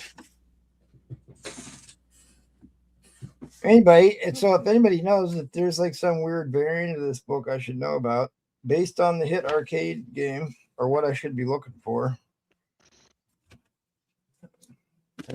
There's a newsstand of it. It's got the newsstand barcode on it. That's about it. People write ridiculous things on bags. Who knows? All right. Well, I can do I'm not going to do anything too crazy. Although that last auction did get some bids, but I got in the first of my swag here that I'm going to be distributing the seller. See, I got all the stickers on my board there. Nobody even noticed. So if you're a seller and you still need, I'll send you stickers to put on your boards, and you need cards. I ordered more cards. Oh, also, Nola was in here cracking jokes about Spaceballs. This, from everything I have been able to find out, is actually the first Spaceballs themed comic cover. It is a Xenoscope. It is a Xenoscope spoof, but like, because I searched as soon as I found out they were remaking Spaceballs. I'm like, dude, there's somebody had to make a comic book with Spaceballs on it, because they joked around about having Spaceballs the comic, and then they never actually did one. Art green, $10 for what? I don't remember seeing something for 10 Well, the only thing other I than showed- the Mortal Kombat. The only thing I showed for $10 was Mortal Kombat, unless this book, which I don't know. Somebody can tell me whatever they Let want. us know, Art Green, in the It's not something I chat. collect. So What issue of Punisher is on J? Gatekeeper wants to know. this is the first meeting of Punisher and Moon Knight. First battle of Punisher and Moon Knight. It's a square bound book with good corners. Near mint copy. 64 pages of punishing madness. All right, $20. Gatekeeper takes it. I was just gonna say I'll do the pair of these. I'll do the pair of these for $40. Well, I don't have to reprice them. But oh wait, that's newsstand. I don't care. Although I think you have one of these already. I think you have one of these downstairs. Just let him know, Gatekeeper, if you want both of them for 40 or just the Punisher one for 20. All right. So the funny thing about this was, I was like, I had these and like they were laying on the table of the books that I keep for Glenn and Roger to go to Canada, and like they weren't marked. And usually, because I ship the books for the guys in Canada, and usually I'm real crazy about making sure everybody marks their books for who they are. And like I couldn't figure out who these is, and I'm asking everybody, who the heck did I buy these from? Even though now I'm pretty convinced they came from Yahweh. But okay, so Gatekeeper's gonna take those 2 books for 40. Yeah, that double cover sign. I would have definitely paid up for that. So yeah, it makes, because it's a white page or 2. But if you're watching and you were the person that sold me this, I'd love to know that. And because this was the other book that was with it. Oh man. Swifty signed, and dude, they are both white page, high grade near mint books. Like even this one, like the outer cover's got some spine edge wear, which is crazy that they had them sign the inside cover, not the outside cover, but the inside cover is high 9s. Yeah, I don't know why they wouldn't have signed the outside on that. I mean, for a long time, there was a big taboo against. Oh, there's signing them. Yeah, I know. There's a look at that. That's kind of weird. Little mark on the inside cover there. I'll have to clean that off, but otherwise, maybe I should send that off. Great looking book. It's first Vindicator, one of the Roman Curtis's favorite books. I asked Roman Curtis if I bought it from him. And now that like I know it's a double cover signed, it would make sense why I would have bought the 2 of Yeah, these. I've been buying so much stuff lately, I just forget what I've been Well, it's buying. down there. It's been sitting down there for months. Next Saturday, I'll be selling one of those. Ghost Rider issue Uno. Nice. I'll be selling one of these next Saturday. Nice. What issue number is that? 2. Literally the second Daredevil book ever printed. What's the grade on that? It's gonna be pretty high. I think I'm gonna try and do a little photo, the blue light bath on it to brighten it back, because I don't like these early Daredevils. I don't like wet cleaning. It needs a little dry clean work along the spine, but you're probably talking. Oh. 5. That's a 6. It's probably closer to 6 than anything. I never noticed that little broad down in the corner there. Funny. Oh, CC has clarified why the Mortal Kombat book was priced at $200. Why is that? The hollow. Oh, there's a hollow. hologram? Yeah, there was a hollow version of it. That was $200. So they priced it wrong. They thought they had a hollow. Yep.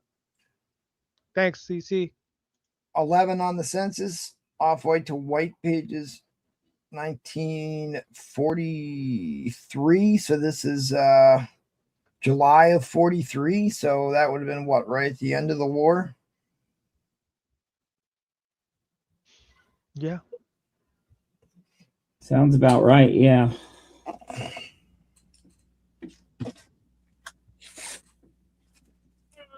I got a Matty Freeze book. Oh, there you go. Yeah. Shibby. Chablis variant.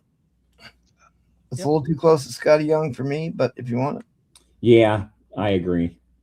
No, it's It's right. a John Vasquez variant. It's a Chibi Vampirella. Chibi is just the art style. Art style? Okay. Is that a Japanese thing, I assume? Yes. Okay. Vampirella 670. All right. Well, let's do it.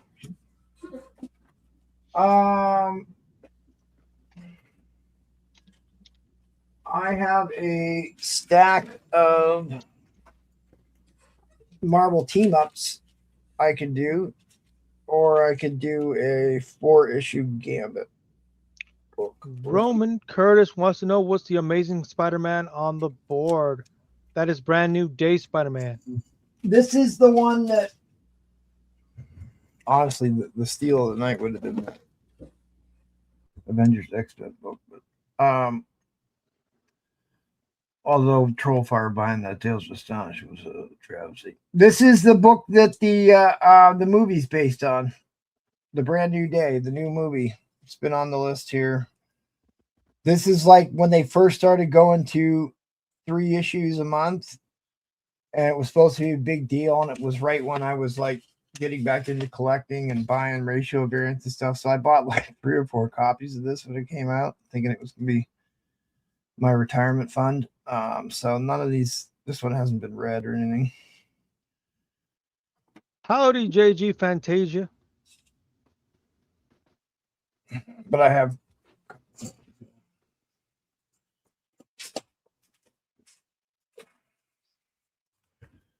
Jamie Tyndale metal cover. Really gorgeous. We had May the 4th be with you this month. Signed COA, super rare book. The Virgin, you could still get a hold of the Virgin, which there's more copies than this one, but it's so hard to get these metal covers to look good on screen. No worries, Art Green. No worries.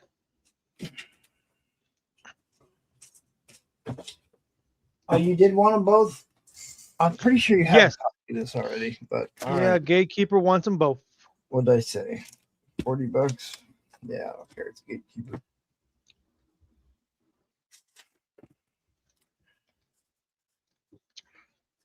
Roman Curtis says he thought the ASM was the library copy. The library copy? I'll have to look that up. I don't know what that is, buddy. There is a copy of it. There's a variant of it. Oh, okay. Okay. No, I'm pretty sure I bought all mine off from the comic book shop, not off the newsstand per se, but from the comic book shop. Well, here is that star-stamped National Diamond copy of the Man-Thing, which is actually Adventures into Fear and not Man-Thing. There you go. I couldn't look it up. What does Key Collector list that as? Adventures into Fear, or you can just type in Fear. Fear. It was originally called Fear, and then it changed to Adventures into Fear, and then eventually changed to Man-Thing. Okay. White page, National Diamond, star stamped. Nice. This book is VF plus 85. Oh, is Rat Daddy still here? Rat Daddy, let us know in the chat if you're still here. All right, so I collect Golden Age Airboy comics, which were this air fighter guy who fought during World War II. They were World War II comics, right? So Eclipse put out these trade paperbacks in the 80s, maybe. So if you can't afford the Golden Age copies, you can buy these to reread them, which is what I did because I'm always afraid to just pull out Golden Age books and read them. So I bought these, and it's got this famous rat cover of the Japanese, culturally insensitive Japanese rats being shot down by air fighters. It's a pretty expensive book to buy the original, but I'm pretty sure you can still get a trade paperback. But I just got these. I just bought these because I wanted to be able to read all the books. I think these are all trade. Well, he wants to know how much. I don't know, I bought the whole set. I don't remember what I paid for them, but yeah, to fight the Nazis and the. Oh, they're not in color. Black and white. Yeah, the trade paperbacks, a lot of them were like that. The original trade paperbacks for Marvel, like I bought, first trade paperback I ever owned was the Avengers. And they were like a big, thick, and all of them were black and white on the interior, and they were kind of rough to read. I don't know. I just thought I'd show you that because you were asking about rat covers, and I actually just got this in a day or so ago. So I wanted to read them. All right, well. On National Diamond, hit me up. I'll do these. Marvel team up. Give me a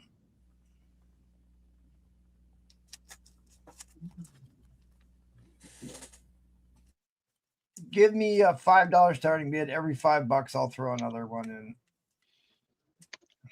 All right, $5 starting bid, people, and it's live. They're all VF near mints. I've always loved this cover. This is Meteor Man from the Silver Age ASM. Yep. Rad Daddy, just hit him up on the IG to figure out if you can work a deal. Yeah, hit me up. We'll figure it out, Rad Daddy. But this is with Valkyrie. I like anything Valkyrie titled. But that is the Samantha Warrington Valkyrie, I do believe, from the Defenders, because there's 3 different Valkyries. And then the next book in would be Spider-Man and Hawkeye with Mr. Fear. Airboy 12. From which volume?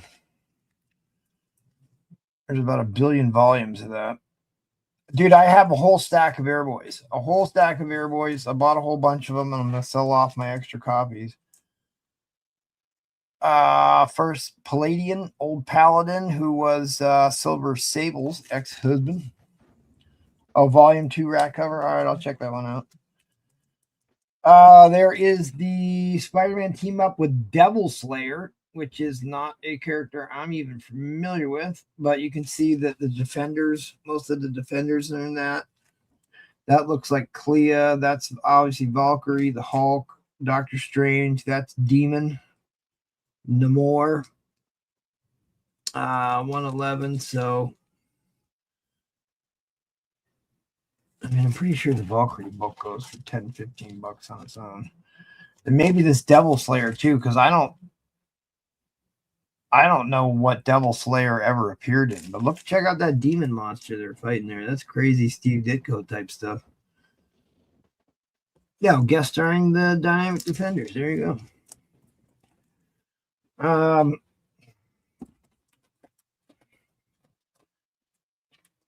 This was the other set I was going to sell. The 90s gold foily goodness Gambit. All 4 issues.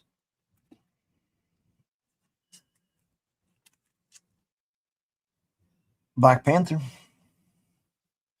It's kind of a gangly looking Black Panther there, but yeah, pretty gangly. Kind of looks like Gollum. But if nobody's interested in those Marvel team ups, we can move along. Or I could put up some Mark Jewelers. I got 2 minutes left, so 2 minutes left, and John's IG'd about the SW book. The Secret Wars is a waffle, brother. Yeah. If you think I'm selling a newsstand Secret Wars, $10. Crazy, brother. Crazy. I think he was asking about Leia foil. Here. What? Leia foil. Oh, the Star Wars. All right, that would make more sense. Yeah, you can't find them. You can't find one. You certainly can't find the metal cover. I mean, how bitchin' is that cover? I'm telling you. I'm not a big Star Wars comic book collector, but dude, how am I going to pass up on Leia Organa when she's looking like that by Tyndale? Oh, he wants it, and it's signed. And it's signed with COA. Tips on how to make your father proud. Oh, I get that joke. The hardest working royal. You said you had 2 of them? All right. No. There's only one. There's only like 25 of these. And I only got lucky enough because I was there and the girlfriend was selling books that Jamie didn't know she was selling. So. All right. So a couple seconds left on your auction lot, and this is a claim. Growing up as a royal and not a psycho. Really? That's wild. Yeah, that is what it says. Rebellion Super Special Edition. See, Special Edition. It even says it right there, just like the name of the show, Special Edition. Yeah, it's limited edition Wolf Drone, only available at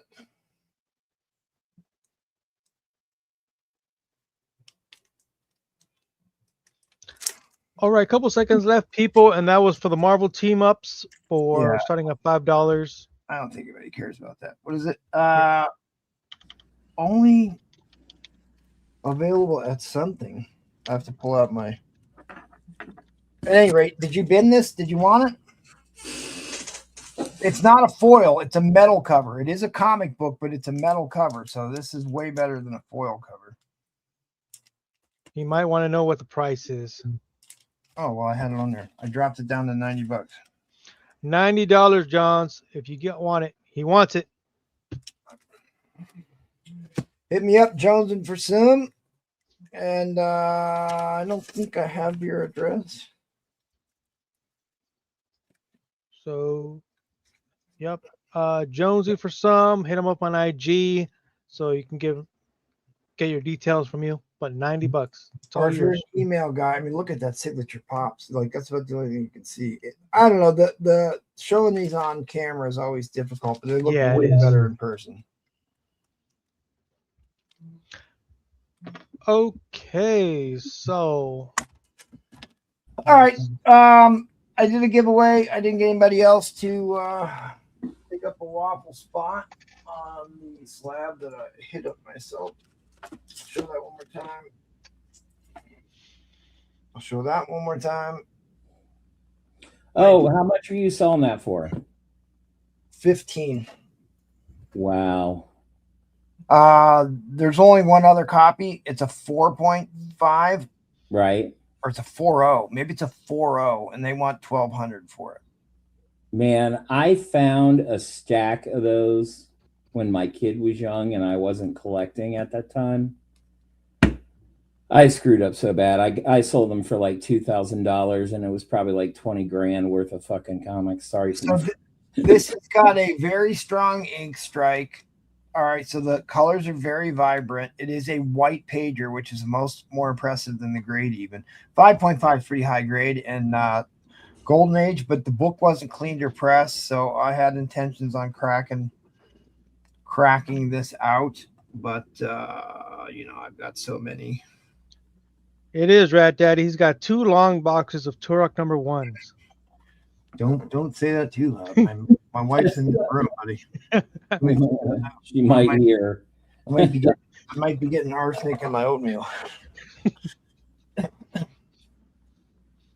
So I found this book digging around today.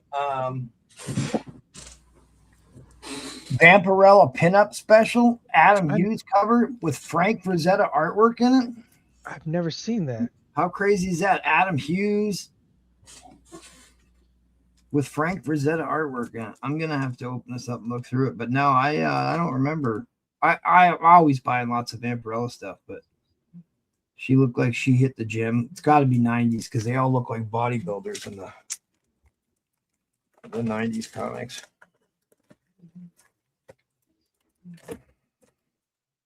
Because we're technically in post game here. But at any rate, come back next week for the whale auction. Nobody else wants a waffle spot on the waffle that I cannot show you. Oh, there it is. The $200 Mortal Kombat book that's not worth $10. And Secret Wars 8 newsstand 9.4.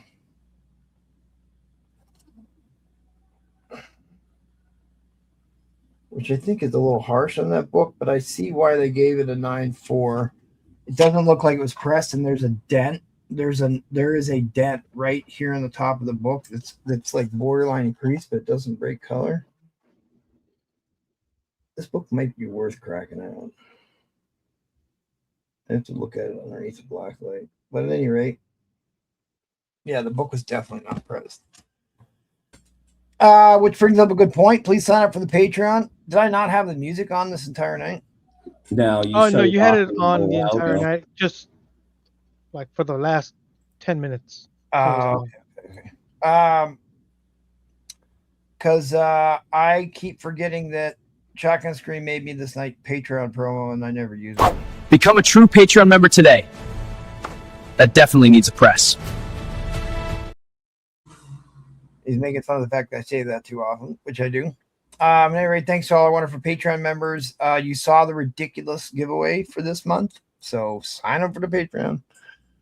Get yourself a chance to win some ridiculous slabs, courtesy of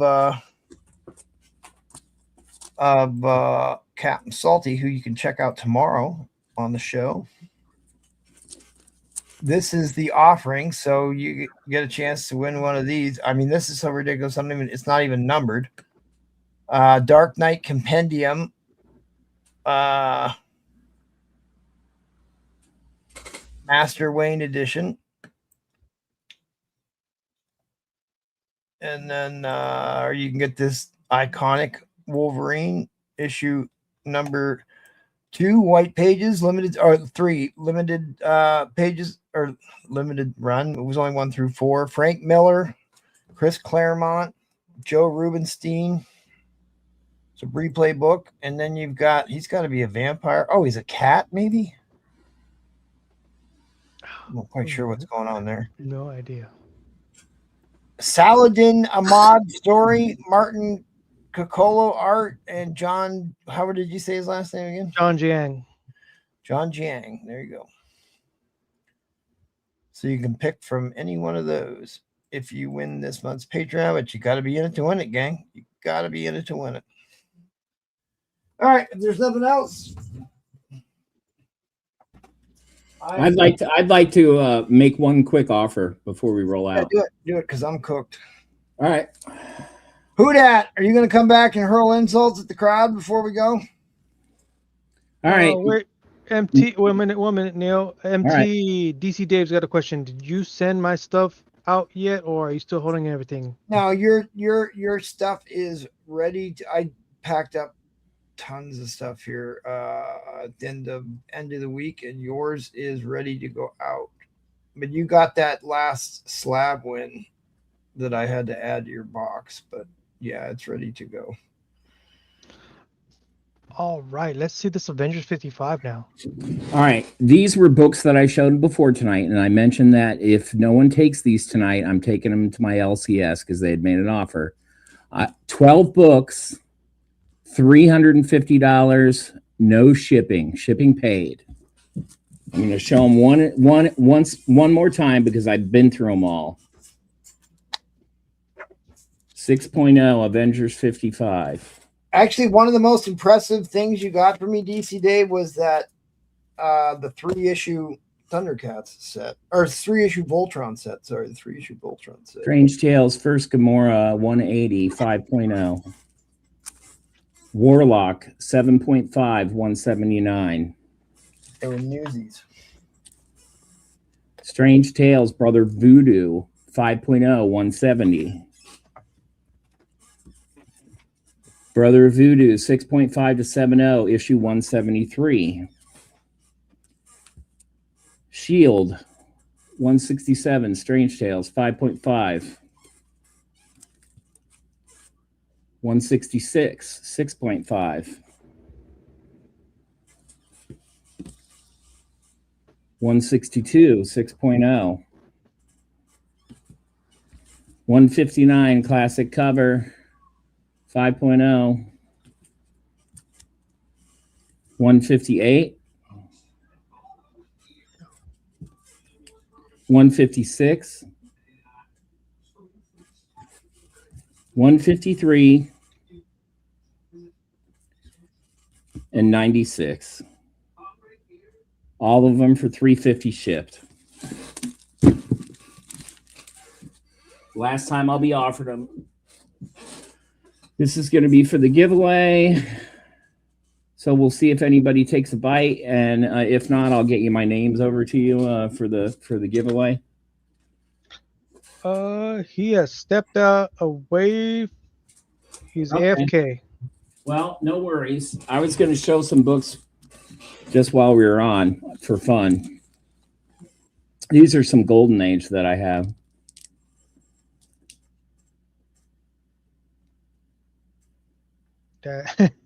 Captain Marvel Jr.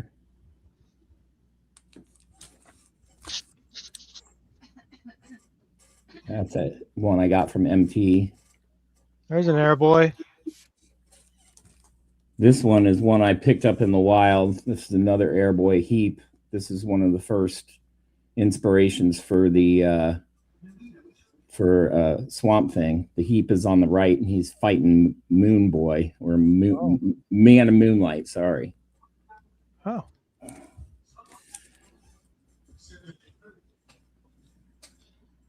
I just love the artwork on these. Yeah. 14.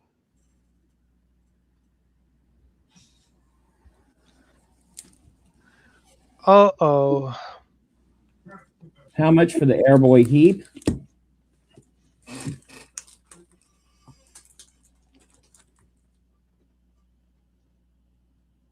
I'll give it to you for $210. All right, replace 210. If you want me to take it out, I can show it to you. It's pretty good looking, man. So.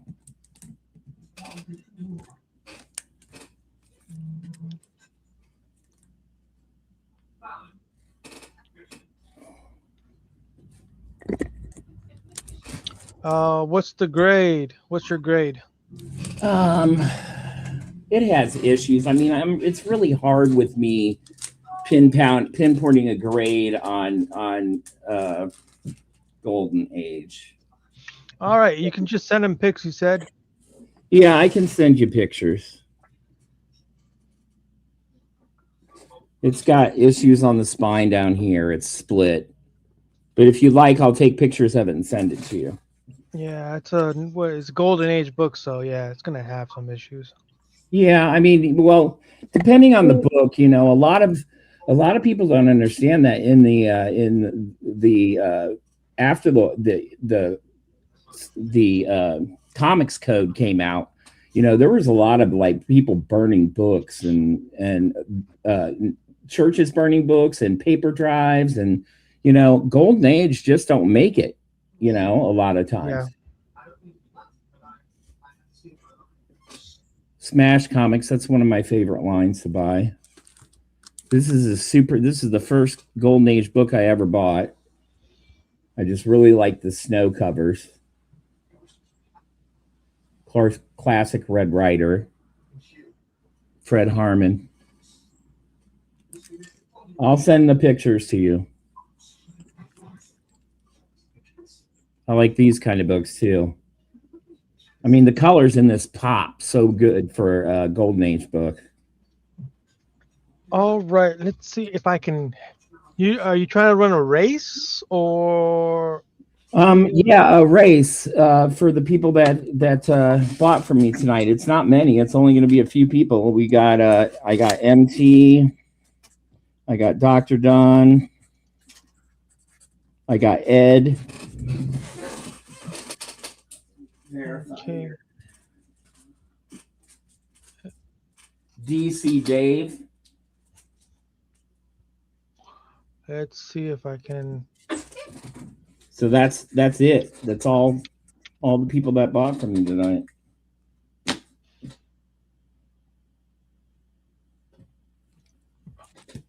Okay, if you could put the list in the private chat. Yeah, private chat. Oh God, you know what? Oh, there's MT. Maybe. Okay, yeah, because I just screwed up my screen. I don't know how to get it back without. What we need to do? Run a race for his people who bought comics from him for the Green Lantern giveaway. Green Lantern. It's only 4 people, MT. Okay.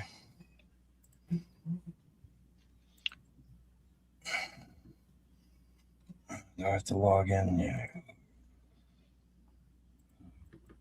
Come on, autofill. I'm going to log out real quick and log back in. I got issues with my computer. All right. We'll do housekeeping real quick while I'm doing this there, Seth. Okay, people. So this is the end of the show. We do auctions 3 times a week, Tuesdays, Thursdays, and Sundays, starting at 5:30 p.m., 8:30 Eastern. And then this weekend on Saturday, we should have the vintage. Is that it? Now this Saturday, a week from tonight, is the whale, brother. Oh man! So we're gonna have the whale, and it's gonna be a great time because it's key books, grails, and white whales. Books like rare, something you'll never find, something you might have been looking for your whole life. But we also want you, if you are interested in selling with us and being part of this crew of degenerates, we want you hit up MT there. We're looking for new sellers from the US or Canada or anywhere in the world so we can expand our show. Yep. And that should be it, what we have. And Neil is back, and if you could put that list in the private chat, Neil, that'd be very helpful. You can just read them off to me. There's not that many there. Well, it's you, MT, Dr. Don, Ed, and Dave. And it's Jackal Ed. Oh, it's not Eddie Fist of Fury? No. Jackal. Jackal, and then me and DC Dave, and who else? Dr. Don. Dr. Don.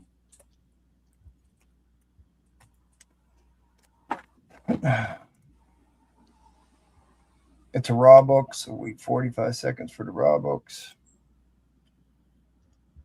I'm gonna set it and forget it. Once, twice, 3 times, a lady. Good luck, everybody.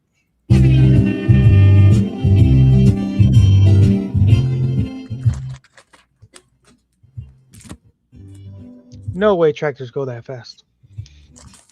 Only I don't know if you hook up some nitrous to them. Oh, I got the purple tractor. I think you're going to win, MT. Purple's good color. Well, if I win, we're gonna rerun the race. I get it. I usually, because I host the show and I run the channel. I don't like You don't want to accepting giveaways. So sure, I get it. We'll rerun it again. Unless it's a Mark Jewelers 301 ASM. Yeah, unless it's something I absolutely want. All right, well, congratulations, Dave. All right, you got that coming with your other Green Lantern. Thank you. All right, what does he say? What grade? Send me pictures. Please send me pictures. Golden Age Airboy is very hard to find over BG. Was he asking me? No, he was asking Neil. We already got that squared away. Who is that for? They want pictures of what? Wait a minute. You have Golden Age Airboys? Yeah, but you've seen them. Replays wanted that pictures. Remember? No, I don't remember. Yes, I will have to take him.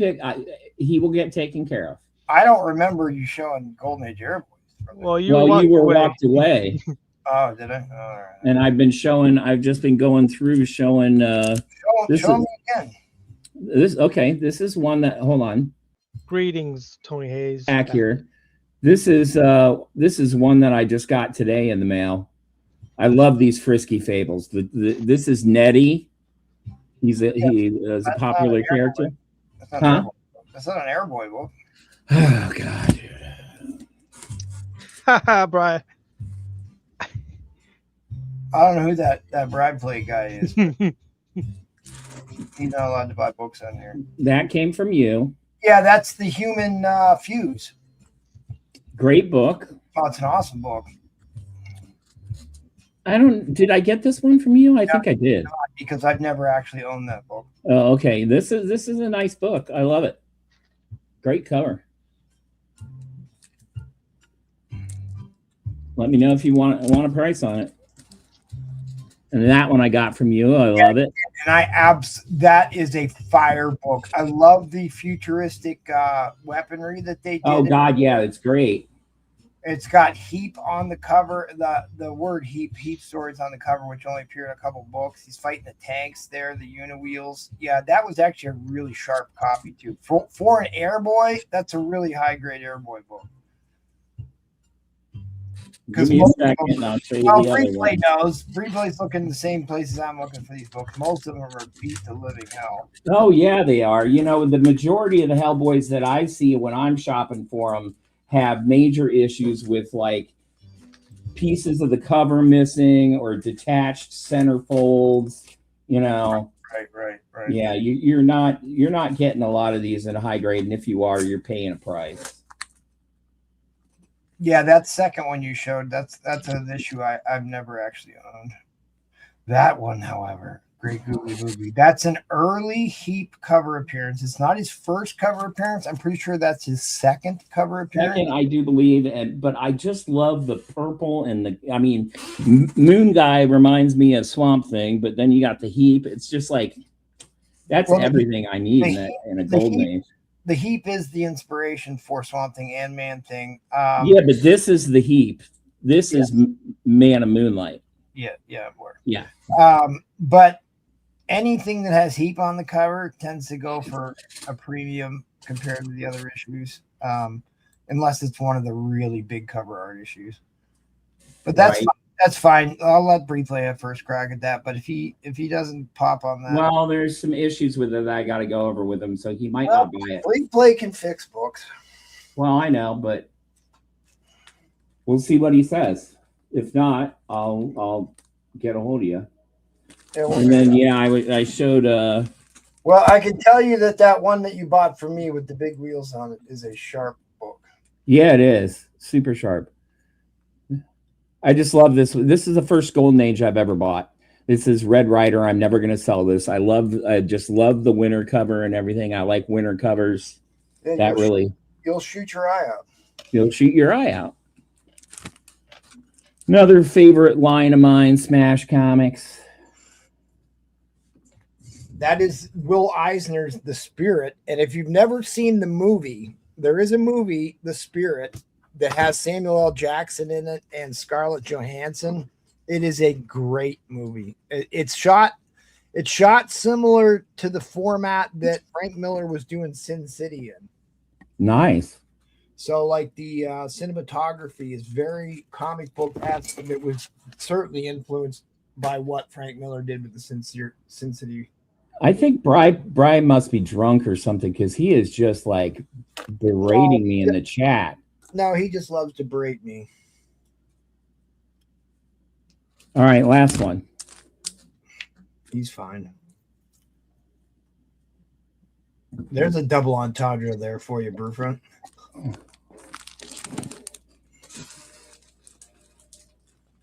These are another one that I just like. Whenever I see them and they're in good or decent condition, I pick them up just because I think they're great. Hell yeah, it's a great cover. These are the old 4-color issues. Yep. They're limited with your color palette, and they did a nice job. Oh, there's John Arcano. Don't sell the bra. He hates America. He does. Oh, Lord. DC Dave, that's the majority of our chat. It's the only way anybody can suffer to watch our show. Just 3 And I know I showed you this before, but I'd like to show it off before the vintage. It's a 3-drink minimum. Do this.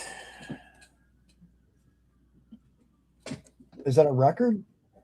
No, this is a Platinum Age book from 1933. King Feature Syndicate, and this is George McManus. Bringing Up Father was a big series back then. Ah.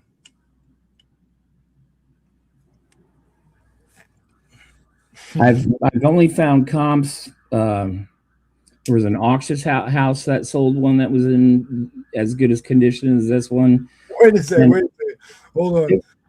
It was like $300 or higher. I'm sorry, the cops were racing through my neighborhood. There is no greater example of what Philadelphia fans are like than Tucson's comment there. It's a way to represent Philly fans. But I think this is one I'm gonna have to send to somebody to sell, because not too many people are into Platinum Age. I want to get it somewhere where it can be seen by people who buy that stuff. If Replay was here, he'd get that joke. But well, you never know. It's not a book you can spring on people. You know what I mean? Oh no, that's why I kind of wanted to show it while we were still live, because and like you said, it's a really cool book, and I got it for a heck of a deal, and I just, I don't care if I really sell it or not, because it's just cool. Well, Tucson, you live in Hawaii, so you're about as far away as you can get, still being America. I just like these because this is like finding a piece of history, Yep.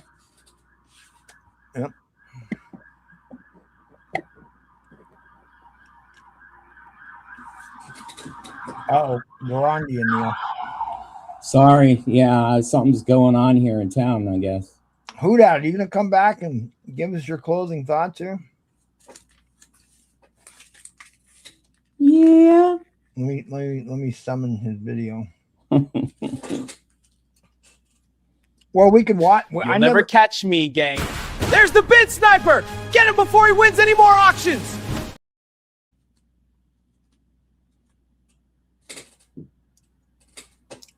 But we didn't do any of the bomb drop thing.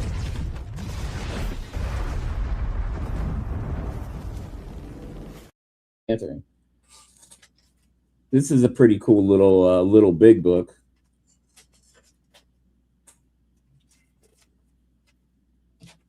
Big little book.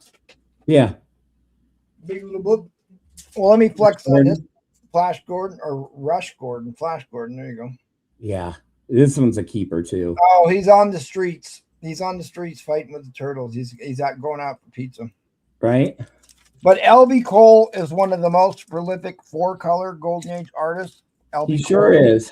Did a lot of great things with four-color and a lot of war, science fiction, and horror. He did spaceships, but his planes one. This is Contact Comics. And I don't see, like, a lot of times you would see Nazi bombers. Like is in like the Wings book, that's a Nazi long-range bomber, but this is actually a Japanese bomber, which you did not see. I don't see Japanese bombers at all. Sometimes you see the fighter planes and the Zero planes, but just a really dynamic use of the four-color. 10-cent Contact Comics.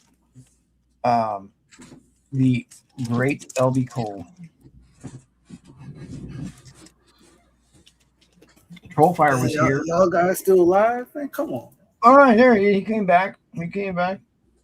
Come back tomorrow and watch Bleecker will be on tomorrow. Oh, there you. You are by far the worst auctioneer I have ever heard of, Bleecker Street. But you have heard of me.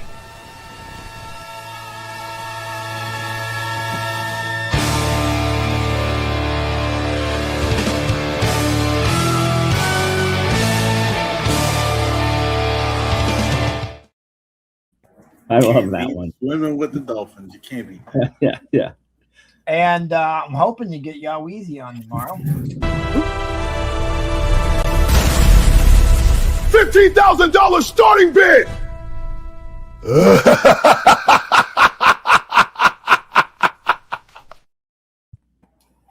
My man Yaweezy. He's been slacking on the $15,000 starting bid. No, he had a pretty big starting bid the other night. Dude, if anybody watched the show that we did last, Was it last Saturday? Maybe it was last Sunday. Like Yaweezy and I stayed on like 3-hour post game. Yeah, you were up at 5 a.m. still talking, dude. Well, because like he works like third shift, so it's not a big deal for him. But like I started to get into like delirious rantings towards the end of it. But it was a great show. A lot of people that were there loved it. DC Dave was hanging tough. He was there. Right. He watched that entire post game. I like the post games. Post games are a lot of fun.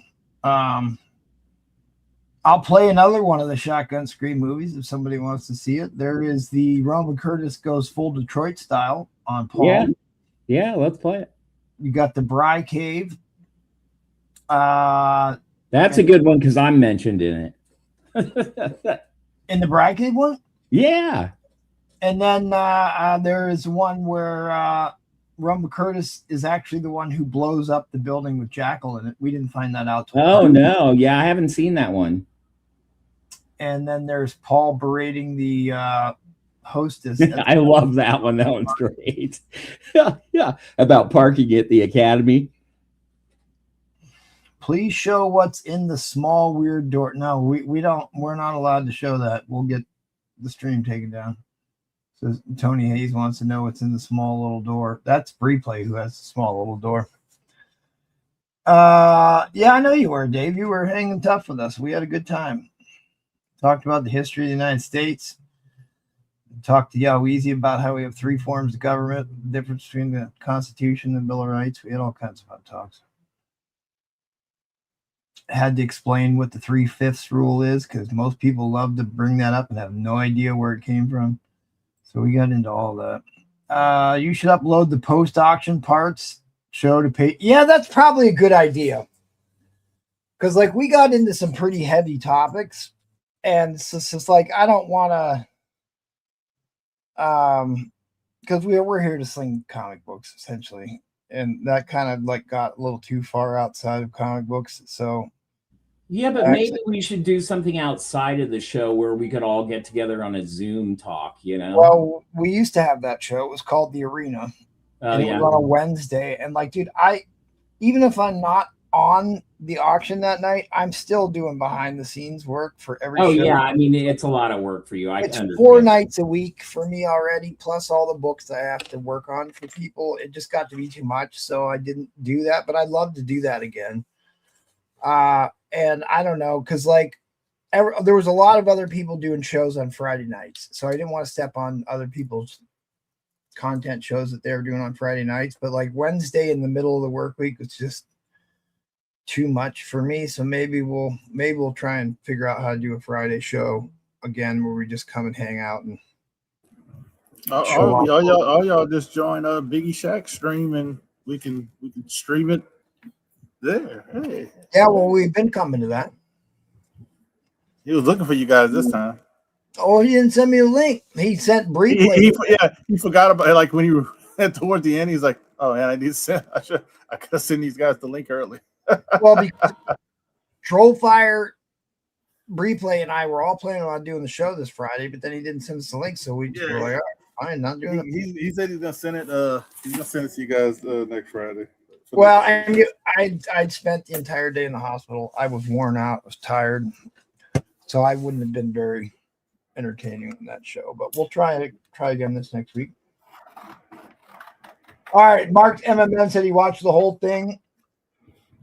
But yeah, it was well worth it. It was some really great topics. A lot of people I fell asleep, woke up. That was a good show.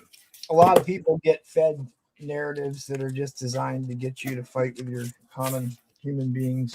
And I think that people need to be reminded that we're all a lot more alike than we are different, and we can all brothers and sisters. We can choose to be good to one another. Yes, that's right. We make fun of each other. We poke fun, have fun here, but we are not vindictive.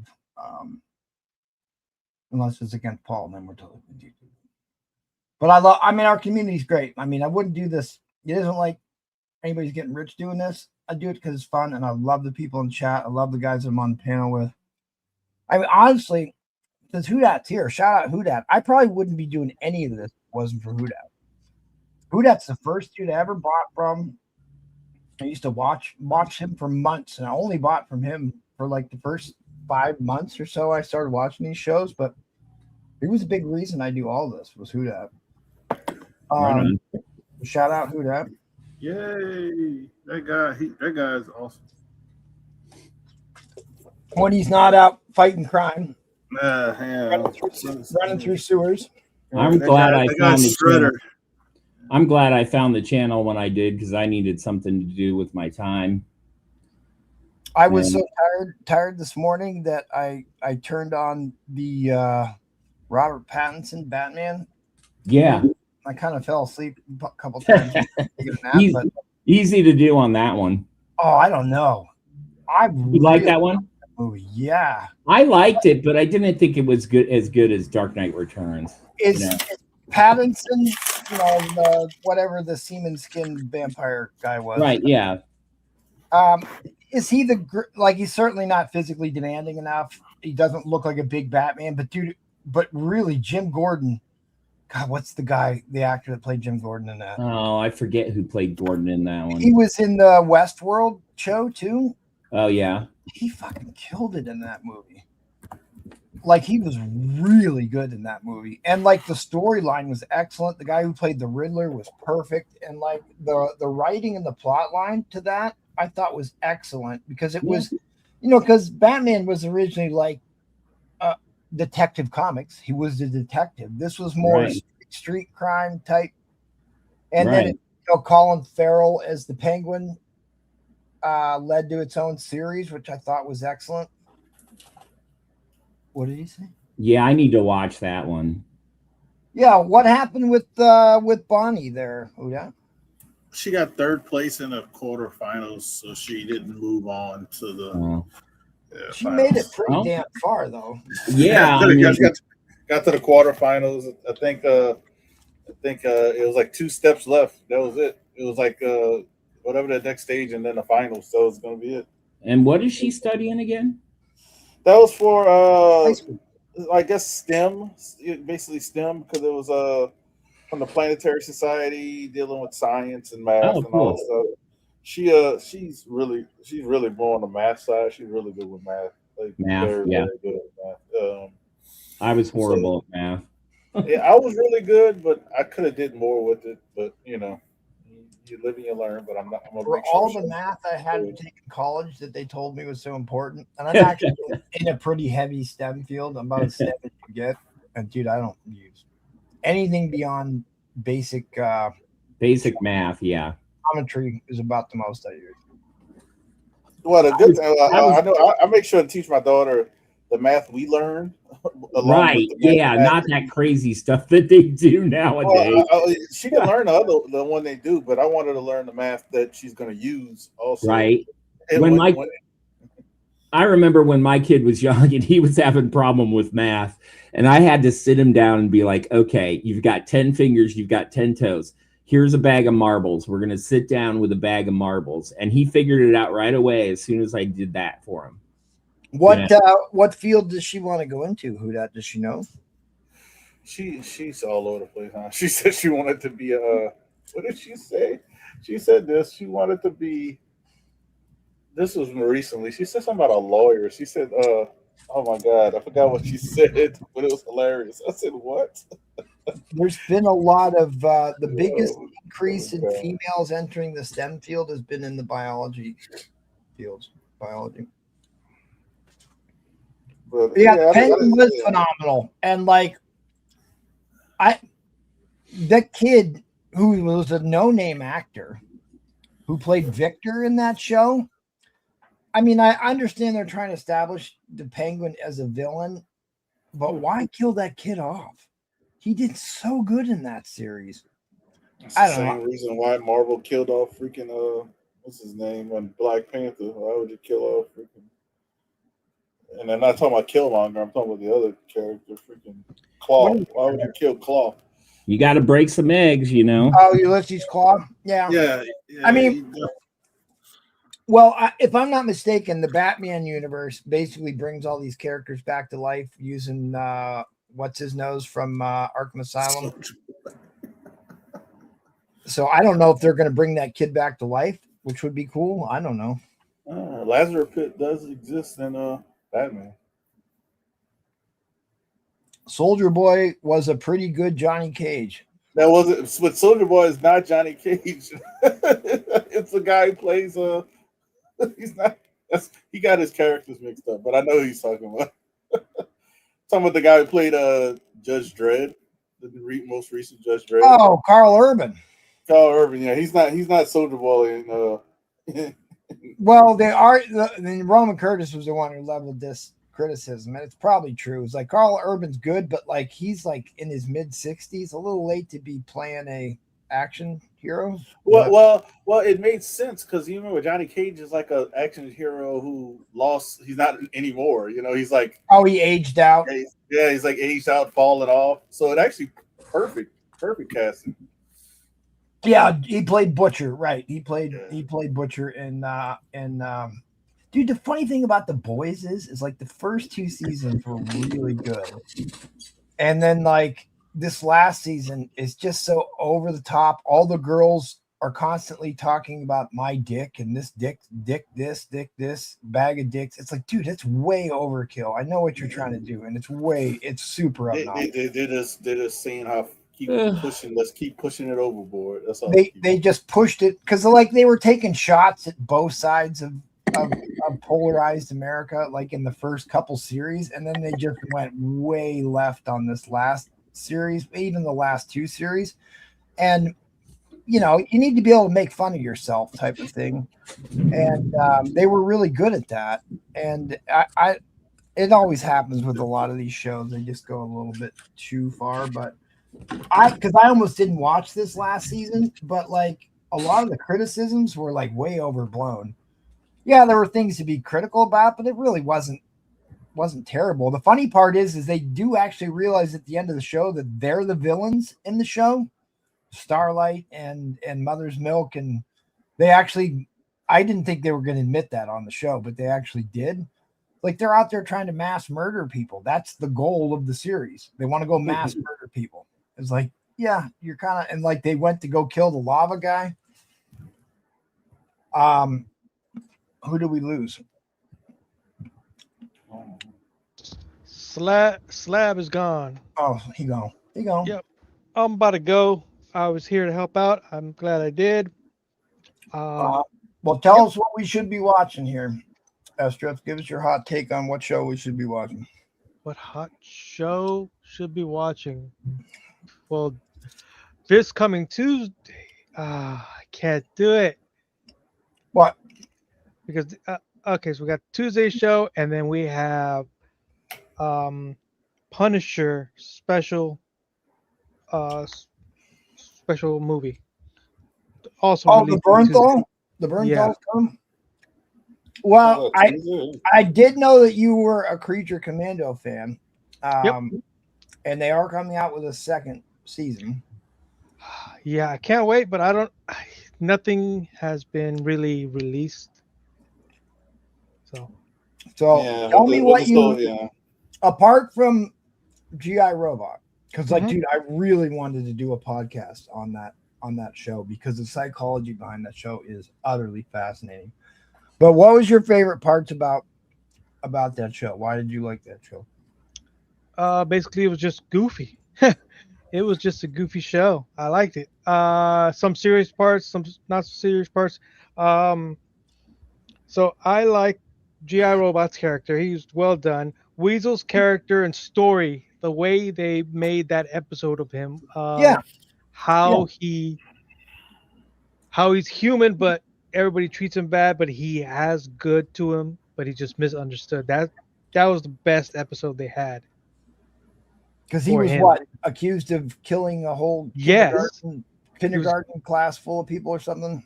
Yeah, he was accused of killing trying to kill kindergartners. Maybe that's he was trying to actually save them from a fire. So yeah. And like the show was clearly written targeting a female audience, but it was like really well written and like super entertaining on a general audience thing. It's like I can appreciate things that aren't directly written for me. It's like, but I can appreciate good writing and good storytelling, and the show definitely had that. Yeah. It had some weird morals being pushed in that thing, but I thought it was entertaining. I'm going to watch the second season, and I'm not real big on animated shows.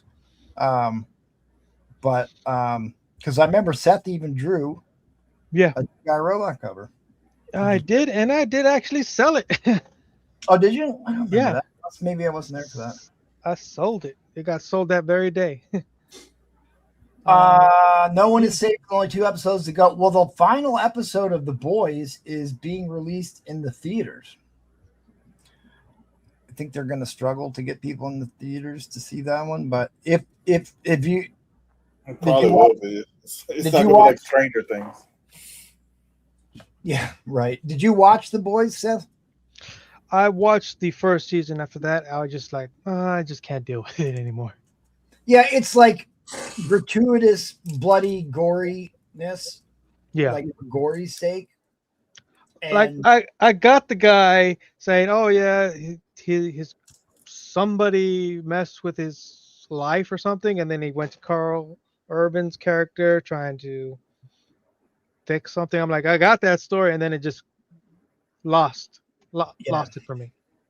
It's like it was corporatization of our sports heroes. There was all kinds of great underlying themes in that, but it's like every other sentence is some sexual thing, joke about like weird sexual perversion stuff, which got to be like, all right, you guys are doing too much of this. Is like too much. But like people being cut in half, or like the Herogasm episode was, I don't know how that wasn't X-rated.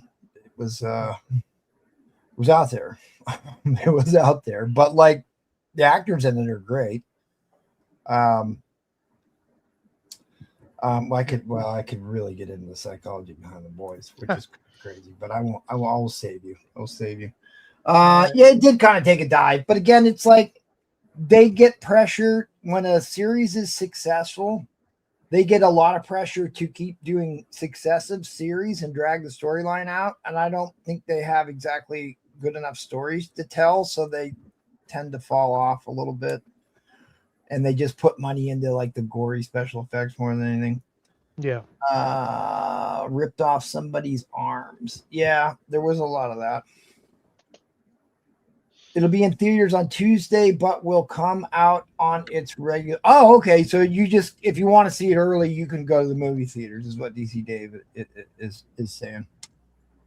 Yeah, but it's not. It doesn't have the following like Stranger Things. Stranger Things had so many people at the movie. People at the movie theaters probably hadn't gone in years at the movie theater. It was. I don't. That show. If that show would have did a movie, it would have made so much money. It's crazy. You want to know my theory on Stranger Things? I think I told this once already. I think you probably did tell it once. I think you did. So I mean, that storyline is basically MK Ultra. No, well, there's all that behind the scenes, but it's basically a storyline of a kid who gets abducted, sexually abused, and that's his coping mechanism. Is that storyline?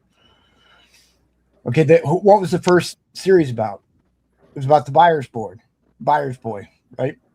Young kid with a single mother, latchkey kid, rides his bike by the dark woods, gets abducted off of his bike. If you remember, he gets into the upside down and he's being like attacked by tentacles. One's even going into his mouth in that scene. Mm-hmm. It's fucking wild. So the kid has this coping mechanism. He's like, I can still feel him inside me and stuff. Like there's all those weird things. And like, it's not a knock on the show. It's not a knock on the show. Not knocking the show. It's a kids in the Dungeons and Dragons thing is a way for him to cope with this thing that happened to him, and maybe the guy who wrote this story was a way to deal with that situation that happened to him. I mean, if you rewatch the series, it's hard to not see those cues in that show. But again, that was another one that like they had to come up with new ideas to keep the series going. Although the one with the kid from the Hellfire Club where he does the guitar scene, Eddie, Oh, And dude, that was awesome. That was killer. he got big from that show. He's like he's that's Johnny Storm now.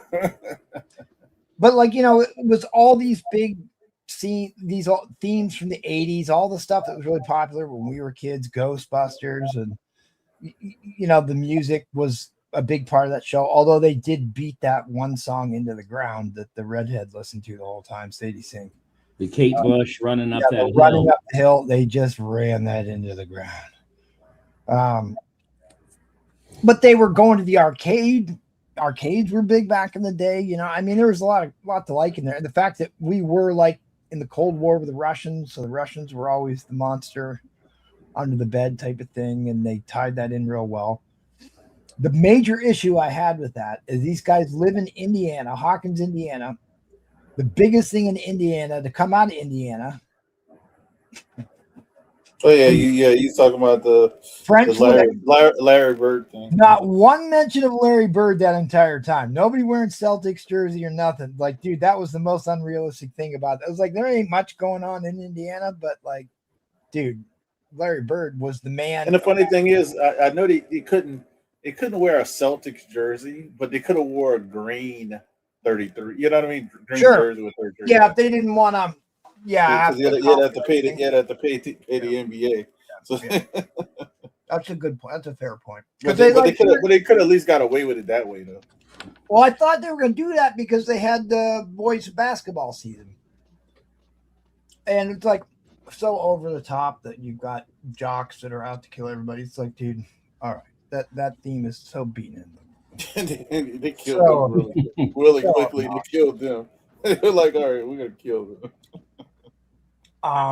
But dude, I think maybe the most important thing or exciting thing about that show is the guy who played I don't remember the kid's name. The guy who was on the basketball team. He has been training his ass off. You talking Miles Morales? To play Miles Morales. And I've seen you saw he took gymnastics, huh? He did. I've seen the videos of this dude working out. He is, if he doesn't get it, he really deserves to, because he's been putting the time in and he looks good. I think he would do an excellent job as Miles. And he's been doing acting since he was way before he got that part. But he was like, I want to say he was the only one on the show that actually was a child actor. Had actor before? Because they were like, what, maybe 12, 13? Yeah, they were really young, yeah. But he was the only one that was a child actor. I mean, Millie Bobby Brown, like before she got that part, she was about to give up acting. If she didn't get that part, the story behind it, she was going to give up acting. But yeah, no, but Neil was right. A lot of this was based on the DARPA programs, the MK Ultra stuff, all the DARPA, which is our Skunk Works secret technology projects that the military has, and yeah, a lot of that stuff was great. It was like what was it? Unsolved Mysteries was huge when we were kids back in the day in the 80s. Oh, yeah. And what was the one with Leonard Nimoy in it? In Search of. In Search of, yeah, with Leonard Nimoy was really great. What did Glenn say? You don't do those type of shows anymore. Okay, well, I guess they went to Ancient Aliens. Right? Yeah, you can find all the. I recommend rewatching those old In Search ofs. I used to watch those when I was growing up. They're all online and they still hold up. What's interesting is a lot of those shows they did it In Search of on Bigfoot, and they did one on UFOs. And the interesting thing about going back and watching the shows that they did back then is a lot of that footage that they have, which is actually really good footage, has just been lost. You can't find it unless you go back and rewatch those shows. Well, I will say this, that Captain Kirk there, God, my brain doesn't work when we start getting this late. Help me out here. William Shatner. William Shatner, thank you, Seth. Did a series just about a year or two ago, very much like In Search of or Unexplained Mysteries. And yeah, what was the name of it? A Netflix show. But the problem is like there's so much content on so many different platforms. It's not like back in the old days when you had like 3 channels and everybody got exposed to that Unexplained Mysteries. But the funny thing about the one with Leonard Nimoy is that they made them take that off the air after they explained the erosion problem with the Sphinx, how the Sphinx is much older because of the water runoff erosion. Right. Yeah. And they're like the backlash from that, telling you that it's dangerous by putting a theory out there about erosion of rocks. Wild stuff. People don't like things that make them question. What did he say? Have you seen that? What did we see? Stranger Things should do a movie. Yeah, the problem is like, yeah, they pressure them to do a Stranger Thing movie, but like they basically told the story. It was a coming of age story of kids in high school, and then they go their different directions, which is what happens with everybody in life. People you hung out with in high school, rarely do you still hang out today. You might have one or two high school friends, right? Oh, they admitted that they're going to do a movie. Guess when they're going to do it? Oh, they are doing a movie? Like 20 years from now. Well, they said they're going to wait till the kids who watch it, like my daughter and people who are younger and young adults.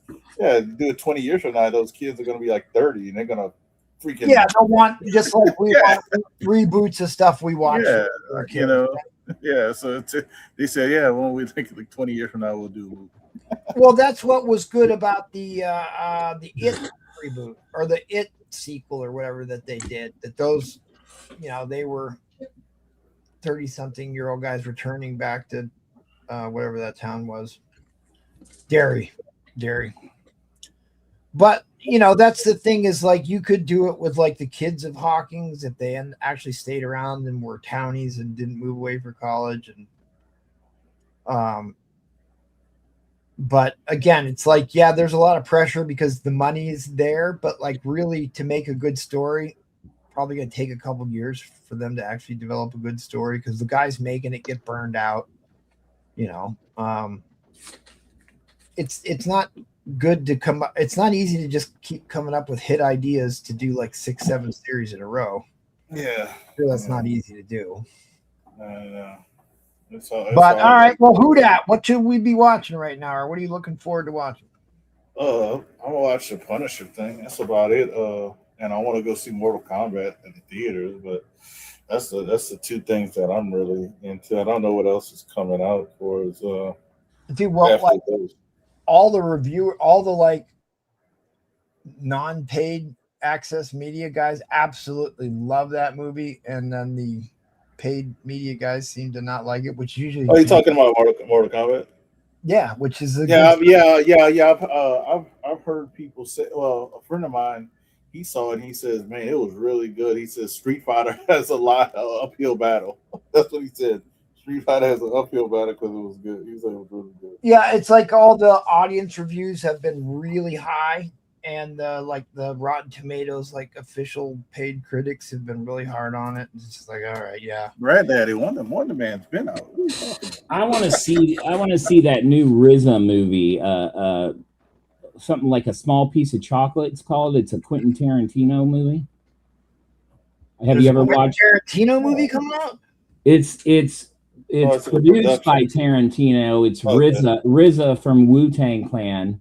Yeah, because RZA did the soundtrack to the first Kill Bill. He also starred in the Iron Fist. Iron Fist. That was a great movie. Yeah, but that wasn't a Quentin Tarantino movie. I think but he produced both of those movies, and he's producing this new one. It looks good. I like Quentin Tarantino. RZA's actually a really good actor. Yeah, he is. I enjoy him. Yeah, because he was the Hard Master in the G.I. Joe movie too. Oh, I didn't know that. He played the Hard Master in the G.I. Joe movie because he's a big. He's a big anime fan. Anime, martial arts, manga, anime stuff. Yeah, might have been thinking about Supergirl's been. Has that been out yet? No, I don't think so. No, it comes out like I don't know. It comes out next year, right? All right, my big problem with movies and TV shows in general the last decade is there was this big shift that happened like right around 2012 where every single movie was deconstructionism, subversion of the original mythos, and the comic book movies fell into that, which is why they all sucked and everybody hated them. Is that they were, they're trying to subvert what the character core traits are, and it's always this nihilistic, everything's shit. There's no hopeful outcome. At some point, superhero movies are about overcoming adversity to create a better person or a better world. You got to have some hopeful outcome, and it was all just like irreverent humor and over sexualized humor stuff, and it's just like, I think people really rejecting it, and it's like getting so tired. It's getting so old at this point. They need a change. Hopefully this new Marvel series of movies make somewhat of a return to Russo brothers. We got the Russo brothers. I mean, you go back and watch the original Iron Man movie, it is a far cry from the last 6 Marvel movies on how good it is and what the messages were in that movie. Or the first Avengers movie with Samuel L. Jackson. His messaging in that first Avengers movie was killer stuff towards what was going on in America at that time. And he was only in the first half of that movie when you think about it. I really enjoyed the Iron Man movies. He was in a lot of it, but like if you remember, he had the best line in the entire movie. Because if you remember, that was 2012 where there was all this craze about the world ending. Yeah. 2012 Mayan calendar. Yeah, and he comes on there and says, "We're gonna act like it's like until such time the world stops spinning, we're gonna act like it's gonna keep going on." I butchered the line, but like, dude, it's probably the most important line in the entire movie. And he just nailed it on the head for what was happening in the zeitgeist at the time. And it's Samuel L. Jackson. It was so cool because I read the Ultimate Universe comics, and we don't like it when you make a major change to a traditional character in Marvel. But like, dude, Samuel L. Jackson was such a perfect, because Jackal got upset about that. And I get it, because I don't like it when they change characters either. But dude, Samuel L. Jackson was good in the Ultimate comic books, the way they did him. But like really was a perfect. I'm not against changing the color of a character. I'm more against changing the sex of a character. Because unless the character is like from some place that is 100% a certain all right, well, race, here is my criticism about that, and this is what I'm talking about. If you do it for good reason, because the actor's there and he can hammer the role, or are you doing it just to check boxes and to do service? Like Samuel Jackson, he killed it. Killed it. And did anybody complain about that? Nobody really. Because it was so good at the beginning, but not after he acted it. After the acting, though, he didn't hear nothing about it. Right, it was like immediately accepted, and he's great with the fans. You know what I mean? Brie Larson basically dug her own grave by yeah, she did, didn't she? I mean, she looked, and that's why I was rooting for the girl who, not because of Miss Marvel, the girl Kamala Khan.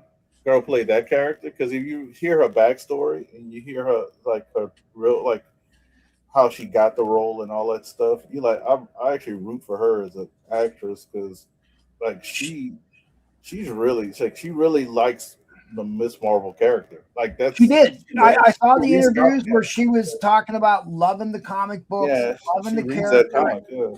Like, dude, you love seeing stuff. That's why I'm hoping they fix some stuff with her, because she's a true fan that actually got a role. Well, and the series, as much as, again, the series was not written for my age demographic. No, it was for preteens, right? Preteens, but it had some decent family value. She had a loving, intact family. Her family was hilarious. Which is rare that you have an intact family in the Marvel movie, in the Disney movie. And they were hilarious. Oh my God, they were hilarious. Right. So it's like there was stuff to like about that, right? And I think people really liked that. Well, that was like the only intact family you ever saw was which not everything, they don't all have to be that. They don't, I'm not saying that they all have to be, but the Hawkeye with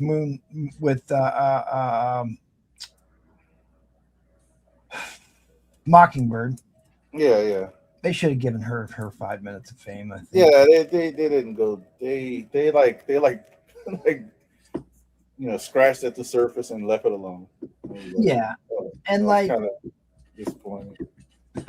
that was my the big turning move where everything started to go downhill was halfway through the Falcon and Winter Soldier series. I was so pissed off. You brought on Isaiah. You could have had Patriots out there playing basketball. You just had him just like bitching about, a bunch of stuff. You could have even given him his 5 minutes of like flashback scene of him getting shit done, and like they didn't want to do any of that. I'm like, we're just gonna. They opened the door for like Young Avengers, and it could have been good. It could have been good. It could have been good. It's like, dude, the Patriot is fucking awesome. Right there. He's right there. Like a positive outlook for the American experiment. And, like he's a great character, and like they just, just have to have hate on American stuff, which I think is so dumb because that's not what the first phase of Marvel was.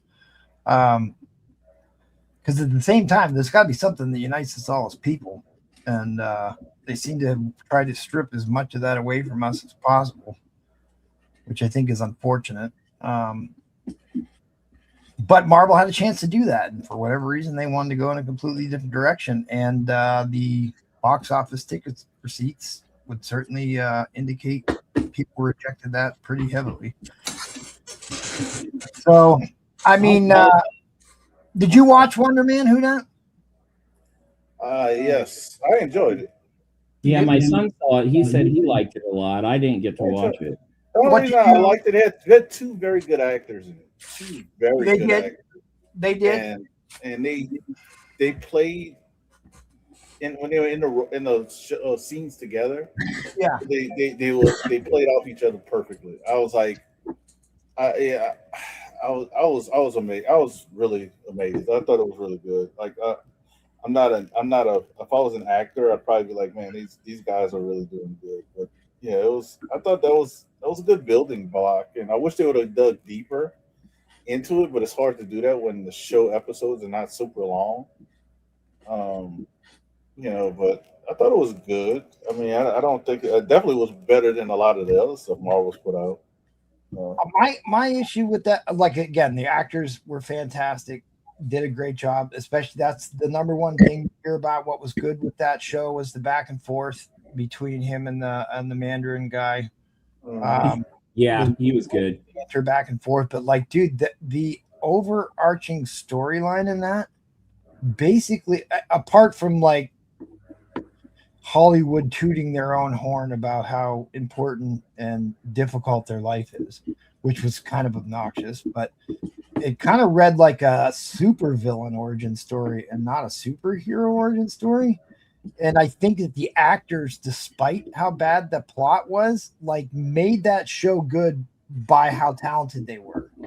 Yeah. And let you ignore some of the other stuff in the show. Ended up enjoying it. Well, that's good. That's good. Yeah. The actor. I think if it was somebody else, or if it wasn't both of them, I don't think it wouldn't have been as good. It wouldn't have been nearly as good. Yeah, absolutely. It was them. It was like, okay. They probably could have turned, what is it, like water into wine. Yeah. No, Wonder Man could fly in the comics. The Mandarin guy, not so much, but Wonder Man could. He used the, I think it was negative ions was his power base. Because he turned into an energy being for a while in the comics, where he was just like a purple bubble energy. Kind of weird. Yeah, I mean, and they did a good job acting that we're getting a season 2. So hopefully. Yeah, they're gonna do a season 2, or they talked about maybe it was gonna be one of those mini, which I don't understand why they didn't do more of that. Because the little shorts or whatever you call them. Yeah, the Werewolf by Night was like one of the best things. That might be that opened. Yeah, I still gotta watch that. Yeah, I heard it was good. Perfect. Oh, dude, it was about like the 30s serialized horror where like electricity was like a brand new thing. Most of the world didn't have electricity at the time, like in the 30s, and like it was this new wonderful force of nature that was essentially like magic. Right. And they played off a lot of that in the 30s serials about adventure and horror that were in the movie theaters. And it was in black and white when they originally released it. They did later release they do have a color version. Yeah. It doesn't hit the same as the black and white. Yeah, no, I want to watch the Spider Noir, and I'm only going to watch it in black and white. I don't like the way the color version looks. All right, so Mark MMM says the Dorman issue was good break in the series. Oh yeah, I yeah, heard- because that whole episode would have had nothing to do with Wonder Man, really. right. I heard that was the best episode in the series because it was like pretty much a self-contained story because the plot line of the overall Wonder Man series was I highly. won't say that because it really wasn't really. It was like it had not really part of the series. Right. That's right. why. That's why I can't say it was the best episode of the series because it shouldn't even been. It could have been its own little mini show. You know, like they've been doing. It could have been that. You could have did like. You could have dropped that way before Wonder Man, and then that kind of explain why he wants to be an actor, but he can't be an actor. That'd have been kind of cool, kind of leading into Wonder Man. But it should have been a one shot. It should have been a one shot. Yeah, you're right, John. But like my problem with the Wonder Man is like he kept losing control of his powers, and people kept getting hurt. But somehow it was everybody else's fault and not his. Yeah. And he wasn't going to take responsibility for his actions. Like, what the fuck message are we putting out here, people? Like, it's a shame because I really think that actor is really good, and it's like it's not their fault. Yeah, he's really good. It's not their fault. Just like the guy who played. Listen, the actor that played High Evolutionary put some fucking effort into that role. That movie was written like straight dumpster fire trash. And the High Evolutionary is like one of the super intelligent advanced creatures in Marvel Universe who created Adam Warlock. You could have gone down that entire route and they just turned him into this weird. I don't even know what I don't know what that was. I have no idea what that movie was. It certainly wasn't. He stole every scene he was in though. He did steal the scenes that he was like you could tell he put the effort in, and like he was dynamic and very memorable. Like you can't just be monotone. You got to have something that, all the other guys. I think they didn't care because they knew this was like the last one. Well, like the thing is like James Gunn specifically came out before that movie and said, we do not care about the source material. We're not going to do anything related to the source material. In fact, if you read comics, we will not hire you as a writer. He said that in an interview. And it was also written in one of the magazines, another interview they did. It's just like Disney came out and admitted that. It's just like, dude, are you totally trying to destroy your fan base here? Or, I mean, because like, listen, these stories are proven winners in the comics that, you know, millions of people have read and enjoyed. And but like the thing is like the other problem I had is like, who's the guy who played Kang? Jonathan Majors. Jonathan Majors is a pretty damn good actor. He was in that Lovecraft show. He in Lovecraft show. He carried. He was in Creed. He was in Creed. Oh, I didn't watch that one, but he carried that Lovecraft. I like the sci-fi stuff, so he carried that movie. But well, you like war movies? He was in that movie where he played a pilot that got South Korea. Yes, yeah, that was very good. That was really good. That was really Hearts War. Hearts War. Right? That was based on a true story. Yes. Yeah. Right. Yeah, I forgot he was in that. That was excellent. So at any rate, if you read the comics, Kang is this hyper dominant character, Kang the Conqueror, like super confident, super what's the word I'm looking for? High ability levels, like is not intimidated by anybody. So he is kind of a hyper masculine character. And they just went 360 degrees, made him like stuttering, effeminate characters and all his like versions. It's like, dude, this is not what Kang the Conqueror is. And even the He Who He Remains was a little bit better. The guy who was at the end of time, that scene was a little bit better. But like, I think that that's what they. It was like one episode, though. It was one episode, but like that's what they asked of him to do, was to play that role that way. So it's not his fault, and I think that he got upset with them on being forced to play it that way, and that's why they kind of threw him under the bus to try to get rid of him. Plus he had the whole issue with the girlfriend that ended up being, if you really dig deep, not to get in, not saying, but you gotta, if you really dig deep into that story, what happened with his girlfriend, you'll be like, wait, what? Like, he was vindicated, absolutely vindicated. Oh no, he got found guilty on one. You know how he got found guilty on a thing? A text message. Yeah, but we're talking about the actual SA type allegations. No. Well, he got. It was the domestic thing. Yeah, domestic thing. Yeah, he got because it's crazy how like it was a text message that he got convicted off of when they had video evidence of him beating her. Like, well, she beating him up. Yes. Yes. And him running away. Yes. Yeah, and then she goes to the club the same night. I was like, hold on. She doesn't look like she's so distraught. She's at the club the same night. They totally effed him over, right? Yeah, but it was what, New York though. I wasn't in New York, so yeah. But like again, it's like it's not the actors, it's the guys writing these things or the producers that are pushing these movies to be certain things that I think are really making them bad. And it's unfortunate because he is a hyper masculine character in those other movies. Mm-hmm. He's a hyper masculine character, and he was in the Lovecraft. I mean, not over the top in the Lovecraftian movie, but he was the protagonist and moved the story forward, and he was the one that, battled these things that happened there, and competent. That was the word I was looking for earlier. But like Savage Dragon. Savage Dragon. Did you watch Star Wars where Doom killed all the Kangs? There you go. That's a good one, Michael Comics. Is anyone going to see the new Star Wars Mandalorian? No, I don't think so. I think I'm going to go. Yeah, I have a feeling it might be halfway decent.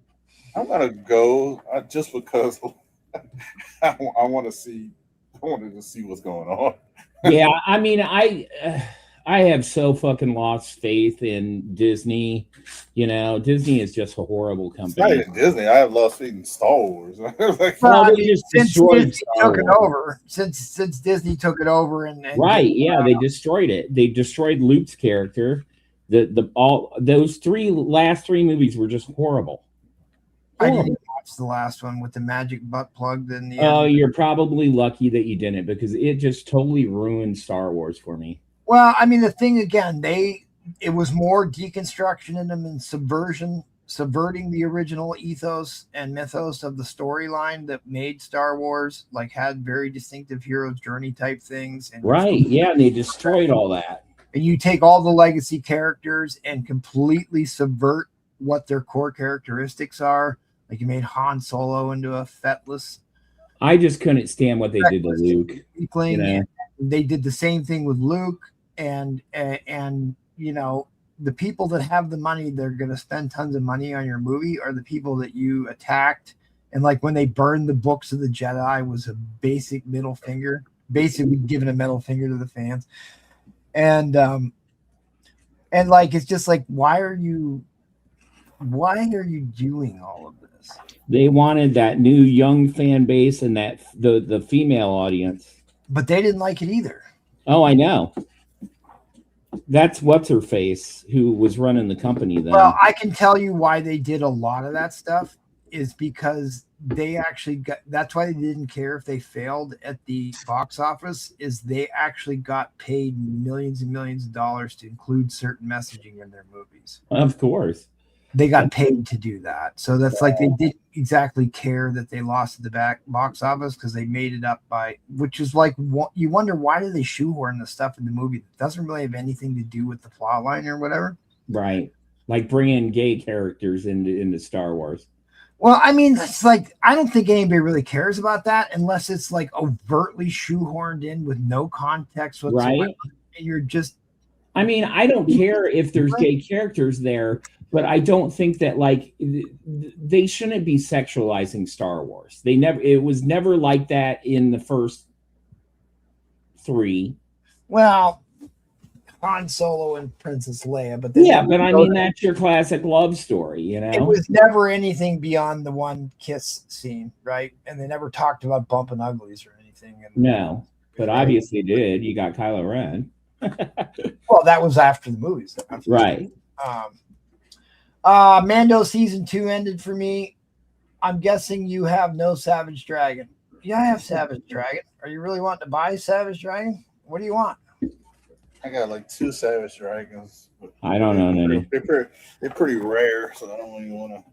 I've got like the first 10 issues, maybe. I got a couple of political ones. You know, those are like kind of. Oh yeah, I've had those. So pricey. I think I sold Seth one of those. I have the infamous one that once you see it, you can't unsee it. It was the polybag version. Gratuitous sexual deviancy. I remember my buddy Biggie had. You remember that one? The Razor one. I'd have to. I mean, they're not even. I don't even think they're upstairs here. Dude, I was really smart. I laid out my new back wall there. Everybody wants another dragon. Well, now that they. Well, let me. I should at least show you what I'm talking about. The Savage Dragon. Once you see it, you cannot unsee it. I can't show you what the cover looks like on the air. It's that. It's that bad. Yeah, it is that bad. It's like issue 2 something. I'm gonna look up this thing. I'm gonna see if you really want to buy Savage Dragon. Who created that character? That was part of the Image comic. Yeah, but what artist? Eric Larson. Oh, okay, Larson. Yeah, because Key Collector won't show the naughty bits, so I can at least. Of course not. Well, I'm glad they don't, because we wouldn't be able to show it. But like Savage Dragon had some weird turns in that run, where they were like straight up porn books for a while. Really? I see. Yeah, they had the one with the shaving cream. You know, she had shaving cream below her waist, and he had it on his beard. Like, oh, nice. Yeah. You're like, oh yeah, you know what was going on there. I remember those days. Yeah, I forgot they had a Ninja Turtles crossover in the Savage Dragon. Let me go back and turn the keys only on. I got Savage Dragon 119 and 253 sitting next to me. I got 119. Yeah, you got weird stuff like this. Yeah. Which was a controversial issue because they like that was the cover. If you can imagine, that's the cover. The inside was worse. Yeah, that's great. I got that one. I got the Bush one. The Bush because it was low print count too. Yeah, I don't even know how I got it, but I got it. Dude, where it? Oh, I did Invincible team up, huh? So that's way too new. That's 2008. Dude, where is the one? There's a polybag one where she is. It's like gratuitous sexual scenes on it, and it came in a polybag. Oh, there's another one. That's another one of the famous ones. Oh Lord, dude. He becomes a grandfather. Yeah, that one. Those are crazy. Dude, that's a great cover. So less than 4,000 copies ordered by retailers. Dude, where is it? Some of those books of Savage Dragon are super expensive. I sold it. I had this book. I sold that book to somebody. It might have been Seth or it might have been. Yeah, I got that book from you. Is that what it was? And then I had the other one, the red, where it's red. That's the one. That's what I was talking about right there. Bald. You see? You got the shaving cream right there. Oh yeah. Right.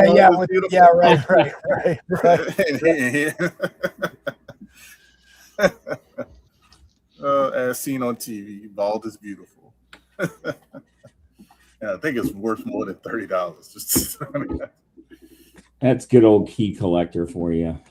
Oh, dude, it's got to be. I know it's in there because it was. I saw we even looked it up on Key Collector one time, and they had like big sensor bars over the whole thing. But anyways, it is. Was a once you see it, you can. You got to put a variant. Was it a variant? It might have been. I mean, you can. I can probably look it up and show you guys. I don't think I can show the stream. I think it was this one. Number 225. That's I knew it was like in the 200s, right? Yeah, I got it right here. Oh, do you? Yes. At your own risk. Dude, it is spicy. It is a spicy cover. Yeah, it is. It's very spicy. You don't really. I can't show it. You can't Extremely show it. graphic cover celebrating 25th anniversary. Yeah, of there's Savage not Gaiden. like one little small bit you have to cover up. You have to cover up like the whole thing. Yep. So that's one of the rare ones. Yeah, I got this one from you. Yeah, that one. Right. That's worth some money still. I got this one with the infamous panel inside. What's the infamous panel inside? It is very. I can't explain it. It's just. Is it of a sexual nature? Yeah, very. Yeah, there it is. There it is. Huda. There you go. When I first saw that, I said, I can't believe they let that go through. I mean, right? It's like, come on now. It's like, yeah, you talk about shaving, but he doesn't have a razor in his hand. He has it right. Like, what was he doing? You know? Well, like I said, there's only 4,000 or 5,000 copies ordered by retailers. They didn't have much to lose at that point. Yeah. And they had this one. Oh my god, she needs to eat something. Oh yeah, I remember that one. Right. Oh my god. She needs some milk. San Francisco cover. I don't think I've seen that one. Yeah. Marijuana. Let's see. Oh, funny. This one's pretty awesome. Yeah, that's a great one. That's a great one. And then just 'Cause two if more you look- covers. wait, that I have. go back, show that cover again, because I don't think people saw what happened to the bottom half of that comic book cover. Miss Ann. Right. Yeah, you as the viewer there. Fourth wall break. Let's see. Yeah. So which ones are you looking for? Because there's obviously like hundreds and hundreds of Savage Dragon books. Right. We're trying to get an idea what you're actually looking for. Fist bump. Oh, the Obama. Yeah, the whatever the poster. That's the Right. Yeah, the Obama poster. Yeah. I think that's all my rare ones. Well, you got any you want to sell? Because somebody's here looking to buy them. Are they looking to buy? Are they looking to buy? I don't know. I think they're just messing around in the chat. No, that's if I'm not mistaken, that's Brian 12ish, longtime Patreon member. And Oh, okay. So if he's asking, looking to buy, he's serious. Yeah, just let me know which one. He said, how much for all? There you go. Oh, wow. Strike while the iron's hot, brother. I have the Bushwhack Brian, and I have the Biden one. So you can you can mess with me. I'm not. Let's see, I'm trying to price this because it's like 500. Which one? This one. I can look all up. of them. Oh, that one's like. Yeah, that one's worth some coin. Yeah. I can't believe that they don't have it in Key Collector, because I remember looking at that Key Collector and the whole thing was blacked out with a sensor bar. Now they don't have it on here at all. Yeah, they don't. They just couldn't anymore. It was just too risky to even show it. Yeah, it's way too risky. I just opened it up and removed the cover. Yeah. See it again, and yeah, there's it's no way I can. It's a real book. It's a real book. Like we always said on the show, we talked about, once you see it, you cannot unsee that cover. No, you can't. And I can't even put any stars on this. It's No, gotta be there's the not whole- enough. You just sticker the whole cover. Yep. Yeah. So it's I gotta want be to see like what that. key collector because they list the non-keys now, and I really want to see how they depict that cover art. I'm going looking to find it here. It's 225, right? 221, 225. 225.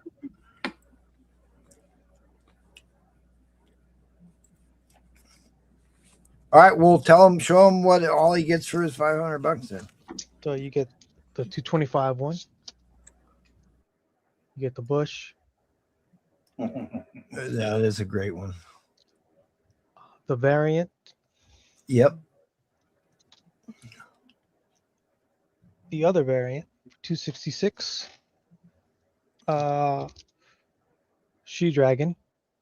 These are all low Dude, prints. that's a big one. Yeah, these are all low prints. This one. Yeah, like once you get into like the 215 and above, they're all like 4,000 to 5,000 copies ordered by retailers. This one that is this one with a panel. And not many people know, but yeah, it's pretty rare. That panel. All right, well Look it up. they do have it, and they read it extremely graphic cover celebrating the 25th anniversary of Savage Dragons. How they extremely graphic cover. Extremely graphic cover. They got it. They got basically all you can see is Savage Dragon on them. You got a foot and a blonde head somewhere in there. Nice. All right, well, there's actually four people Yeah. people on that cover. Yeah. It's so funny. I've never seen something that says extremely graphic. I've Extremely seen graphic. graphic. Extremely graphic. Well, thanks for pulling those out, Seth. That was great, man. Yep. All right. Well, it's 3:00 and I'm worn out. Yeah. I'm gonna say. Thanks everybody for hanging out. Thanks everybody for hanging out in the chat. Please give us a like. Please come back and see us tomorrow. I'll be back on here tomorrow hosting apparently, unless Briefly takes pity on me. I'll show some Savage tomorrow. So there you go. Pull out some, that's a good idea. He'll pull out some Savage on the show tomorrow. B12. I'm pretty sure that is Brian 12ish. He says how much for all. He did. We. Oh, okay. Yeah. Okay. I'm sorry. I thought that just came through. He's looking for manga now. I only got the one manga for sale. I'm sorry. You let me down. You let me down. I'm not showing more manga. All right, guys. I'm out. I'm out too. Y'all have All a right, good guys. Good night, everybody. We'll see you on the funny pages. Thanks for watching.